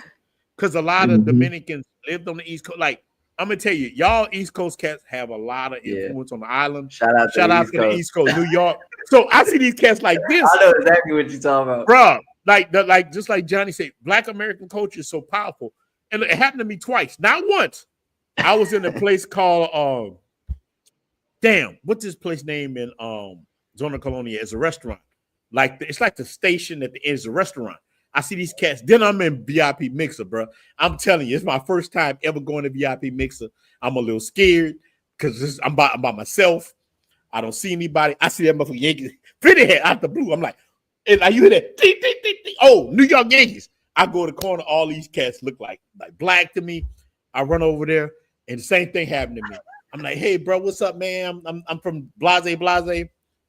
Que paso? You know, like, what the hell, man? Where you from, man? Cam? I mean, they start talking Spanish. All I knew back then was hola. I'm like, I'm sitting there looking crazy. Then he kept looking at me like, hey, bro, that's why I started the Facebook group, because at the time, everybody, it was passport bros, whatever, everybody was going to Sosua. Right. No, look, so now I know that the Dominican route was there at the time, but he would make videos for our group. And the lady, what Norbius, what I don't know her name, but Yeah. I know you're talking about. Yeah. those two people were there. But I came there and said, damn, and this is why my channel grew. I felt the need. I'm like, hey, it was man, definitely a need. Ronin, you the reason I got to Santo Domingo, so I gotta thank you for that. Like, you definitely. I was already saying I gotta get out of Sosua, get out of Puerto Plata. Yeah, gotta go see things. Yeah. But now when I land, I was in Santo Domingo tough for like a year straight, bro. It was like me too. I did a year. Every month I was taking that flight down to Santo Domingo, bro. Now look, like once a month, sometimes twice a month. I just left Santo Domingo like 3 weeks ago. I think I was here with her. But now when I land in Santo Domingo, I'm like, go. Now look, bro. Last time I was in that, it have changed so much, bro. Look, I was in VIP Mixer. I didn't tell anybody. I didn't tell one ninja in the Facebook group I'm in VIP Mixer. I didn't tell one person. I didn't say nothing. Dude, I'm in VIP Mixer sitting by myself. Now I'm chilling. We got some hookah. I'm chilling. Everybody, what's up, Ron? Everybody's there, like damn, bro. We went on the Melicone and just walked around. I'm walking around with like 12 dudes. These ninjas got wise. They're like, hey man, don't put me on YouTube. I'm like, yeah, I got that. I'm like, I understand. I'm like, ninja, you see me with a camera? I ain't, I don't got no camera. Like, but we chip. But I had a good night with the guys. And then we go to a place, eat, and just talk. I'm like, damn. Now, yeah. Like the brother saying right here, man. Santo Domingo Este is just. I love Santo Domingo Este now. Look. I would tell a first time traveler, if you come into Santo Domingo, go stay in the city central first. In the city central, it's gonna be like United States, bro. You got some good food, everything. But as you come, then you branch out. I went reverse. Because because the dudes I was supposed to go with told me the area to stay at. Them ninjas ain't even show up. Like, we to my brothers, and they put me in Santo Domingo in a bad area. Not really a bad. I would. You got to be. You wasn't out of action. Yeah, you wasn't. Yeah. I did the same thing. I wasn't ready. I wasn't ready for where I was staying at, and it took women. And look, it took women to show me around to see what was happening, and I'm so glad that they did. And man, I won from that. So now I tell people, when you first come into Santo Domingo, I have at least 20, 30 videos just Santo Domingo where you could stay at for $50 a night. I could put you in a wealthy neighborhood for $50 a night, and you got the malls, every restaurant. They're gonna, if you use your Uber Eats, they're gonna bring every restaurant to your room.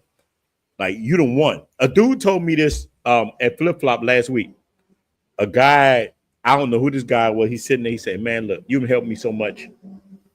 He said, "I appreciate your channel because I was able to go to Santo Domingo and stay in these good areas, get all the food I wanted." He said, "I clap cheeks." He said, "I'm like, that's what you're supposed to do. Man, it's a good thing." So these videos help so many people. All I tell brothers is to subscribe to other brothers, not just me. Subscribe to everybody, and that's how we win. Man, look, I got one question I want all y'all brothers to answer. I don't know if Uncle Jay saw it, because we live on the islands, we don't see as much. Anthony Mackie made a comment on masculinity. He said that masculinity was being destroyed in America, and he raised his kids to be masculine. Starting with Uncle Jay, we'll go Uncle Jay, Miguel, and then Marcus. Uncle Jay, did you see that? Did you see the comments? Anthony Mackie? I've been seeing little clips from it, but I mean, without even really seeing the full interview, I agree with him. I agree. I mean, you know how many boys are being raised by single mothers, and I can speak on this because I got one. Yeah. You know what I'm saying? Like, you know, my son, you know, basically like he don't we don't even talk, you know, Yeah. because he disagree with, you know, the mom done put so much stuff in his head, you know, oh, your daddy just out there messing with whores and all this other stuff. And, you know, and it's like, you don't even know what I'm doing over here. Like I've been in a relationship pretty much for the whole time I've been here. You know what I'm Yeah. saying? Most of the time, I'm actually pretty boring. You know what I mean? Like Miguel will be here sometimes a week and we don't even see each other. He lived like a couple street. I'd be in the crib chilling. You know what I'm saying? But you know, when somebody's bitter and angry, they put this out, they put that energy into their kids, especially the boys, you know, a lot of times. Like, man, it's so refreshing to see like how close Marcus and his mom is, because she was like a single parent, but she's the opposite of that. You know what I'm saying? Yeah. He let him Shout out to her. let him grow up to be a man. You know what I'm saying? Whereas mine, it's like, okay, everybody that I deal with that's younger and other people, they're like, oh man, you're a great guy, blah, blah, blah. But my own child, you know what I'm saying? I took him down to Mexico. I'm chilling in the club, you know, I'm seeing what he gonna do. I'm seeing, is he gonna hunt? You know what I mean? Yeah. And he pretty much was like, get away from me, and you know, this and that. Like mom just pretty much just poisoned his mind, you know what I'm saying? And I still love him, you know what I'm saying? But we're just different, you know. And I think that, you know, he's took on a lot of her pain and her energy and everything. And I'm like, it's a reason why she ain't never been married again. We've been divorced since she was 26 and has not had one relationship since. You know what I'm saying? I don't know what it is. I don't know. It ain't a good idea to go behind me because, man, every one of my kids, brothers, man, they ain't never had a boyfriend after we got divorced. I'm like, what the hell is going on? Yeah, Jay, what you doing, big dog? That's why you getting their hair back. That's why I'm getting their hair back. I don't know. You know, they be saying, don't be messing with the women that was married and got kids by a dude because she still be in love with him, man. I be like, but you know what? I want them to find happiness, bro, because maybe they'll leave me the hell alone. But man, like neither one of them. But Jay, why you think that is that your son is like we talk? This ain't nothing for you personally. Yeah, there's something in our community. Do you think that we just love like we feel as men that we have to protect our mothers a lot? That's why we protect like BWs when they do something crazy in the community. What you think? Do you think that's it's always been in our DNA to be providers, protectors, blah blah blah. But I think it's just gone overboard. Like now that the men aren't there, the boys are having to stand up. But it's like a lot of these women, bro, they treating these boys like they're their boyfriend. You know? Yeah. They have more of a friend relationship than they do a parent, you know, relationship. Like even when my daughter came out here, I'm like, I'm checking her on certain things, you know, and I'm like, nah, we ain't gonna rock like that. Like she one day she was like, hey bro. I'm like, what the fuck you calling? Who the hell you calling bro? Like that's just so normal to them. You know what I mean? And I'm like, nah. Yeah, like the brothers say, son, husband, you know. Yeah, exactly, Johnny. Exactly. You know, and it's made a lot of these, like for instance, I give you an example, man, without going too long. But my son was supposed to win, like sweep all the track events his senior year, right? He was like one of the fastest guys in Illinois. And so he had ended up getting like valedictorian. So me as a former athlete, I'm like, look, son, he said, well, Dad, I'm just going to run the 100. I'm not going to run the 200. I'm going to run the 100 because it's early in the day. And then he's going to go to his graduation. And I'm telling him, look, son, in life as a man, you have to make sacrifices. You know how much shit that I'd have missed over the years because of obligations? I said, you done already graduated. You already achieved that. But you running this race is going to set you up for life. You know what I'm saying? So Yeah. he should have been in the damn Olympics. That's how fast he was, bro. But you know what? The mama was like, no, we should be concentrating on academics and this and that. He's already accomplished the academic part. Yeah. He needs to run this race. You run the race. He ran, won the 100, and then he just left his teammates and everything. And I'm trying to tell him as a man, I want to take him out in that wood line and beat the crap. You know what I'm saying? But the mama fussing with the coaches, man. And the thing that hurt me the most and made me feel like I didn't have no balls, that coach said that my son was the worst athlete that he's ever coached in his life. So one moment, bro, ruined everything that we strive for over the years. Me training him, me getting him prepared and everything. I trained him for 4 years for this race, and he won. And it didn't mean anything. How do you win the state of Illinois 100 meters and you not get one scholarship? Yeah, man. And you're a 4.0 student. Yeah, that's what his mama ruined it. His mama ruined it. OJ, but that's OJ, you talking some facts. Look, it's true. I have a son now, but most of my life I had daughters. Now, this is the crazy thing. My daughters ride harder with me than their mother. And boys don't ride harder with their mother. But look, let me say, Rashawn, Mr. Smith, when you talking about I dish you. Man, I give you props. Look, do y'all remember I just said that my brother Rashawn Smith always come through supporting? Y'all didn't see that, man. I ain't gonna treat you like that, man. You my dog. Yeah. I ain't like, look, anytime I've ever made a video, you come through. I'm never gonna dish you, bro. I'm never gonna dish you. Shout out to Mr. Smith, man. Yeah, Mr. Smith. I'm done. He done with them BWs, man. Look, let me tell you, man. Good looking out, bro. Brother, let me tell you something. But it's crazy. These women, man, they I felt like it just did, because she had custody of him at the time. Like, she gave him to me when he was a freshman. Yeah, I'm getting him hard. I got him into football, sports. I spent like $5,000 on a gym. I'm getting personal ex-NFL players getting ready to be a running back and different things or whatever. And bro, like his junior year, he got mad because I took him from the all-white school and I took him down to Memphis, right? And he felt like he didn't fit in or whatever. He tried to toughen him up. I understand. Exactly. I'm like, bro, you need to be around some real competition. Yeah. I hate to say it, but it's like you.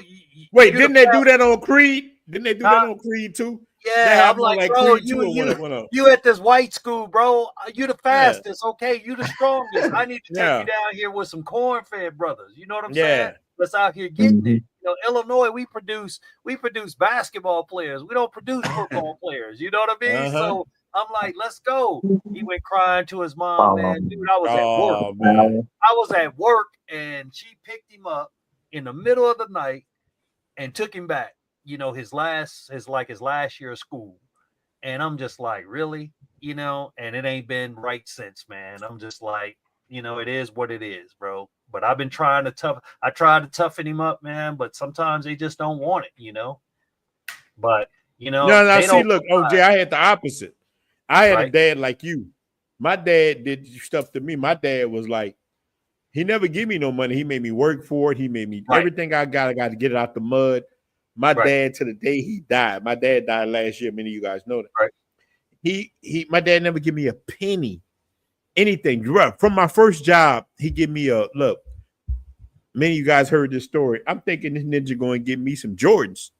Right. The elephants had just came out. He get in his truck, leave. He go to the mall. Like, bro, I'm thinking this. Like, we had a mall on the West Bank called like Belle Promenade. This ninja leave. He go to Belle Promenade. I'm thinking he gonna get something. Come to find out, he went to Sears and bought a lawnmower. He pulled back up. I run to the truck. I run to the truck fast. I look in the back of the truck. I see a lawnmower. I start crying, and he let me cry for a minute. Then he come and walk up to me like, "You done?" And I look up at him, and he say, "Oh, let me tell you, This lawnmower cost $165. It was higher than the Jordan. He said, you owe me $165. He said, you see all those yards over there? This is why we need men. He looked over, he said, see all those yards over there? He said, you can go cut all that grass and you're gonna be able to buy all the Jordans you want. But first, you're gonna pay me my $165. And you know what? I went and cut all those yards. I bought myself the Jordan. I bought 2 pairs. I bought my sister some. I had flight suits and shit. I bought everything that he taught me. This nigga Miyagi'd me without Miyagi me. You know, he taught me. He Miyagi me. He taught me how to take care of myself. So look, so that's the problem that we had earlier. So I was raised with a father. So I'm telling men how to take care of themselves. The dude gonna say, hey man, why you hating on black men? And see, that's the difference in being raised by our own Jay or Ronin or whatever, and being raised. Now look, not all women are like that. I'm gonna give it, I'm gonna show a little bit, because I know women, especially older ones, who raised their son to be men. They didn't treat them like bitches. I know my mom did. Yeah, you're gonna deal with some real, but a lot of women now, old, bro, we was working, man. She sent us to the south, bro. We had to work in like the fields and shit, pick produce. Yeah, y'all out there picking cotton with Harry, bro. Like literally, I bullshit you, man. The same work that the immigrants are doing now, like we was doing for like summer jobs, and now those same summer jobs, these kids don't want them, and so work ethic sucks. I never heard of. Shout out to the real women. I never heard of a gap year until like the last couple years. I'm like, wait, you say you never heard of? I want a gap year. What the hell is a gap year? year? That's some bullshit. Like, come on, man. So you just want to just mess around and do nothing or whatever. But my man, successful MD said you had the pro wigs, man. You had the J's, you had the pro wigs, man. Dude, my dad was a dude. Look, and let me tell you when he did me when I. So my dad had a business, so I would work with him, do all kind of stuff. Brother, this is how my dad was. All you dudes from the South, from New Orleans, you know, we had Danny and Clyde. Danny and Clyde po' boy place. Look, OJ, we pull up at the po' boy place, and I want roast beef, cheese, all this. I'm a little kid. I slammed that bitch on the countertop, and my dad looked at me and said, "Didn't I just pay you? Say buy your own damn sandwich." Ever since then, I've been buying my own damn sandwich. My mother, if my mother was in here right now, from 13 years old, I paid damn near all her bills. I helped her. I did. I was a man since then. My father didn't tell me to be. So I know I'm very sorry that people hate that I'm a bootstrap guy. I hate that I'm not a guy around like begging for shit, but that don't mean I hate. I'm just trying to teach other people how to fish too. Right. I'm sorry. Yeah. I want all of us to win. I'm sorry. Fish. Yeah, I'm gonna teach you how to fish too. A lot of people just want handouts, man, and it's. I'm gonna sit here and wait on reparations. Yeah, but I mean, like, look, I'll take some reparations. You can buy me a cutlass or something on some Dayton's. I'm taking it. But in the meantime, in between time, I'm going to do some fishing. And look, OJ, what you said, I told you when you met me. Hey man, start a YouTube channel because we trying to fish. Yeah. Anybody that know me would say the same thing. What I talk about right now, and look, I want to show y'all something right quick. Like, let me show y'all, brothers, something if I can. Look, this is some real shit I'm about to show y'all. If it let me pull it up, all y'all guys watching, I want y'all to see this too. This is some crazy shit I'm about to show you. Let me see if I can pull it up, if I can. If I have it on, I don't know what the fuck I name this shit. Man, I'm about to trip y'all heads out right quick if I can pull it up. While he pulling that up, man, and shout out to you, Marcus, man. You know, a lot of guys, if they like, they'll keep trying to grind at something, but I'm like, what are you gonna do till then? You know what I'm saying? Like, you gotta have something. You basically was like, hey, if the donations ain't enough or the support isn't enough to where I can blow up on YouTube, I got to handle my business. You know what I'm saying? So shout out to you, bro, for going out getting it, man. You know, I appreciate it. I don't want to jump ahead of Miguel because I know we was answering a question, but just speaking on my father, my experience with him, rest in peace. That was like one of the biggest things I got from watching him growing up. Just that was his word to me: keep a job, like always keep a job. Daniel Brusso. Well, hold on, wait. And Go ahead. No, go ahead. It just pulled up. No, finish your thing with your father, and then we're gonna go to this. This is something that's just for the brotherhood. Go ahead. I want you to talk Okay, about well, I was raised by my mother and my grandmother, so and they raised me and my brother to the best of their ability. But shout out to my mom. I'm trying to get her on YouTube, man. Hey, y'all have a interesting That's conversation with her. Yeah, so like she the reason she's the way that she is, and she'll tell her own story, but just summarizing it, she was raised by the Big Shirleys. You know, she was the pretty girl in the family, so her experience with women in the Matrix is different from the pecking order that you would be used to, and then she's from a different generation too. So I mean, her and my father were separated, but I knew my father and I had a relationship with him, but he was always at work. So that, like I said, I guess my work ethic comes from him. But with her, she had me around my dad. She had me around my uncles. She put me in the church for a minute. She moved me around. Well, she didn't move me, but I ended up being under some brothers under the Nation of Islam. So I've had like positive male influences in my life. But her biggest thing was protecting me from the gynocrats, the chicks that are gonna be a detriment to me. So yeah, she did. I want to say she did a good job. I appreciate her, and I'm gonna be bringing her down to Santo Domingo for her birthday. Okay. So yeah, I don't have children. So let me say this too on a parenting. Like I don't have kids of my own yet, but I was in Sasua, bro. I was down in Sasua, and I met a father and son. His son may have been 17 or 18. And it's not that he never had girlfriends before, but the dad said, you're going to travel with me before you get serious on a relationship.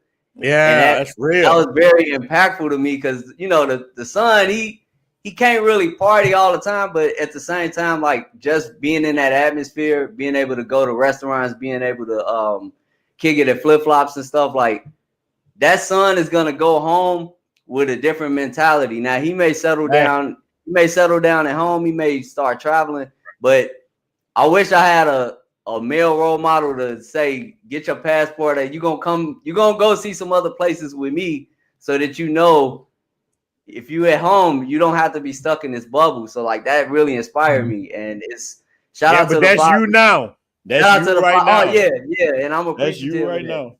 Shout out to the father. I'm glad you said it because when we had that boxing match here the other day, I ran into a son and father. The son probably my age in his 40s. His son was in his early 20s. And he shook my hand and said, hey, you the reason why we here. And bro, let me tell you, I had the Indian tail. Like, I don't know if I had drunk so much. I had that, look, I had that one Indian tear. Man, shout out, bro, MD. I did have that one Indian tear. I'm like, let me stop. Somebody might be looking at me. But I felt good. But look, yeah, Lil Dizzy's asked some great food. But look, let me show y'all guys something. What's the future? Now, I made this, like any of you guys that's in here right now, you're trying to free yourself from the plantation. This is something I made in real talk in 20 minutes. This is the future. Now, look, y'all watch this and we're gonna come back to look. Check this out right here. Look. And my story began when I inherited an old plantation house in Thibodaux, Louisiana. Fresh off a bitter divorce and feeling lost, I hoped renovating the place would give me purpose again. The locals never liked talking about the house. They'd look away whenever I mentioned it, their silence heavier than words. Still, let's check this out. I figured anything was better than drowning my sorrows in whiskey and regret. 3 weeks after moving in, I began tearing apart one of the upstairs rooms, determined to rebuild it as if doing so could help rebuild my life. Swinging the sledgehammer felt therapeutic until it revealed something unexpected. A hidden door behind layers of rotted wood and faded wallpaper. Its brass handle was cold and tarnished, and as I reached to touch it, I felt a chill run down my spine. That same night, I woke suddenly at exactly 3:03 a.m., my heart racing. From somewhere inside the walls came a gentle but insistent knocking. Always 3 knocks. I brushed it off, blaming my imagination or maybe the whiskey, but the knocking returned night after night, each time louder and more unsettling. Things got stranger when I discovered journals hidden behind loose bricks in the old fireplace. The brittle pages belonged to my great-great-grandfather, Émile Broussard, and his words spoke of dark, troubling things, rituals and experiments performed within these very walls. Y'all watch this. My It's drinking crazy. worsened, blurring the line between nightmare and reality, until I wasn't sure if the house was haunted or if I was just losing my mind. One afternoon, my neighbor, Mr. LeBlanc, visited with a 6-pack of beer, clearly troubled. After a few sips, he finally spoke. Your great-great-grandfather wasn't just a plantation owner, Daniel. Folks around here say he meddled with things he shouldn't have. People went missing, never found, and folks believed their souls got trapped here. This house remembers things it shouldn't. I should have packed my bags right then, but I didn't. Instead, I drank harder, hoping to drown the whispers and knocks that seemed to grow louder in my sober moments. But eventually, even the whiskey couldn't mask the terror. One night, desperate and intoxicated, I forced myself to confront the hidden door. The brass handle turned easily this time, and the door creaked open, revealing a staircase spiraling into complete darkness. A It's voice not long, drifted but up just from watch the this. void, cold and hollow. Daniel, we've been waiting for you. Don't get scared now, Panic ninjas. surged, and I slammed the door shut, bolting it tightly. But the house wouldn't let me go so easily. That night, agonized screams echoed through the halls. Heavy footsteps approached my bedroom door, and the knocking intensified until it felt like the walls themselves were shaking. Paralyzed by fear, I watched as my bedroom doorknob slowly began to turn. Somehow, I found the strength to run. I bolted from the house, never looking back, leaving everything behind, but it It's didn't about to matter, stop, but I want y'all to because hear this. Now, no matter where I go at exactly 3:03 a.m., I wake up to those same 3 knocks. No.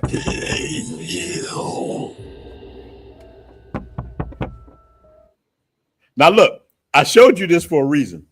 I made that in 15, 20 minutes, right? This is the future of YouTube. That I made a horror story talking about a Louisiana plantation using Chat GPT and 11 Labs. So brothers always ask me about Face's YouTube channel. That's the future for this travel stuff. It's okay, but that's the future. That's gonna get you the bigger audience, and you know I wanted to show that to the brothers in here. This will get you out of America now.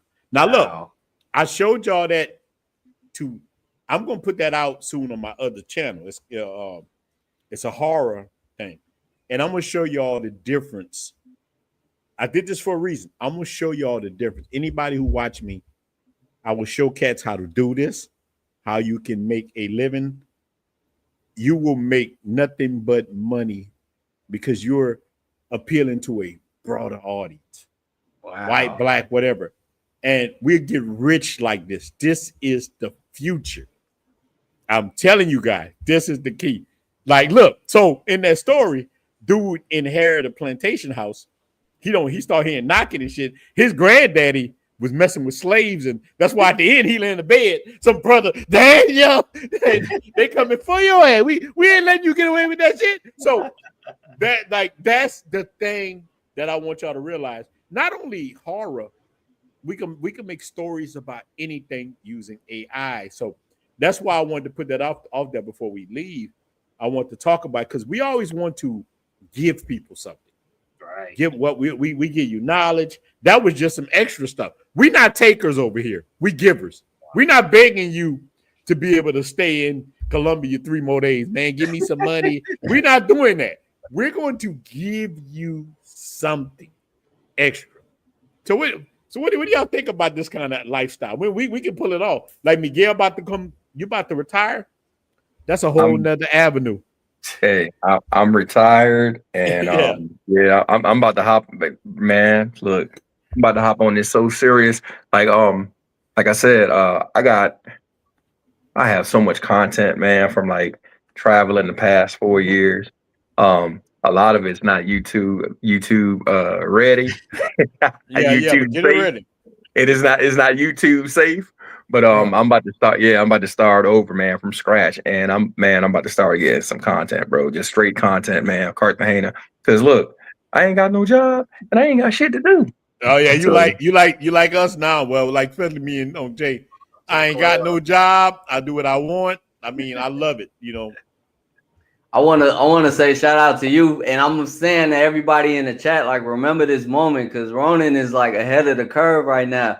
Yeah, remember this shit. I'm in the dinosaur age. Like Unc Jay told me, bro, you need to get on these apps. You need to utilize AI, and it makes things so much easier. Because when I was doing videos like 10 years ago, I was sitting at an old computer, one of them big fat computers. You gotta it make the noise when you start it up and all that. So now we doing half of this from the phone, from the laptop. exactly.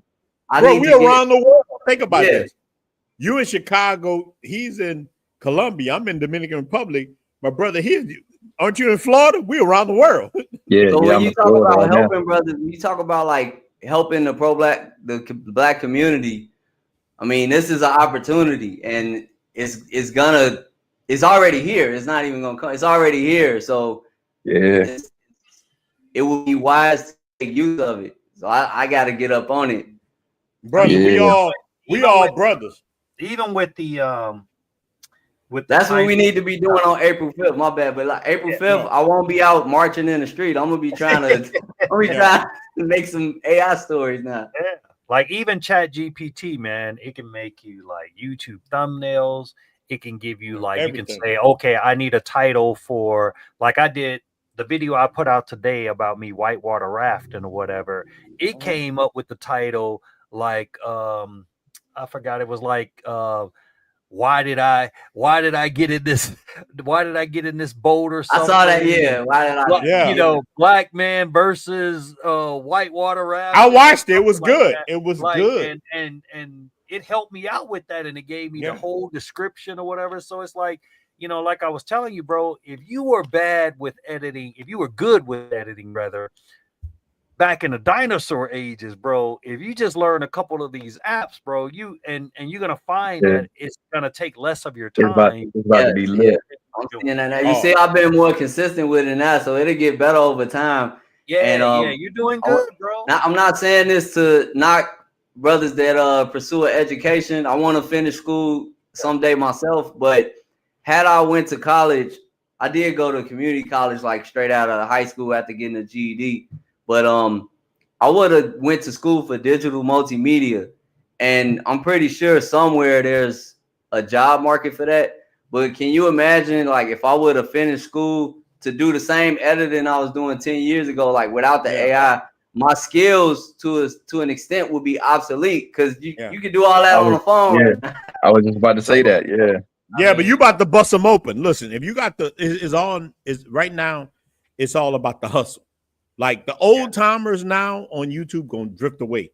Like either you with it or not, you're gonna just retire. You like, hey, I ain't fucking with it.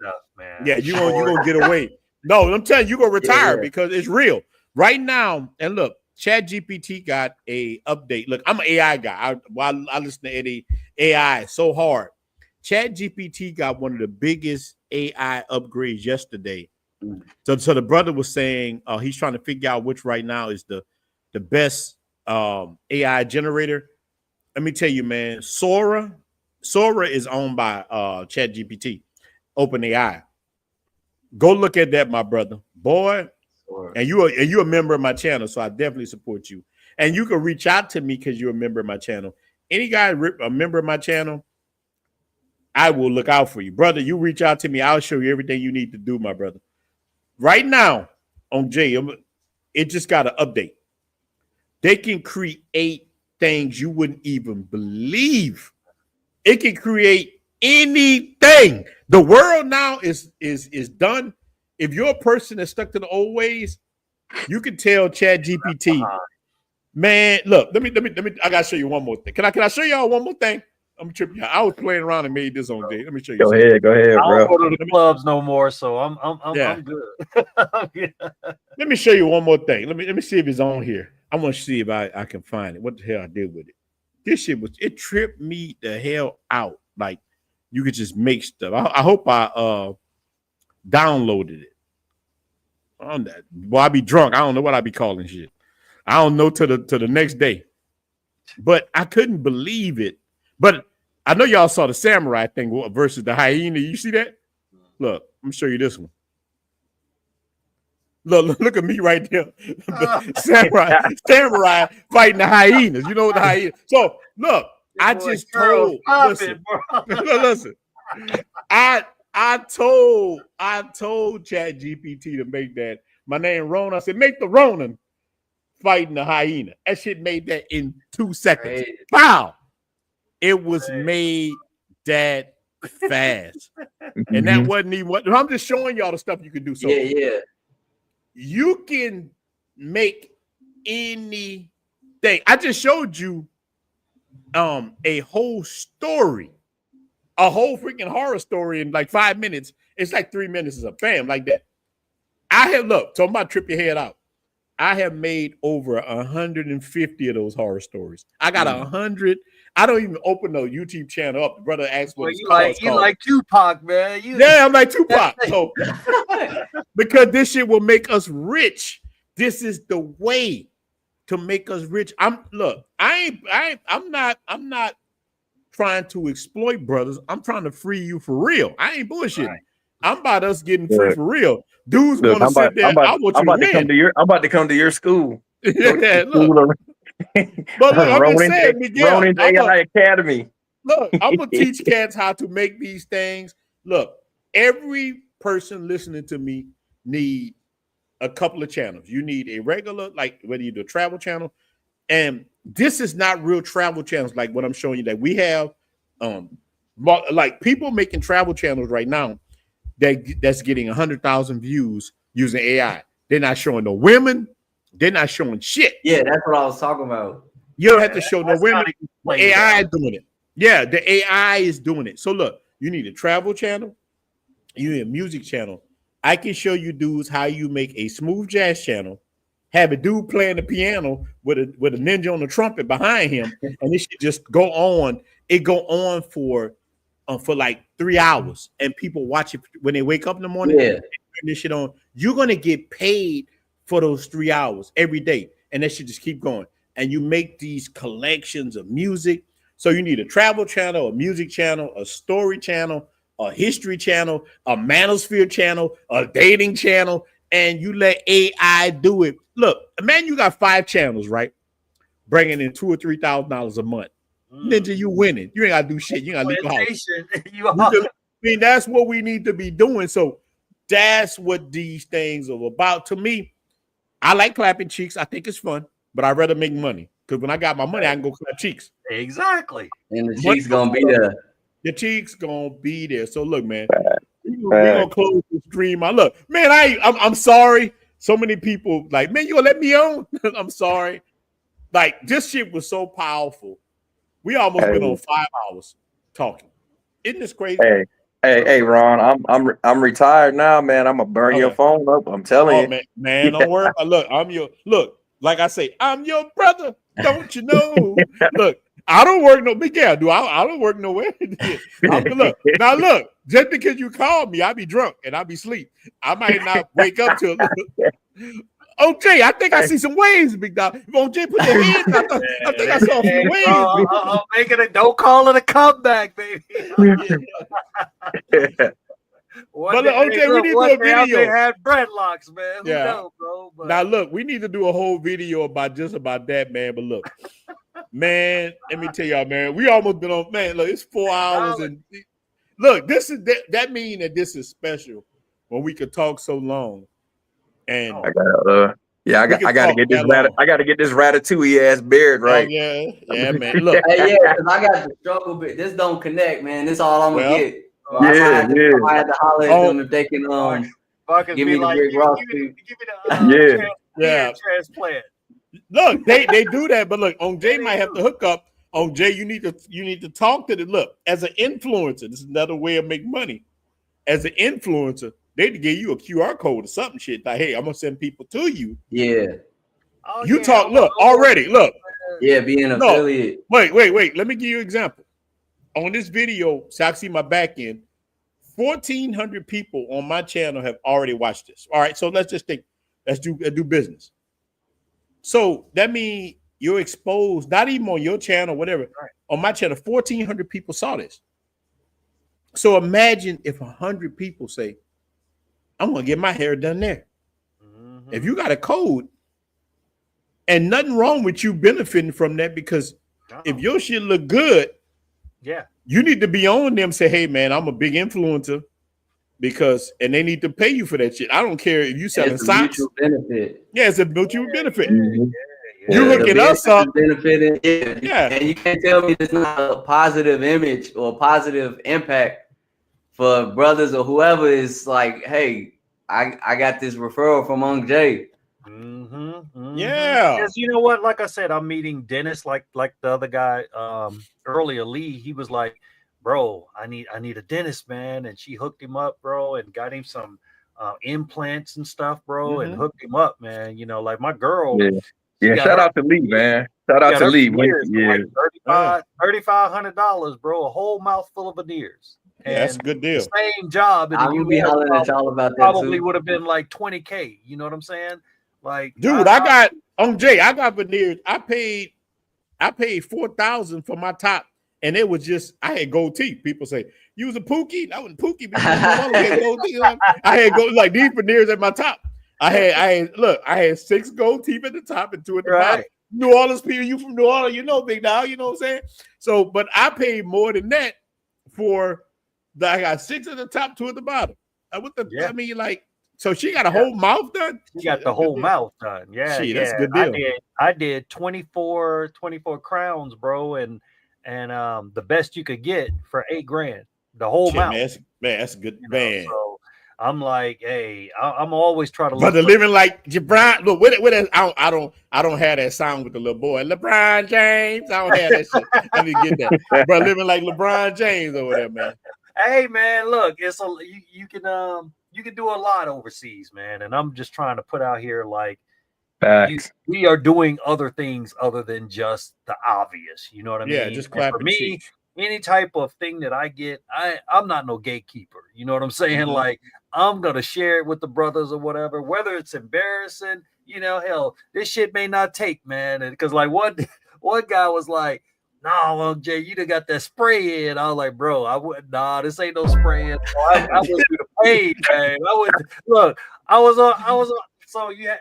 I didn't lay down at first. They got the one where you can sit. So I'm sitting forward, and I was like, I'm feeling nauseated or whatever. And she was like, just relax. And before you know it, I had four Colombian women holding me up, bro. I passed out, bro. And they had the stuff under my nose trying to bring me back or whatever. I was like, okay, I gotta lay down and do this. So they switched me to the gurney. But overall, man, it was a good experience, man. Matter of fact, she fine too, bro. And look, out of nowhere, I'm like, why she hit me on Instagram, but she didn't befriend my girl. You know, I'm like, what's really going on? Oh, she. Yeah, bro, like she. I don't see nothing wrong. Yeah, I mean, it's too cold for me. It's cold there, bro. Everybody was like, "What you doing with a jacket on in Colombia?" That was the first time I wore a jacket in like 2 years, bro. Yeah, but on Jay, the thing about it, Bogota's cold. Listen, talk to them first. Make sure you talk to them. Let them know, hey man, I'm an influencer. Look, and the reason I'm saying I had to tell a company today called I don't want to put the name out yet. It's a dating app, and they want to pay me like $800 to promote their dating app. Right. I say, well, I need to test out your dating app and let me give. So this is where we at right now. I want them to give me at least 50 free passes so I can let men try it out. Right. You know what I'm saying? I said, look, you don't even have to pay me as much. But before I put my name to something, and you know what the man told me? He said, "Look," I said, "Well, how much do people pay?" He said, "Only men pay. The women get it for free." I'm like, "What the fuck?" Like women get everything for free, even in foreign Because countries. they I'm know like, that we going. It's like that with the clubs. Remember? damn. I'm like, what Girls the are fuck? free. And like, Wherever the girls are, the guys gonna come. The guy's gonna come and they're but gonna bring so the money. yeah, so we negotiating right now. I'm like, he felt like 50, giving like 50 men a pass was too much. I'm like, they'll make more money. He want me to do the date. I'm like, I'm like, give me a code to give the dating app to 50 people. You don't even have to give me as much money. Maybe you give me $200 and give me $300 worth of passes or something. You know what I'm saying? I'm like, you want it to work or not? And let me try it out because I don't want to put my name. Now you have a name. I don't want to attach my name to something. You got a bunch of gay dudes on here in biker shorts. What the fuck? Right. Man, Ronin tripping. Man, Like, Ronin, look, they like, man, Ronin send us to Long Dong Diggy Dong. What the fuck? Man, I know, hell no. I'm like, no, I need to see what we working with, man. No. Yeah, the But techno music going. yeah, man, ninja in there with no shirt on with pink shorts. I'm like, hell no, man. No, look. Are you down with that? I'm okay, but look, I ain't down with it. So here's the thing, and this part of this whole thing with the YouTube. Once you start to grow a little bit, and I heard this before. It didn't happen to me till I got like 15,000 subscribers, and when people studied, and I got like I hit like 2 million and some views. Right. Now people beg you to promote. Bruh, I got so many book sacks and deodorant and shit. People send so many. I got a whole storage full of like shoes and dumb shit. They start sending you stuff for you to promote. Even you say, hey man, that don't fit my brand. They send it to you anyway. So that's to tell dudes that's doing YouTube.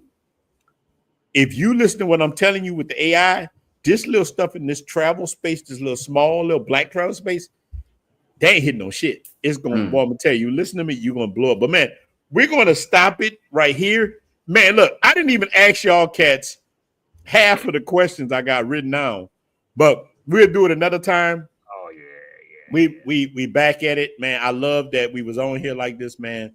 But man, we gonna get out.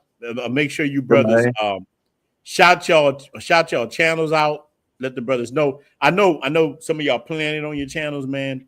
But if you're not, whatever, man, shout your channel out because brothers gonna be asking me the next day, man, what Miguel's channel? Man, yeah, somebody just asked that in the chat too. Like, yeah, not too long ago. But that's what happens. Like, look, I done had ninjas call me at 2 or 3 o'clock. I'm thinking it's a murder. I wake up swinging. What the fuck? Hey, Ronin, when on Jay Party? Nigga, what the fuck? Like, when on Jay Party? And you can even talk about that too on Jay Miguel. Y'all can put the party out and then y'all shout. Look, put that out first. On Jay, put the party out, Miguel. Then y'all put your channels out, and we gonna go from there. Well, you can find me at Life of Unc J. Got a lot of good travel videos going around. Your boy doing some whitewater rafting and some crazy stuff. I'm having some good white people weekends. Shout out to my white brothers. But I had a blast, bro. Went on a level 5 river, which is like one of the tops that you can do as far as other than being a professional. So I went in full force, man. Yes, you did. A good video. Horseback ride and all kinds of stuff. So showing Santa Marta, some other things. So I'm just trying to get out of just Cartagena and just trying to do some other things and on to it, And you stupid, bro. And July 4th through the 7th, man, Miguel and I, we teaming up, and all of us are gonna be there, but it's gonna be CTG Fest where a bunch of us gonna go, and we got a mansion party, we got a yacht party, and we're gonna really turn up, man. It's gonna be a movie, I'll tell you that, man. It should be a lot of fun, bro. Especially being able to hook up with the brothers, man. That's what I enjoy the most. Right now, I should put probably in the next week when Miguel gets here, we're gonna make a decision because we got a bigger boat than what we really need for the amount of people. So we're actually considering opening up to some other people and let them pay a different price than what the guys paid to go to the mansion to go to the parties or whatever. So we're going to discuss that and try to come up with something for anybody that's in town that didn't meet the deadline for the actual staying in the mansion, but maybe give you guys a fair price to attend both events for the weekend, but just, you know, make your own arrangements and stuff like that. You know what I'm saying? And kind of go from there. Oh yeah, shout out to that. That's gonna be good. Hey, if I can speak to that, I just want to say I'm gonna definitely be in the building. So I'm looking forward to the CTG Fest. So if Long J and Miguel decide to have like a separate package, that's definitely a blessing. I would encourage brothers to get out there if you can. But the moment he put it out, the moment he put the whole program out, I was like, hey, sign me up, man. Matter of fact, I got the flight book already. Bro, and he paid from a war zone. He was like, look, Brother Marcus, I hope you wasn't out there like this. Hey, where are the white women at? I hope you wasn't out there like that, brother. Umar Johnson would not like that. He was like, where the tall women at, man? Yeah, I would discriminate. I thought about 3 of them for him. I'm like, these for Marcus right here. Okay. They 6 foot or taller. 6 footers. I mean, I'm out there to have a good time, but like Unc said, I'm out there to just support the brothers, man. And that goes for anybody that got events going on. I'm just happy to support. I'm just happy to be in the building. So that's real. I'm gonna show y'all cats how pro-black I am. Hey, where are the white women at? That's when I come. That's what I'm talking about. That's to the brother to my yo. You pro-black? Hey, where are the white women at? Now, Ronin, how you gonna do that, man? When I heard you bringing your girl to the party. Shit. Hey, where are the white women at? I got. Oh, Jay, look. It's your first trip to Colombia, man. Look. That's why I'm asking you brothers like this. Miguel, get your brother. Donations. Look. Hey, Ron, she gonna be like, but baby, I want to go. You gonna hit it with that Ike Turner. That's what I'm gonna hit her with. Look. She hit me one. You want to come on me? I'll look back. Hey, what I told you about YouTube. Look, and on Jay, if she trip, business trip, Ronin. This is a business. Look. On Jay, if they trip, I ain't coming back. Yeah, I ain't. Shit. Look, I'm rich. I ain't gotta come back. I can go stay over there. Shit. I ain't gotta come back. Like, yeah, Poppy, you say you love me. Like, oh no, man. Oh no. But look, man, this was a great show. It is awesome. Already, look, just on my channel. On my channel, damn man, we damn near hit 1,500 that quick. Just sitting there talking. Is at 14 something, man. Is great. I appreciate all the guys. Appreciate all the guys that came in. Man, come on out July 4th through the 7th, man, and turn up with us, man. We want to show y'all, want to show everybody a good time, man. Show everybody the city. And we're gonna do now. Look, we're gonna do a couple of videos before. I mean, like we're gonna do some more live streams. Look, man, we're gonna definitely do some more live streams with some topics. Look, actually, I want all you brothers that's on the panel and even the brothers listening. Like, I mean, I appreciate it, man. They got 100 something in the building. Look, right now, there's multiple guys live streaming at the same time. That's one thing that black men do wrong too. Why are we not? I tried this with these dudes. Some of these cats are just stupid. They would rather be on there with 50 people watching than say, hey, look, 20 people. They'll be on 20, 30 people when they can just, hey man, like we can network and build our own channel. Wow. Yeah, we not on at the same time. When BMT on, I'm not on. Like Razor Ray's on, we not on. And all the people watch them. And then Razor Ray say, hey, I'm going off at 10. Then the next person come. Boy, we would take over. It's too much like we would take over the game. So some people I'm down for that every day. They gotta be that we can't like that. Yeah, but if we did that, we would win. It would be crazy. Matter of fact, Marcus, bro. I mean, I'm down for that. Did you figure out how to stream to your people? Yeah, so I connected. Yeah, I got a few people that came over. Okay, good. All Yeah, right. but think about it. We got to get your hours up, man, and get Yeah, you we're back. gonna get it up. You got the This was his sub. first You thing. just need the hours to get remonetized. Yes, Yeah, sir. Hey, we'll get him up. We'll get him Ronin, up. man. I mean, shout out to all of y'all. Shout out to Ronin, Miguel, Unc Jay, everybody in the chat. Like, I can't thank y'all enough for having me here. So, But and you look, family. my schedule opened up, so It's a I'll be pleasure, around. bro. You It's a know, pleasure. if you want to do the scheduling thing, I'm down for that. Yeah, we could do that. So look, what I want y'all three brothers to do, and even brothers in the chat, come up with topics y'all want to talk about. We don't have to do as long as this. Hey, bro, you know we can get on for an hour and a half and chop it up. That help get your hours up. Like y'all can have specific subjects, and even if we all not on at the same time, we can all like. Sometime it might be Jay and Miguel. Sometimes it's Marcus and Miguel. You don't know who it's gonna be. Who like we tried that and we just do it. And all I want to do is get brothers monetized. I'm monetized already. So any video I put out, I'm gonna get paid from it. So I want other people to benefit from that. Anything I put out, I get. Bro, I can put a short out. Anything I put out, I get. Look, I done had videos. This is YouTube stuff. I done had videos I ain't even like. I put out like 8-minute video, and it didn't even get that many video. It didn't get that many views, but I got $100 from that one video. You don't even know what's gonna do what. But look, I will tell you this: anything about finance, you get paid more. So, say OJ and Miguel made a video about what it's like opening up an Airbnb business. That shit gonna make way more money than any of this that we doing. It pays more. Usually, travel pays between $5 to $7, whatever. But that's how you got to do it. So, man, look, we're gonna stop it, and all us can talk on the back end.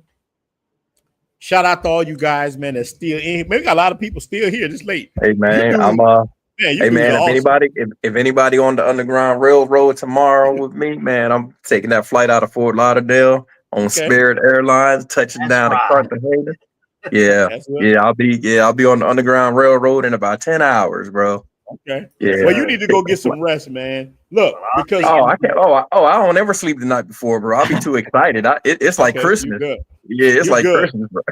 So what time it is here? It's about to be midnight. Look, I won't get up tomorrow to about 2:00. You know what I'm saying? I'm gonna be up. I'm about to go watch YouTube or something. Man, we did a good job. So, man, I want to tell all you guys, man, how much I appreciate you guys. Remember, we talked about a lot of different things tonight. We talked about our people. Look, all of us on this panel love our people. We don't hate black people. So let's get that straight. We love black people. We love black men. We love, like a lot of us, we love everybody. Like we want people to win. So let's get away from that. That's a thing to keep us divided. That's what the enemy put out. Anytime we try to fix our community, they say we're hurting the community, or you don't like, you hate your people, you hate yourself. Yeah. That's what they put out there for us not to fix ourselves. Exactly. It's like a rat. It's like, you ever saw a dog chase his own tail? That's what we've been doing for years. But we're going to stop doing that. We're not going to follow women. We're going to follow men. And then the men, look, you know what happens when a real man leaves? Women follow them. You know how many women going to Thailand right now? You know how many women coming to Dominican Republic, Colombia? I see it on Colombia every day. Yeah, your mama black. They following us. They follow. But look, let's say that for a whole nother video. We do a video. Yeah, that's next. That's a video. I was just about to say that's a whole nother subject. Look, let's do that. Let's do that. Chapter 2. This chapter 1. Let's do chapter 2. Your mama black. Let's do that. So, man, look. Salute to the brothers, man. We're gonna stop it. Now you know what I gotta pay. I gotta play before we go up. Poppy, you say you love me. You say you love me. But you never give me no money. You know, that's for all you guys that let these women fool you. You think you got something? Look, and I understand. Look, Poppy, my grandmother died for the third time. Yeah, our refrigerator broke. I just got your refrigerator fixed. What the hell? But that was my mother's refrigerator. Now in my house, my refrigerator. Poppy, I broke my other arm. Yeah, my brother. You gotta help my brother. Look, Adam got IVs. Adam got everything in this world, but I don't listen to it at all. sometimes you got to be like Darth Vader. Like, woman, Oh, I look got at my me. Started I got my own empty refrigerator picture now Yeah, because exactly. yeah. When I cleaned out the apartment, you know what I'm saying? I took videos and pictures of everything, bro. So like I got my own empty fridge picture now. Let me Matter of fact, I'm yeah. gonna put that as my status. Yeah, that's the right way because you know they don't listen. Because I told a chick before, I kid you not, I like this little chick, right? But I didn't want to give her no money. She was like, "Oh, when can you send me some money?" And I was just playing. I was like, "I don't get paid till the 24th." She was like, "Okay," it disappeared. Do you know the 23rd and the 23rd and a half? They remember. She said, "Papi."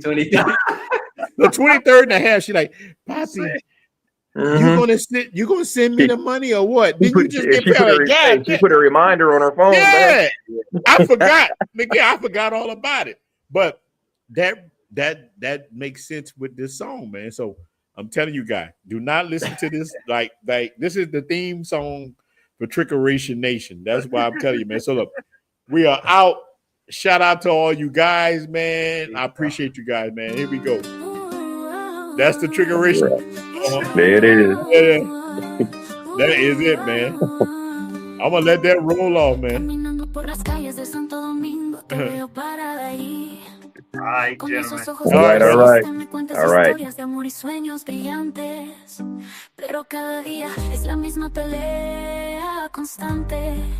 Shout out, Mark. Glad you was here. Thank you for having me, bro. Hey, peace, right, y'all. We here. Tu amor es una moneda sembrando semillas. Papi, say you love me, but you never ever give me no money. Money, money, money, money, money, money, money, money, money. Papi, say you love me, but you never ever give me no money. Money, money, money, money, money, money, money, money, money.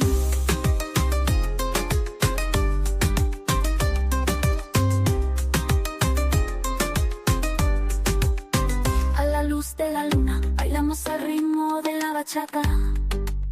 Tus manos en las mías, moviendo nuestros pies. Pero el momento se desvanece y tus ojos lo dicen. No es mi corazón, es el efectivo lo que quieres. Me susurras dulces palabras al oído. Dices que me amas, pero sé que tu juego es claro. Siempre se trata de los pesos, el dinero que necesitas. Tu amor es una moneda sembrando semillas. Papi, you say you love me, but you never ever give me no money. Money, money, money, money, money, money, money, money, money. Papi, you say you love me, but you never ever give me no money. Money, money, money, money, money, money, money, money, money.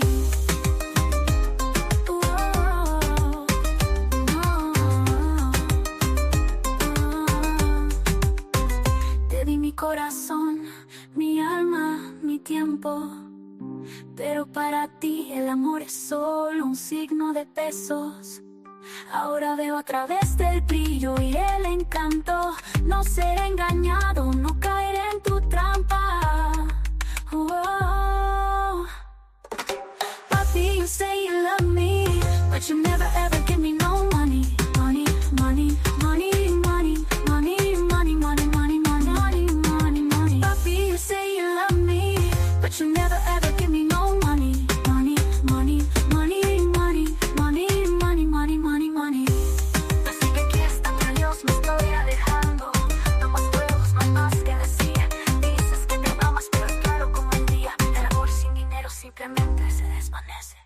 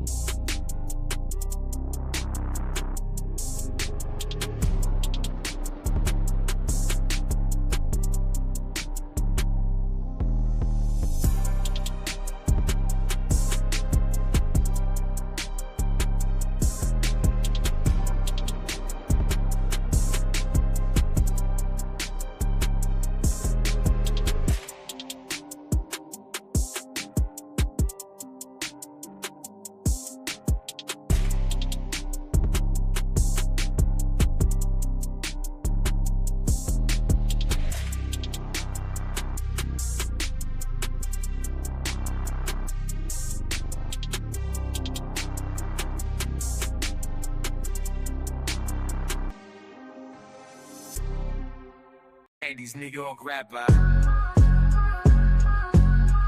We the passport cartel. Cash flights, not fills. Gold trying heavy whiskey in our deals. Living lavish, loving large and exotic scenes. Sipping on bourbon while we chase our dreams. Jet set, that luxuries I think. Stamping passports, hit a freedom ring. First class rides to places uncharted. From the Big Apple, the islands where it started. Cigars lit, smoke curling in the night. From Tokyo streets to Parisian city lights. Dates in every town with charm and style. From rooftops in London to beaches in exile. Some cigars lit, smoke curling in the night. From Tokyo streets to Parisian city lights. Dates in every town with charm and style. From rooftops in London to beaches in exile.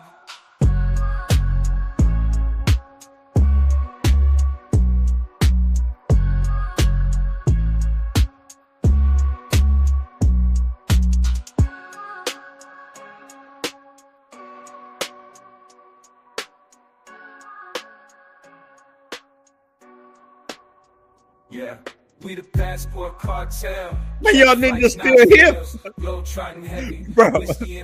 Bro, I appreciate y'all, okay, man. Why y'all, man, look, I'm about to stop this stream. You know, man. This ain't ball, but we ain't got no ending, man. Toasting to the skies. We raise our glasses, watching the world go by. In the field. Man, I appreciate all you guys, man. Look, you out here, man. If you're not in the passport cartel, go on the group. And look, shout out to all you guys that donated. Make sure you donate to other brothers' channels. Make sure you learn about it, man. We out, man. I'm about to end this stream. I ain't messing with y'all ninjas all night. We out. Peace out.